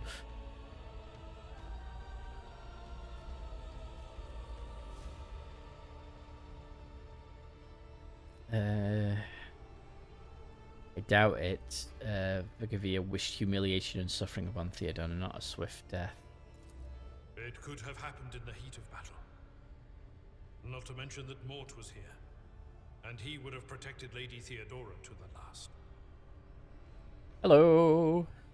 Sweet promotion, exactly. How could Mort have failed her so terribly? The Arch-Militant was born on a death world. He had lightning-fast reflexes.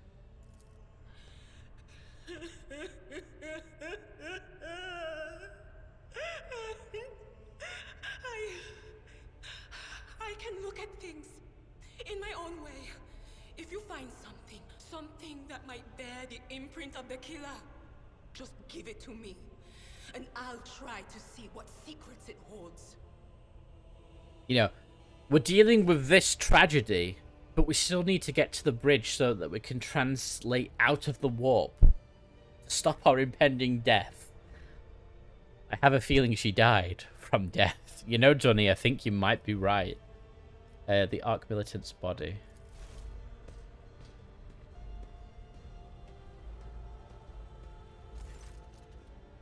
An auto pistol shot went straight through Mort's forehead, spraying the floor and the furniture around with blood, brain matter, and shards of his skull. The safety on the Arc Militant's weapon is off. The killer must have been a split second quicker than he. Ooh, gosh.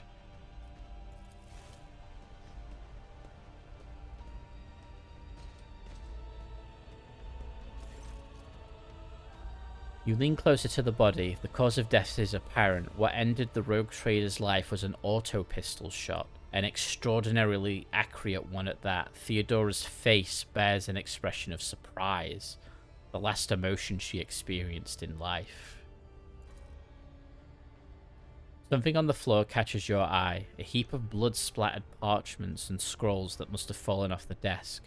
As you lean down for a closer look, you notice something else. Small shards of glass scattered on the floor.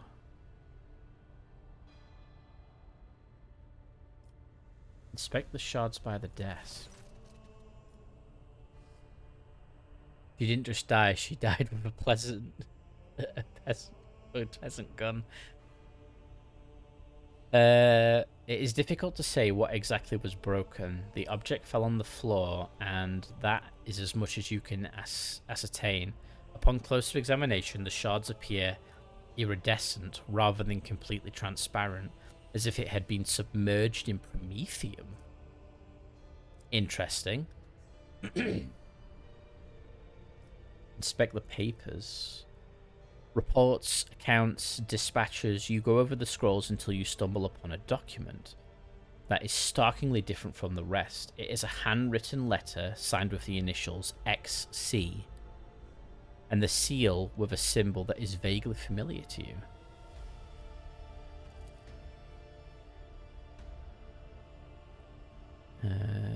Law Imperium test succeeded and sends a shiver down your spine. The author of this letter, addressed to Theodora van Valentius, signed it with the seal of one of the holy orders of the Emperor's Inquisition, the secret police of the Imperium that relentlessly hunts heretics, xenos, and other enemies of humanity. Ooh, so we have the Inquisition instantly involved.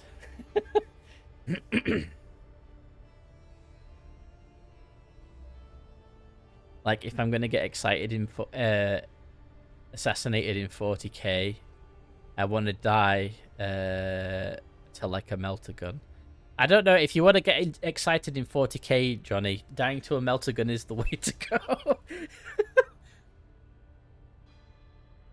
Would you try touching Theodora? You might be able to see the killer through her eyes. It doesn't work like that. I can try to read the memories of objects, but dead bodies are a different story. Something like that would require her soul. And after what we saw on the officer's deck, I won't risk searching for it in a warp. That's perfectly fair. And thank you for the follow. Welcome to the crew. Hope you enjoy your stay. We're playing Rogue Trader today. Although my voice is quickly failing. Because I've been speaking for hours. Now let's have a look. What did the shards tell you? I see streaks of color, luminescence, blue lights, faces drawing closer. Lady Theodora and Conrad and what is that? Ah! Something dark, enormous. Oh, this glass thing was something foul, that's for sure. Ooh. Tainted witchcraft. We best be on our way. Yes, the crucible of battle calls to me once more. No, wait! We must see if we can find anything. Idira, you can't bring her back. Let her go. You'd give up so easily, old man? I expected as much from the sister. It's not like she has a heart. But you? Oh no. I'll get to the bottom of this. I'll find the one responsible for murdering the Lord Captain. And when I do, that scum will regret the day they were born. I believe she will honor that. Yikes.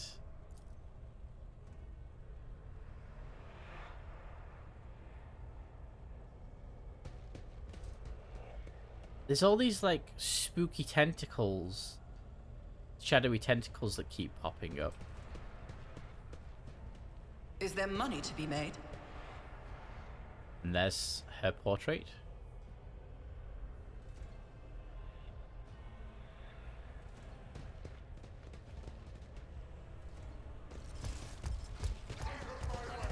Oh no. Run, fools, or fall! Hide. Hide. Oh, it looks like we're gonna get a turn first. Of all people to have a vendetta against you in 40k, an unhinged psyker is not one you want. Yeah, I can imagine.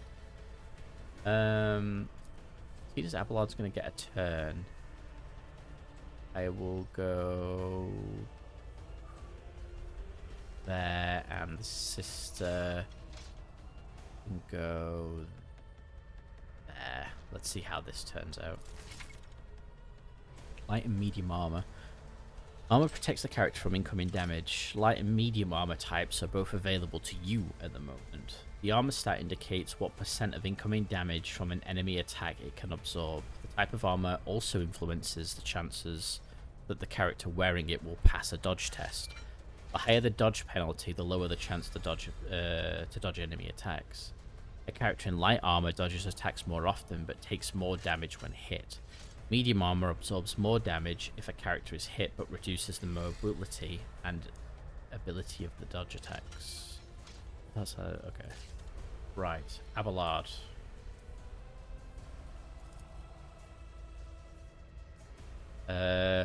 Charge servitor. Right, if I cleave, yeah, fine. Oh wow, he's actually It will be done. Very hard. All incoming damage is reduced by 5. Probably going to be good.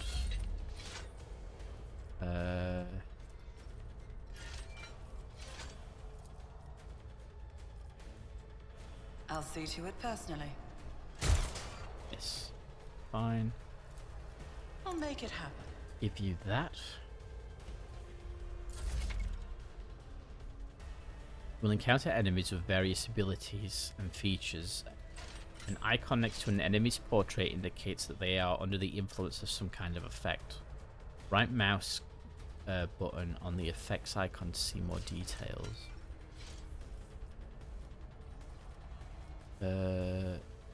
Yeah, this guy.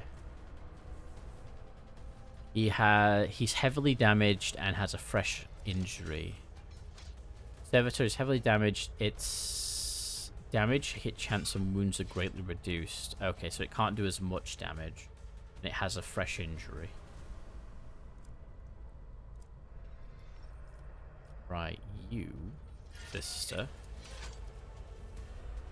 I'll do it.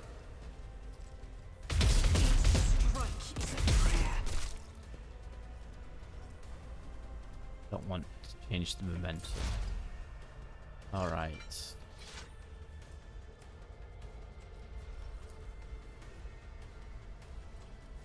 That just deletes people. I want lightning. It's going to be in the way. Do you know what? It's only a little bit of damage. Just a minor setback. That gets rid of 2 characters.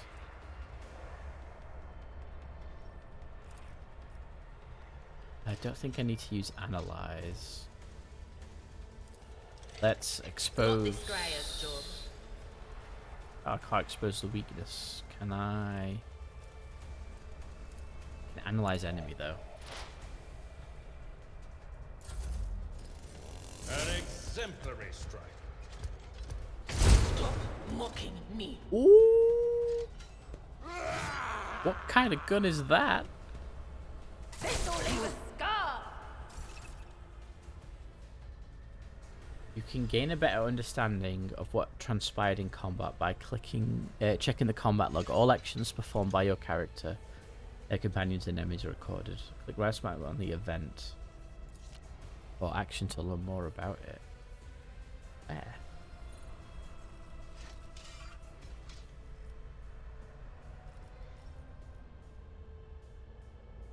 Where? Where combat log?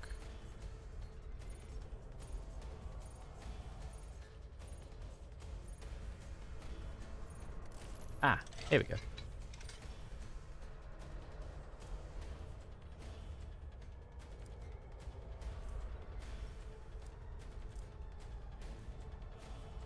Okay, so that's combat log.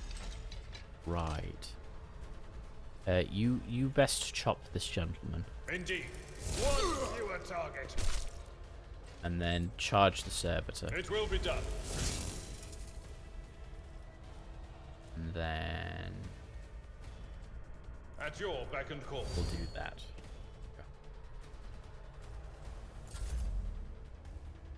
Alright, this is me.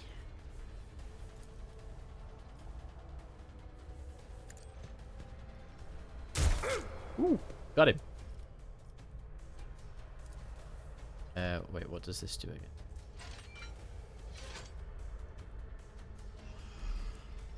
Alright, let's It's as good as do done. that to you to increase your ballistic skill.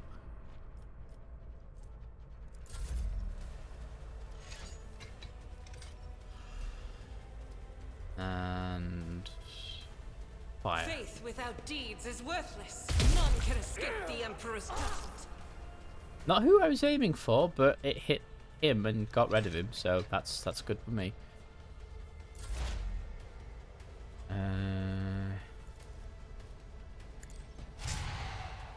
Psychic Scream. I think the texture's gone a bit funny underneath him. Can I expose weakness on it? No can do. Oh, it's because he's under effect of another condition. Let's analyze enemy then. On it. An exemplary strike.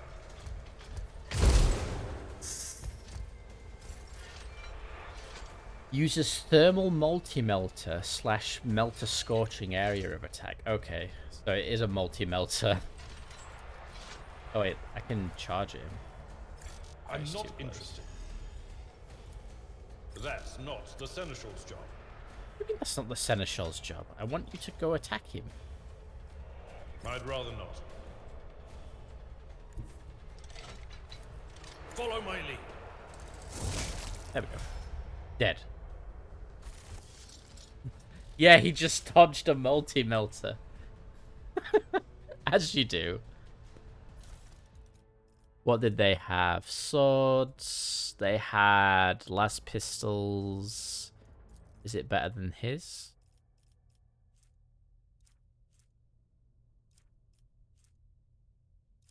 Well, they can go there.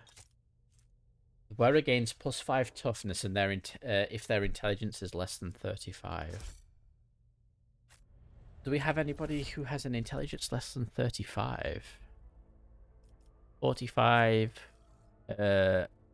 Abeland.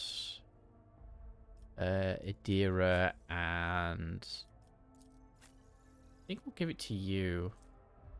+5 toughness. That's going to be really good for his carouse skill. So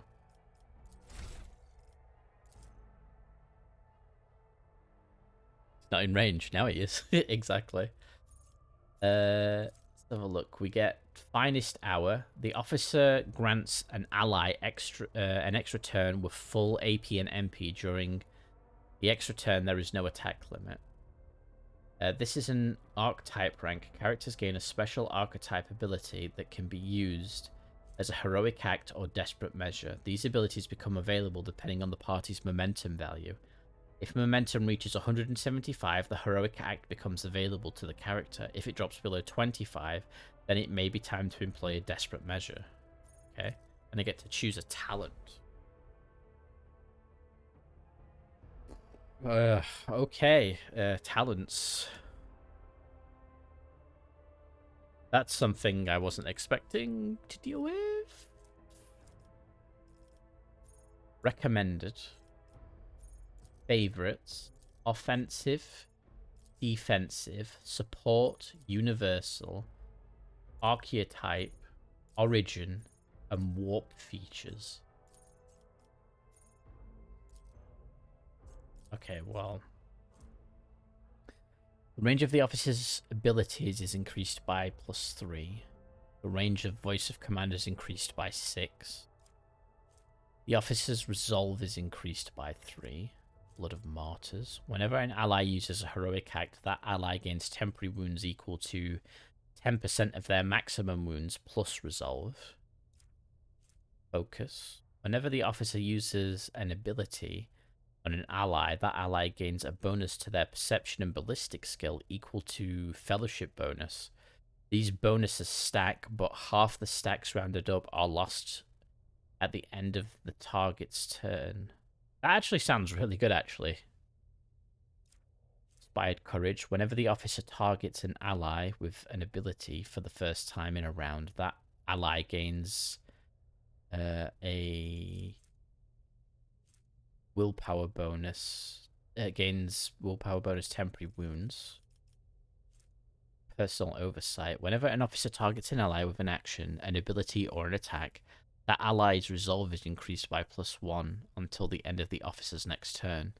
This effect stacks and is prolonged until the end of the officer's next turn each time it stacks. It cannot be prolonged past the officer's next turn. I like that focus one, because it increases perception and ballistic skill. So I'm going to go with that. Alright. Abelard. You get Daring Breach. The warrior immediately restores all AP and MP and gains plus agility bonus movement points until the end of the turn. They don't lose movement points after performing attacks. The warrior has no limit on melee attacks this turn. Dang. And what we got for you? We have Contempt. Whenever an enemy attacks the warrior's next melee attack against that enemy deals additional toughness bonus damage. It does not stack, but it can be reactivated after another attack is made by either the same enemy or a different Rage. If the warrior has less than 50% wounds, they gain a +5 plus tech bonus. Oh, toughness bonus plus agility bonus % critical hit chance. What does that say? Epicenter of Slaughter. Whenever the warrior is attacked, they gain +1 stack of Epicenter of Slaughter until the end of combat. At the start of the turn, the warrior gains +1 temporary wound for each stack. These temporary wounds cannot exceed the warrior's toughness bonus, and his toughness bonus is 5, so he can gain an extra 5 wounds, temporary wounds. So it can just keep him going. The more damage he takes, the more wounds he gets as temporary wounds. Desolation. The warrior deals an additional plus agility bonus damage to enemies that have no allies in adjacent cells. Thick skin. The warrior gains +1 damage deflection. Their parry chances increase by 25% of the warrior's total armor. I think giving him more chance to dodge sounds good. So we'll go with that. Our Psyker also has Dismantling Attack. The operative immediately inflicts 1 exploit on all enemies in combat, then makes a free attack against a target. That attack always hits until the end of combat. The target of the attack suffers a -30 penalty to dodge and a -30 penalty to armor. Oof, that's kind of big. Tide of Excellence. Whenever the operative triggers an exploit on an enemy, the operative gains +1 damage and 2% armor penetration until the end of combat, and it stacks. Weak body, weak soul. Expose weakness reduces the enemy's toughness and willpower by -3 times intelligence bonus for 1 round. That's also good. Fresh target. Whenever the operative attacks an enemy that is at full wounds, the attack deals 10 plus perception bonus % more damage to that enemy. Instant exposure. Expose weakness costs 0 AP prerequisites. Yeah, let's get instant exposure. It doesn't cost any action points to do, so that just makes that skill infinitely more useful. And our soldier sister, who has firearm mastery.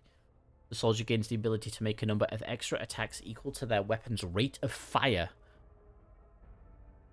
Using the weapon attack that normally costs the least AP, the attack does not spend AP. Until the end of the soldier's turn, their first attack against each new enemy automatically scores a critical hit. That is nuts. Soldier immediately reloads their current weapon. That's a fun one. Let's have a look. Rapid reload. -2 AP less to a minimum of 1. The first reload in combat does not cost AP. Run Rack and Ruin. After the soldier deals damage to 3 different enemies, the soldier gains +10 +2 times bonus ballistic skill more damage for their next attack in concurrent combat. Dinner devoured, kitchen cleaned, sat with blanket and hot chocolate and whipped cream acquired. Oof, that sounds good. What's that say? Camaraderie. For each adjacent ally, the soldier deals ballistic skill bonus % more damage to enemies. Unpredictable. Fired up. Whenever the soldier deals damage to their critical damage is increased by 1%. Cover efficiency. Cover efficiency is increased by 10% for full cover and 20% for half cover. What's cover efficiency? Okay. So they get more protection from cover. Kinda like the Rack and Ruin one.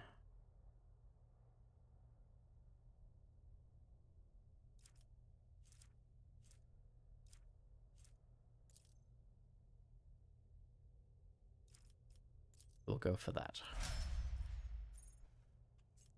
There we go. We have leveled up. I know how to take risks. I know how to take risks. Always keep your eye on the prize. Void ship bridge. Let's go. Well, this place is a mess.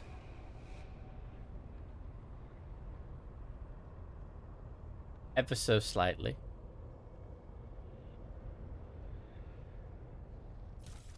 Loot. What is the loot? Reinforced thermoplast and low capacity. Keep your wits about you.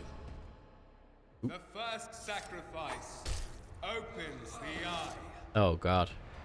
The second sacrifice draws its gaze.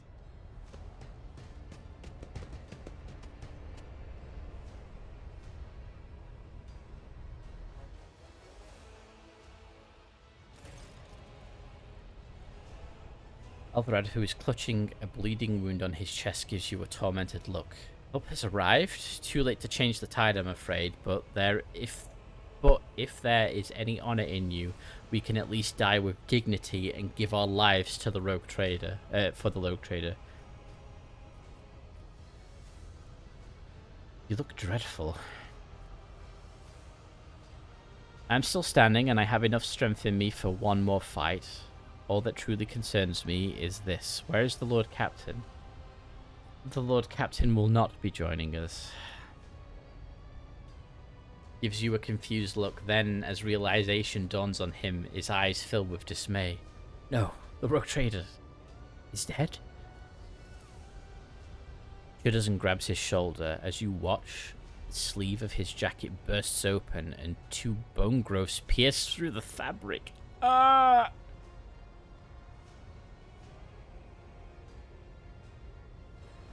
No matter what ritual Conrad is performing there, the warp is too strong. I cannot withstand it. I feel my body changing with every second, the warp ringing in the air. This is the end. We will perish in the warp, along with the Warrant, and all of the dynasty's heirs. The enemy of humanity has triumphed.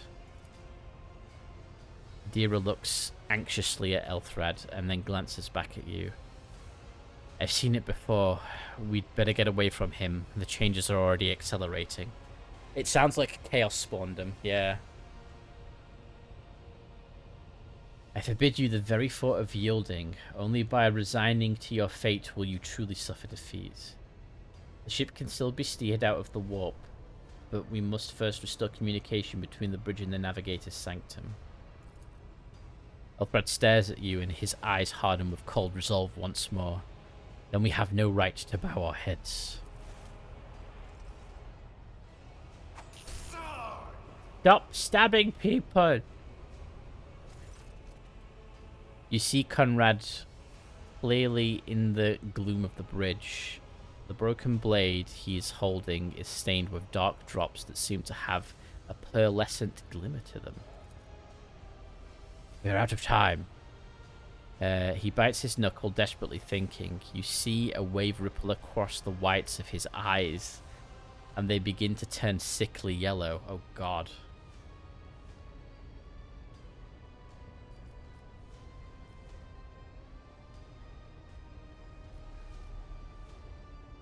Road Trader's death will be avenged. What? Yadona is dead? Stares at you, seemingly in genuine bewilderment. No, that can't be. Not now. I still haven't. Elfred lowers his head. Then he sighs and locks eyes with you, his gaze cold, hauntly, and fanatical. The ritual will not be completed. I'll take care of it. And you, see to it that the void ship breaks free from the warp. Watch over our realm, and farewell. Alfred, don't. Your ritual won't be finished, heretic!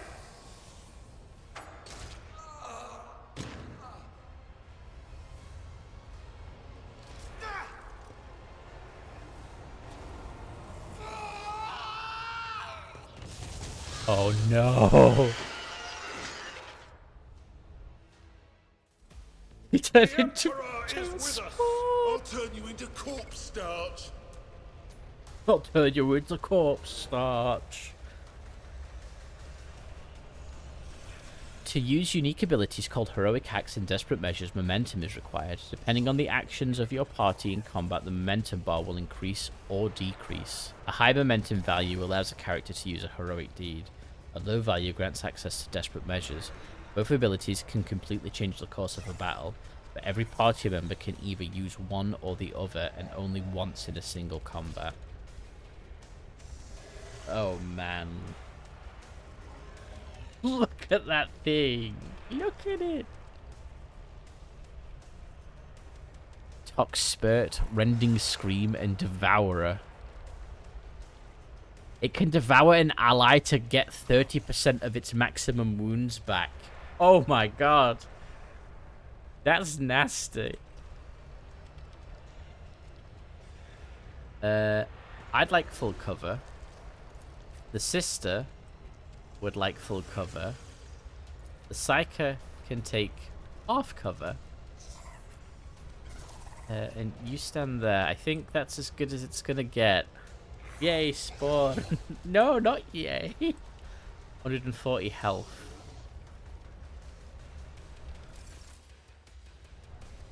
Enemy status. You will encounter enemies with various abilities and features. An icon next to the enemy's portrait indicates that they are under the influence of some kind of effect. Yes, I know about that. What? Oh, it's crew officer, it's allies. Okay.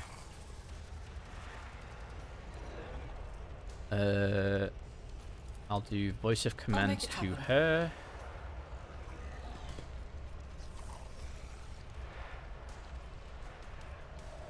I won't stand for it. I'll see see if I to can it hit you. personally. Nope, I can't. Fantastic. Stop shooting me crew.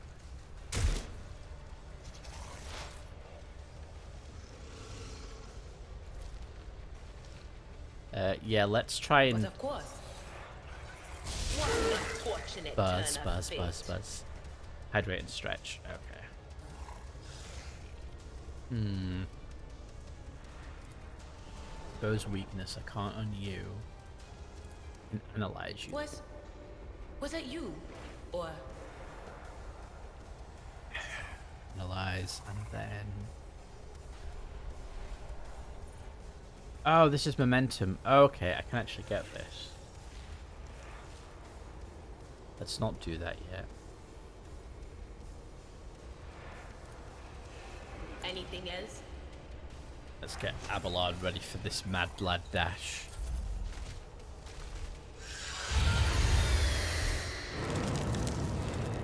Ooh, that not good.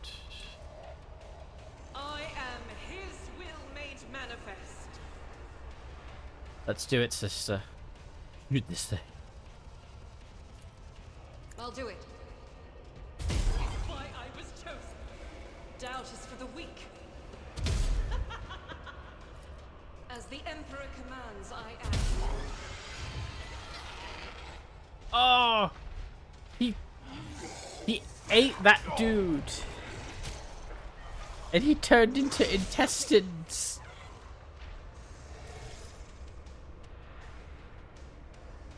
He turned into giblets.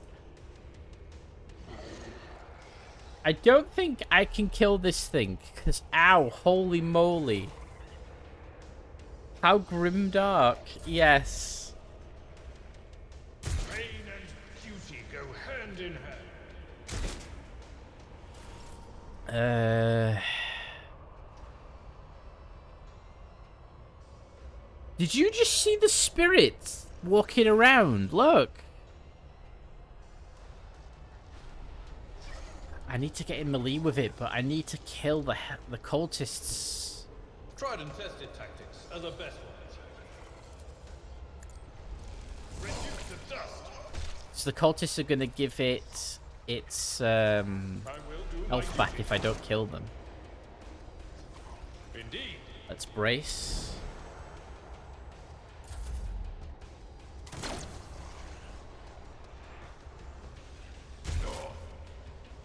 Come on, Enforcer, do something. I mean, that is something at least. This is me.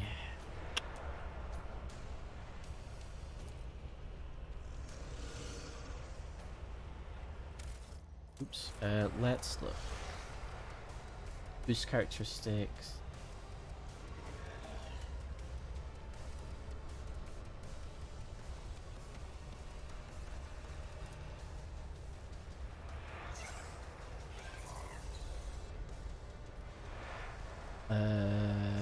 My gut tells me it's a bad idea. My gut tells me it's a bad idea. I want to get close to it. I'll make it happen. Shoot it. That's what I'll do. I'll shoot it and then I will use voice of command. This section needs more psychery. The veil is too strong. Yeah, it's something, all right. Don't want to do that.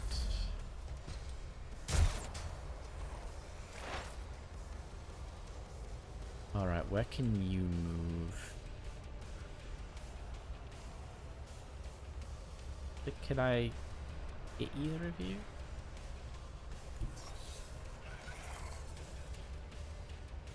No, if I moved there, I couldn't hit either of them. It's gonna be an issue.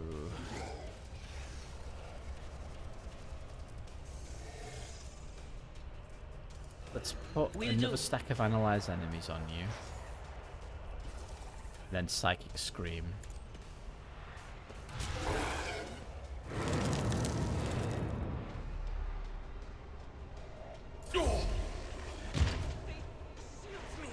Oh, they died. Oh, she's dying.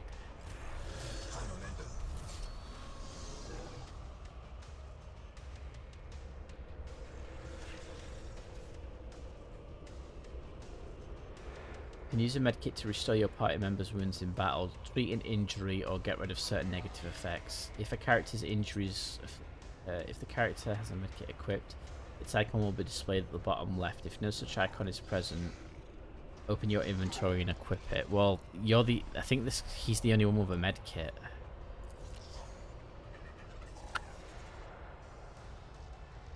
See, the problem is it's strong, and these guys are gonna heal him if he slurps them up as heal juice.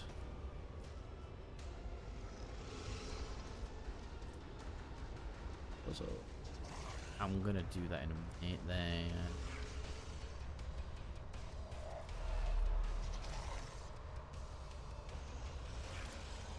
At your beck and call.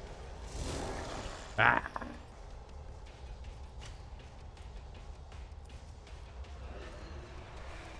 I think I can attack first. It will be done. I go into the Emperor's light, for I am his chosen. Hold on, stay with us. Once a character has suffered a certain number of injuries, these injuries are replaced with a trauma. Make use of medkits in time to treat injuries to avoid characters suffering traumas. Removing traumas is a more difficult task. They can only be healed by resting on the ship or in certain other places suitable for rest. Oh, wow. Okay, that ain't good.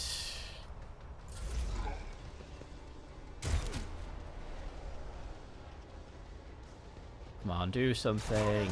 Okay, we got one. That's good. It dodged him. That's funny. Oh no. What have I got? I'm bleeding apparently for 4 rounds. And she has a head trauma. The creature's intelligence, perception, willpower, and fellowship are reduced by 15. Yikes. That's a big negative. Let's... If not me. buff your characteristics.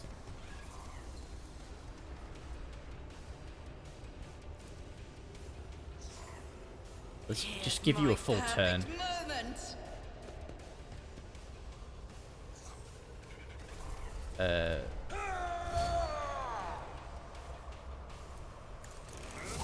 exemplary strike. At your beck and... Come on. Indeed. Target well struck. Then what does this do? You have to immediately grant an ally an extra turn.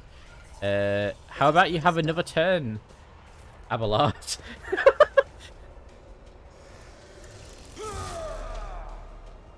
Victory is in...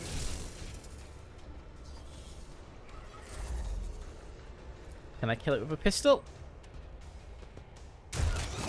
Hey!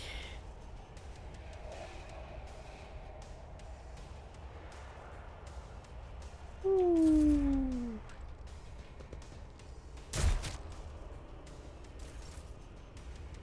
Too easy. Too easy. It just took out a Sister of Battle in 2 hits, killed 2 crewmen, half killed her, slurped a cultist.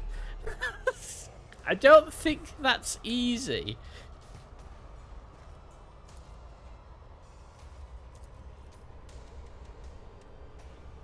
I've suffered worse. I've seen worse battles than this in my time. I'm not interested. Can I charge? That's not the Seneschal's job. Get to there. There we go.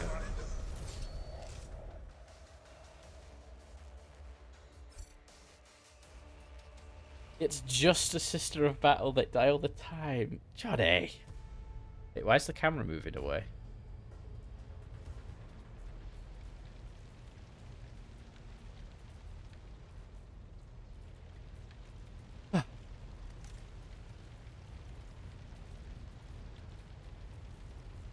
Where am I?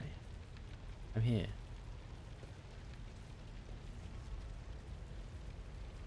Oh, the crew didn't die.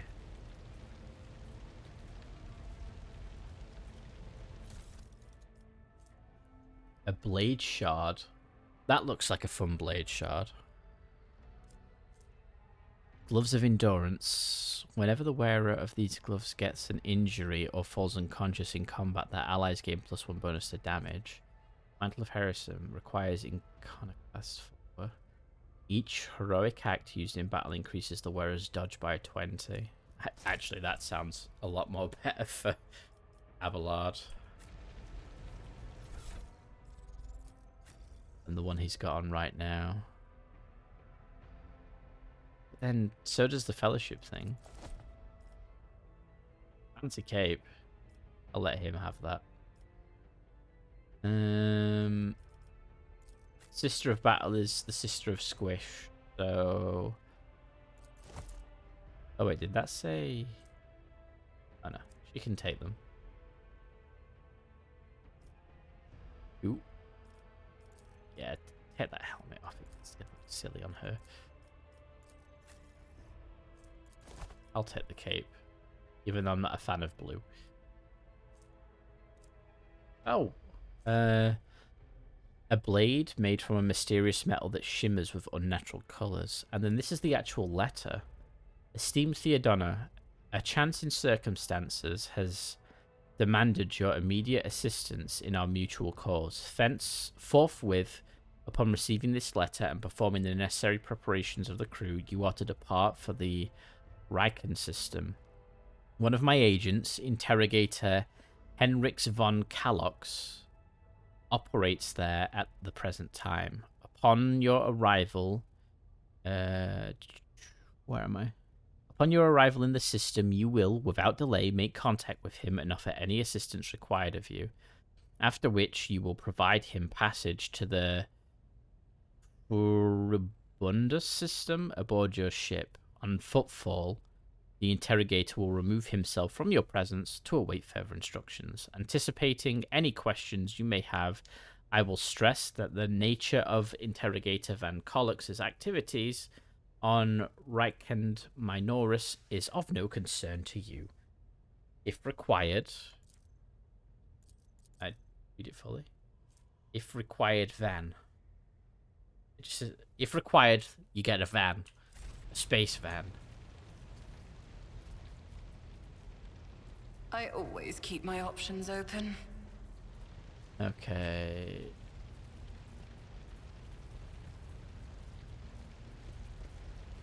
Yeah. Reaver, Master Helmsman, status report. System status report. By the Emperor, it's the Seneschal. Living and breathing, the white-haired man with sickly pale skin salutes you. Well, there's a tricky question. The whole place is so overgrown with foul wickedry, we'll be scrubbing it off the vid screens for throne knows how long. We need to re-establish contact with the Navigator's Sanctum. It's our only chance of escaping from the warp. Your words seem to knock the officers out of their stupor, and the air around you fills with voices and commands being issued. You hear someone sobbing, one of the survivors buckling under the stress. Abelard cuffs the crying officer without even looking. No crying on this ship. You're under arrest. Restore the Vox channels to the Navigator's Sanctum. Ready the crew. Prepare for translation to real space. Abelard pauses for a few seconds before turning to you. Naz, you may call me superstitious, but translation is not a good time to disregard rules. You are the only one who speaks for the House von Val. You may not be Lord Captain, but you, more than anyone else, deserve to take her place in the ritual that is about to commence. He directs your attention upward to the throne and sits at the apex of a tall staircase. What must I do? Take the Lord Captain's seat. Order the final preparations. Wait for officers to report. Blast it all to void. Translation is a craft, not something to be explained in a tick. Just go up to the throne, Mistress Naz. These people are about to do the impossible. The least they deserve is the solace of seeing a figure sitting in the usual spot. Please hurry. Every second we waste is a terrible risk. I love this little thing. I love it got added to the game. What's that? How did you people survive in here? The man glances around the bridge. Must have been Providence. It better have been the Emperor's and not someone else's. When they barged near with the Master of Whispers, some officers charged them, but it wasn't even a fight. I grabbed whoever I could and dragged them behind the cogitators, and then I prayed for our rescue. Every ship has their own ritual and routine about translating into and out of the warp. Oh yeah, that's true. I'm ready to begin the ritual.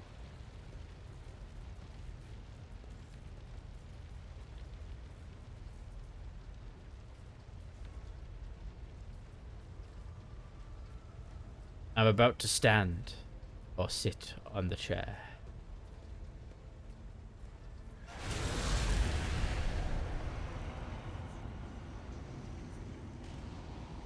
The image before you is hazy, swaying in sorcerous currents, invisible to mortal eyes. As if whatever is beneath this thin shell is constantly changing while still remaining the same. It has taken on the gruesome guise of Theodora. But the false rogue trader's eyes reveal the entity's true surreal nature. One of Theodora's eyes is engulfed in otherworldly fire, the other, a vessel of ancient evil, bores into you. A voice seeps directly into your brain without ever reaching your ears, and this voice booms with all the horrors of the warp.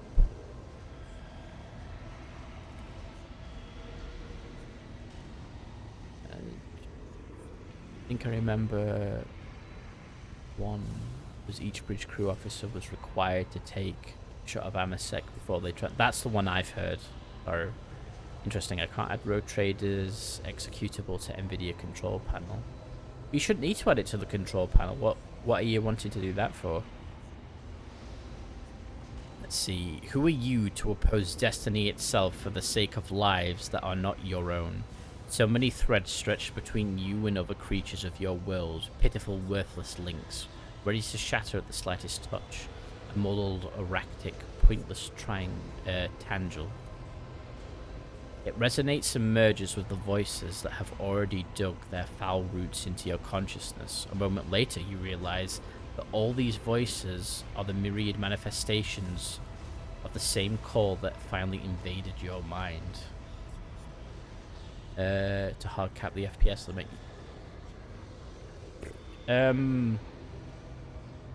Just force in the NVIDIA control panel. Just force global VSync, and there is actually an FPS cap limit in the options menu of Rogue Trader as well, if that helps. It resonates and oh yes, you are to blame for Theodora's death. The vision lets out a calling laugh. I am the beginning and the end, and all that courses in between. I am the voice of truth that is destined to triumph. For this triumph is the terminal point of every twisted maze of fate. Oh, this is Zinch. Oh, it's changed. Yeah, but it might have the same issue that Wrath and Righteous had checking up on that. Alright, Rupert. Well, let me know, because obviously, yeah. Your head begins to spin and vicious drops sliver down your cheeks. Viscous drops sliver down your cheeks. You blink and you are no longer looking at Theodora. It's the traitor.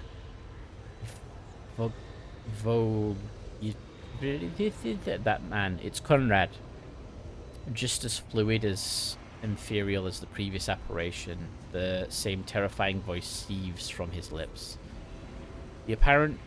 The aspirant vowed to return with a trophy, a relic that could serve the edge of daybreak. That fate was assured and the steps chosen, and yet you broke the unbreakable when you took the aspirant's place. I see you, on the day when the final dawn rises over the Iron World. I see you by my side on that day, the day of my resurrection. The image is scattered by invisible sorcerous winds, and then you see Idira, her eyes aglow with the same sinister flame. Your image is woven into the tapestry of things to come. I am the will of the weaver of destinies, and today I will weave a new thread of elusive possibilities and fickle chances. The thread that will lead you out of the maw is irreversibly. Oh, what's that say? Yeah, irreversibility? The thread that will help you find the keys to salvation. The thread that will guide you and the weapon of our return to me. Cavalcade, hazy glimpses of future yet unknown pass before your eyes. A flash of crimson, purple, the images replace one another in a violent kaleidoscope without ever letting you get a proper look at them. Through the rippling mirage, you see a twisted image of Abalad, the loyal seneschal of the dynasty. The path is set, child of the dawn. Thread is woven. Follow it, servant of mine. Oh no. Revere turns around and looks at you. He hesitates for a few moments, then addresses Abaland, who is standing next to you. Seneschal, the navigator's sanctum is silent. The Vox signal is stable, which means... Abalad nods absent-mindedly. The navigator gave his life battling the storm that nearly claimed the Von Val flagship. We will honor his memory along with that of all who died this day. Oh no. O servant of mine. Now where have we heard...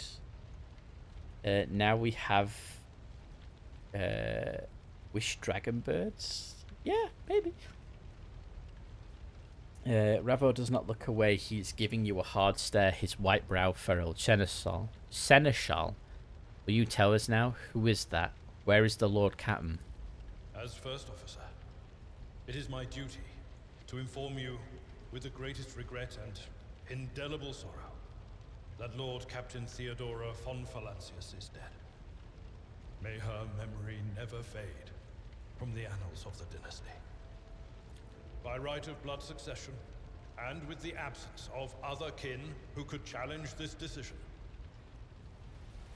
it is hereby declared that the successor to Theodora von Valancius is her heir, the rightful inheritor of the Warrant of Trade, and the title of Rogue Trader. The official ascension ceremony will be held at a later time. In the interim, have you lost your tongues? Hail your lady. It is because of her toils that we all still live. The deed is done, mistress. My apologies. I meant to say, Lord Captain. I'm a rogue trader now. Ooh, this is all new. The treachery of the Master of Whispers was fruitless, but victory came at a great cost. Lord Captain Theodora von Valancius perished along with her heir, Edelthrad, and thousands of crew members.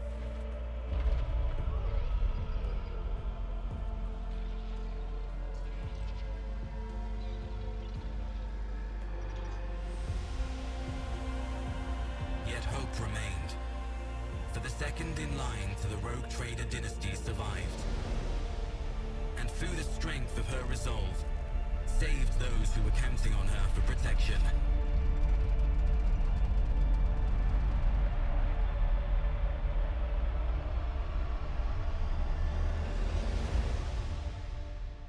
That text was lagging horribly behind, but the music was slapping, yes. Congrats from a nobody to one of the more important people in the entire Imperium. I know, right?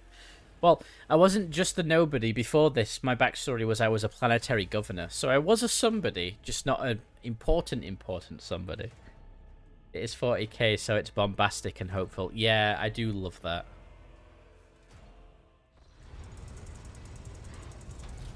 My chair turns. Deep shadows of weariness can be seen from Abelard's face through the old officer's eyes are keen. They rake over you from head to toe. He frowns, mutters something, then nods to himself. Well then, your ladyship. Wait, what? What just happened? You cannot help but notice the seneschal does not know how to talk to you or where to begin. His hesitation brings an involuntarily smirk to your face, as though someone else entirely is gloating at the old officer's confusion. Seeing your smile, Abelard pulls himself together. No, something's making me smile. You must now hold your first officer's briefing in your new role as Lord Captain. For many of those who are about to join us on the bridge, this will also be their first briefing. We sustained massive losses among the senior and middle-ranking officers. Some posts have had to be filled by the deputy's deputy, while others go unfilled entirely. And now the deck clans are deciding who will take over the leaderless crew. Wow, this is nuts. How did we come to lose so many officers? It appears the heretics were deliberately targeting the vessel's command. They knew exactly whom they were looking for and where they could be found, which is unsurprising given their informant on board was our own Master of Whispers, Abelard Grimaces. What is on the agenda for this meeting? Reports on the condition of the ship and crew. The Lord Captain is not usually drawn away from her important affairs to attend such routine briefings, but this is a unique situation. I'm still receiving updates from across the ship, and they are not encouraging. Getting this bird to fly could take a gargantuan effort. Even so, far as you personally negotiating with the authorities of the system we are currently in, so prepare to hear a bevy of complaints and excuses, your ladyship. Take this opportunity to get a good look at the officers who work 6 decks away from the bridge, and they in turn will have the honor of beholding the visage of their Lord Captain. Oh my. They work and me are 6 decks away from me, and it's such a privilege to see me. The chair spins. Many tech priests a year dedicated to keep this function active. It's an important function. Everybody wants a spinning chair. You misspoke, surely. I am the Lady Captain. I'm not gonna do that. Have you succeeded in tracking down Zadut? No, Lord Captain. In all the commotion, his trail went cold. Our people are still on the hunt for him, and any mutineers who may still be skulking in the ship's many corridors. But frankly, I would not be surprised to hear that we are now 1 shuttle short. I am afraid that it will be some time before he answers for all that he has wrought. Wait. Avaland, there is an altogether more pressing problem. I do not wish to be the rogue trader. I'm not saying that.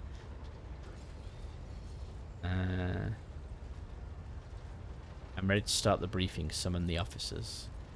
With a gesture, Abelard relays the order to the adjutants at the far end of the magnificent chamber.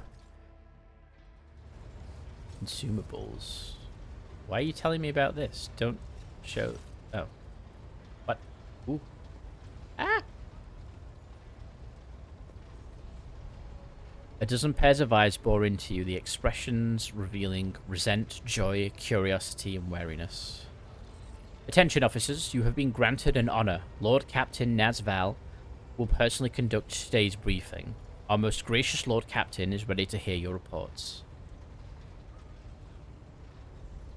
Yawn. I haven't the time to be listening. I'm not saying that. I think the music actually changes depending on your alignment, if Owlcat's previous games are anything to go by. Oh, okay. Perhaps you would introduce those present, Abelard? As you wish, your ladyship.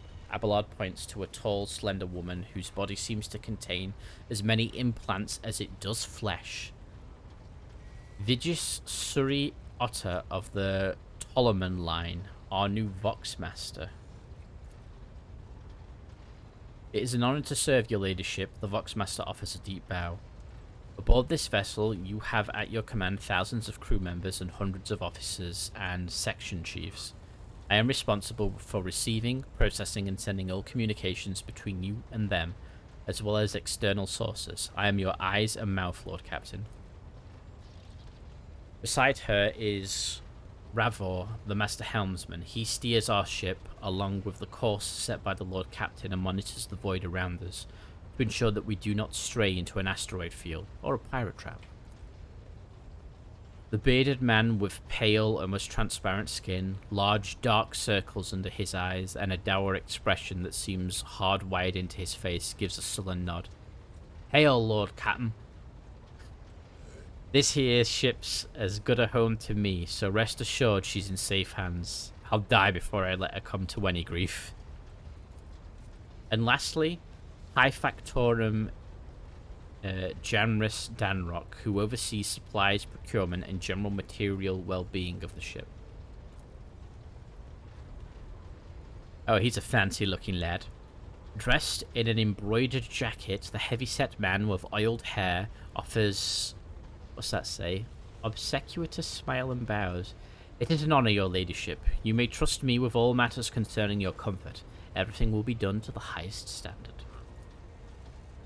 In the second row, we have 3 officers charged with overseeing the ship's vital functions. The Master of Ordnance is responsible for the artillery aboard. The Infernus Master, whose crew work to prevent and extinguish fires on the ship. And lastly, Drive Master, servant of the Omnissiah. The 3 officers salute you. The Infernus Master does so with confidence, while the Master of Ordnance betrays nervousness. The Drive Master offers you a salute resembling a dance, involving a complicated manipulation of all the Tech Priest mechadendrites. I love that. It's like the Tech Priest does a little dance with all his mechadendrites to give you a salute. Is that everyone? Unfortunately, our choir master, the esteemed Zachary Weiss, head of the Astropath section, is unable to join us. He is in charge of the communications with distant star systems. Master Weiss, I think that says Weiss, has been in a trance for some time now, attempting to contact other planets in the Val Protectorate and inform them of Lady Theodora's passing and Conrad's treachery. I will deliver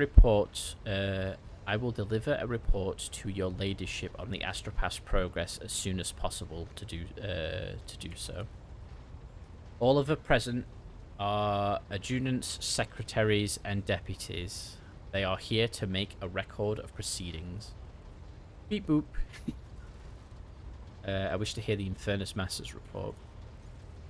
Yes, Lord Captain. The young man bows his head in deference. I can report that all fires across the decks have now been extinguished. The preliminary damage assessment in terms of material losses and crew casualties have been completed. The results have been submitted to the Seneschal and the High Factorum. The post passed to him after the previous Infernus Master and his next 3 deputies expired in the line of duty. Abelan remarks in a low-pitched voice for your ears only. The lad is managing well so far. He can take the heat, so to speak. High Factorum, what have you to report? We are toiling day and night to complete a full account of the losses. The task will require next to no involvement from your ladyship. I will personally ensure that all damaged components are given to the Tech Priests' hands for attention and that all those supplies are replaced. There is only one resource I cannot replenish single-handedly, and that is people. We have lost more than 2,000 crew members, and unfortunately, this number is not confined to the scum from the lower decks, which are easily replaced, but also includes trained professionals. We will be able to make up our losses on the nearest planet, Reichland Minoris. However, the planet, the whole system in fact, belongs to the Winterscale Rogue Trader dynasty. We cannot simply begin recruiting on a planet without first coming to an understanding with the governor. In that respect, I am powerless. Negotiating at this level are a matter for the Rogue Trader. So new blood, so we need to replenish crew. Especially true given Kalingos Winterscale's penchant for attacking first and asking questions later, and the kind of thick-skulled thugs he usually installs as governors on his planets. Rumbles Abelard, frowning. Dives Master, I will hear from you now. Yep, Winterscale. A voice distorted by a Vox retranslator emerges from under the Tech Priest's scarlet hood. Lord Captain, the forces that set upon this noble void ship destroyed the repositories of hundreds of machine spirits. The great warp engines, not engines, entrusted into my charge is unharmed, thank the Omnisire. But its spirit mourns its dead brethren. We have not yet identified a prayer protocol capable of assuring its sorrow and anger.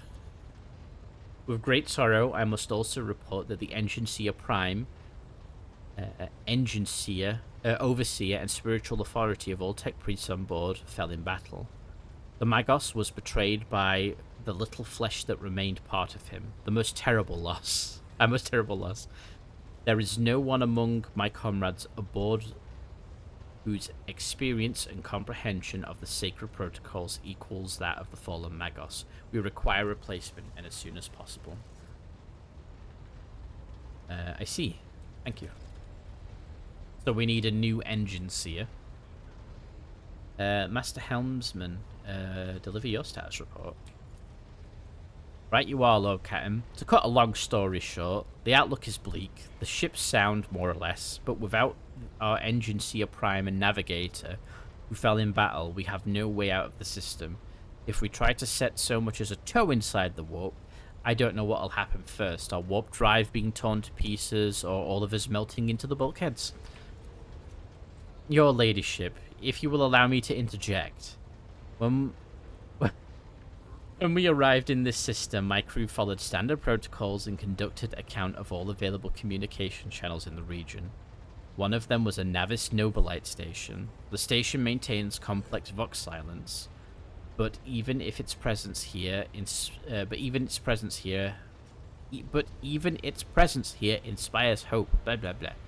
To have located a navigator in the very same system is an incredible stroke of luck, a true blessing from the God Emperor. A sharp bolt of pain lances through your skull as if in response to what you just heard. You understand that it is not the God Emperor you should thank for such good fortune. The words of the demon that appeared before you during the translation into real space echo in your mind. I am the will of the weaver of dynasties, and today I will weave new threads of elusive possibilities and fickle chances. The thread that will lead you out of the maw of irreversibility. The thread that will help you find the keys to salvation. If I were you, I'd grab this chance with both hands, or else you'll soon be eyeing up asteroids to use as new residents. In slightly less shitty news, oh wow, he just comes out and says it. Welcome back, Ewan. We can go round and round this system till our heads are swimming, as long as the Prometheum and supplies last.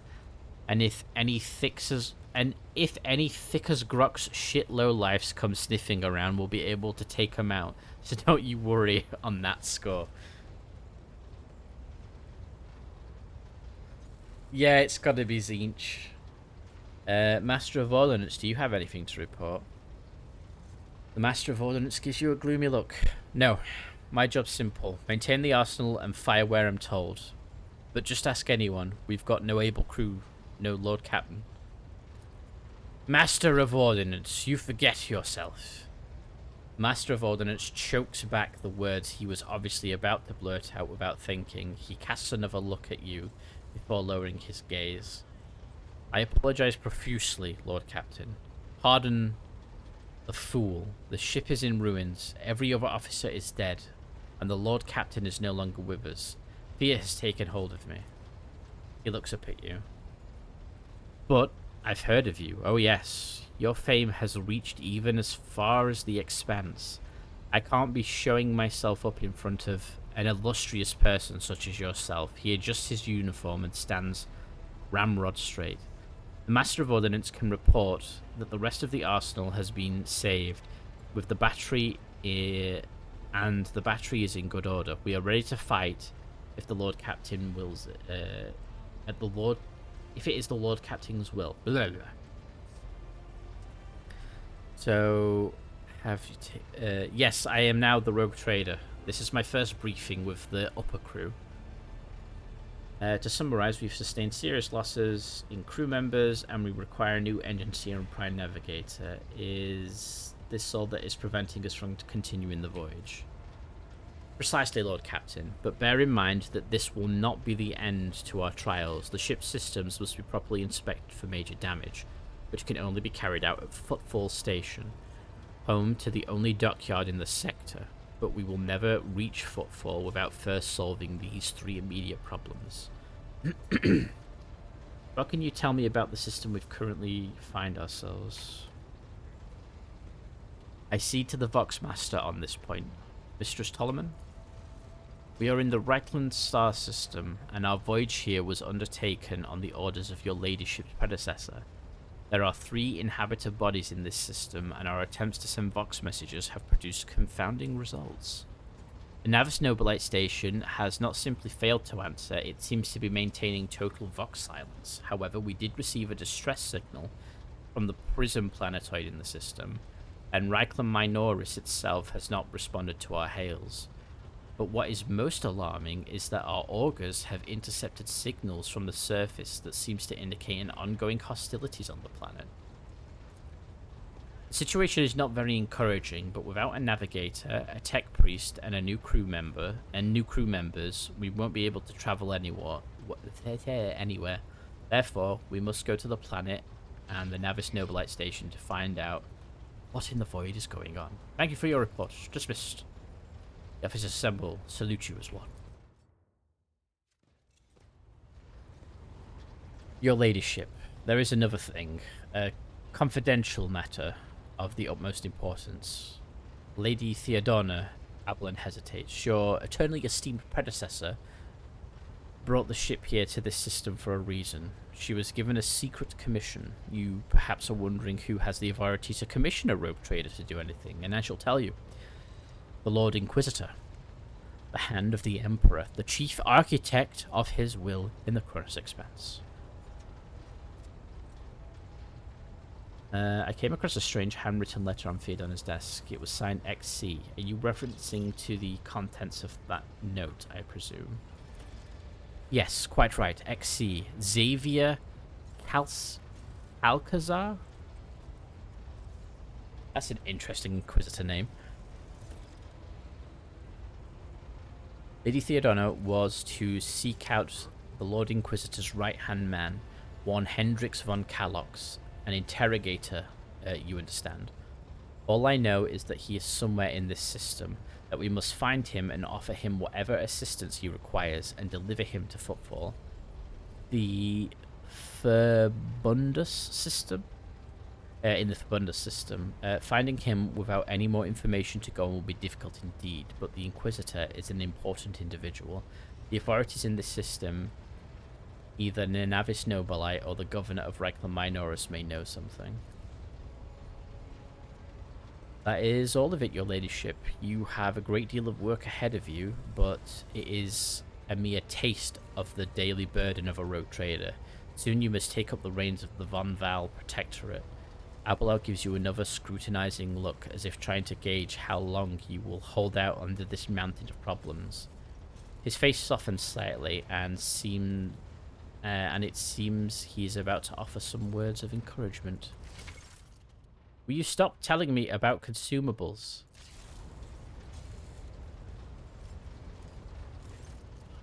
Idira, Sister Argenta, explain yourselves.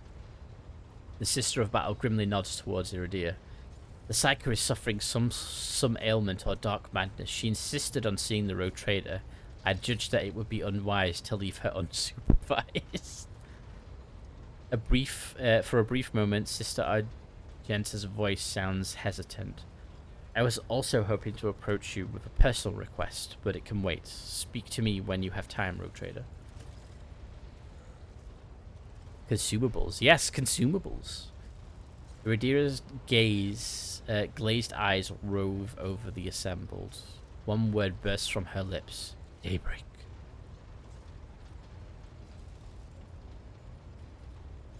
There is nothing else of value to report. I declare this briefing concluded.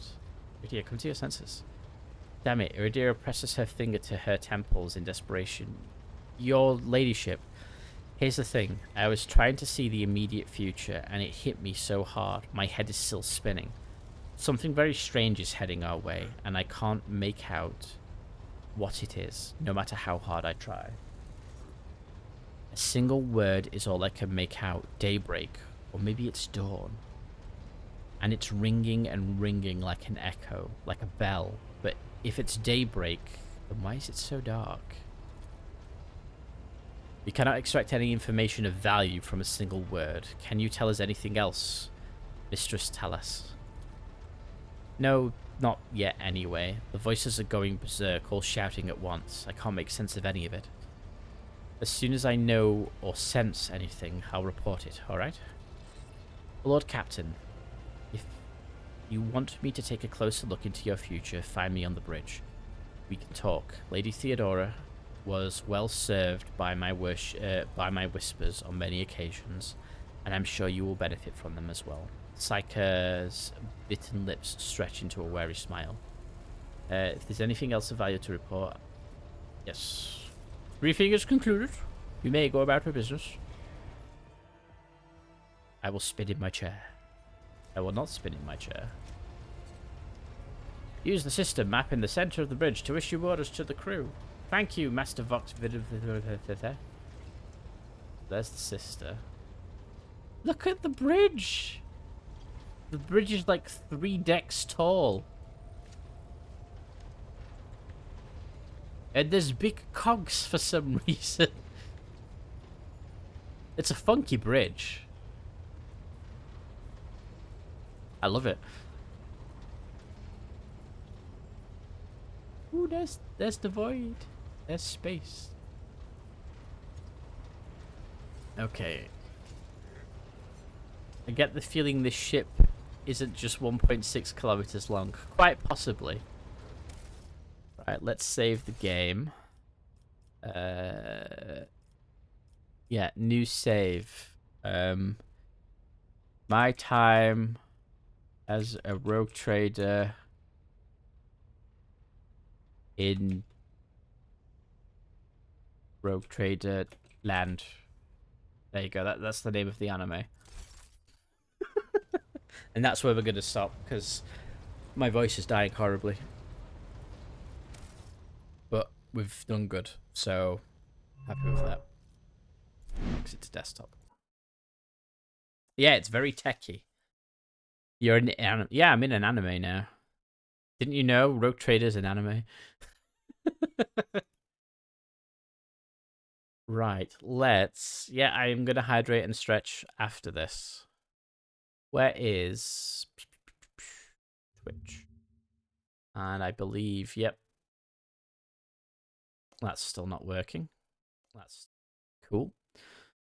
Is there anybody? Is there anybody? There is not. So I'm just gonna stop. Fine. Alright.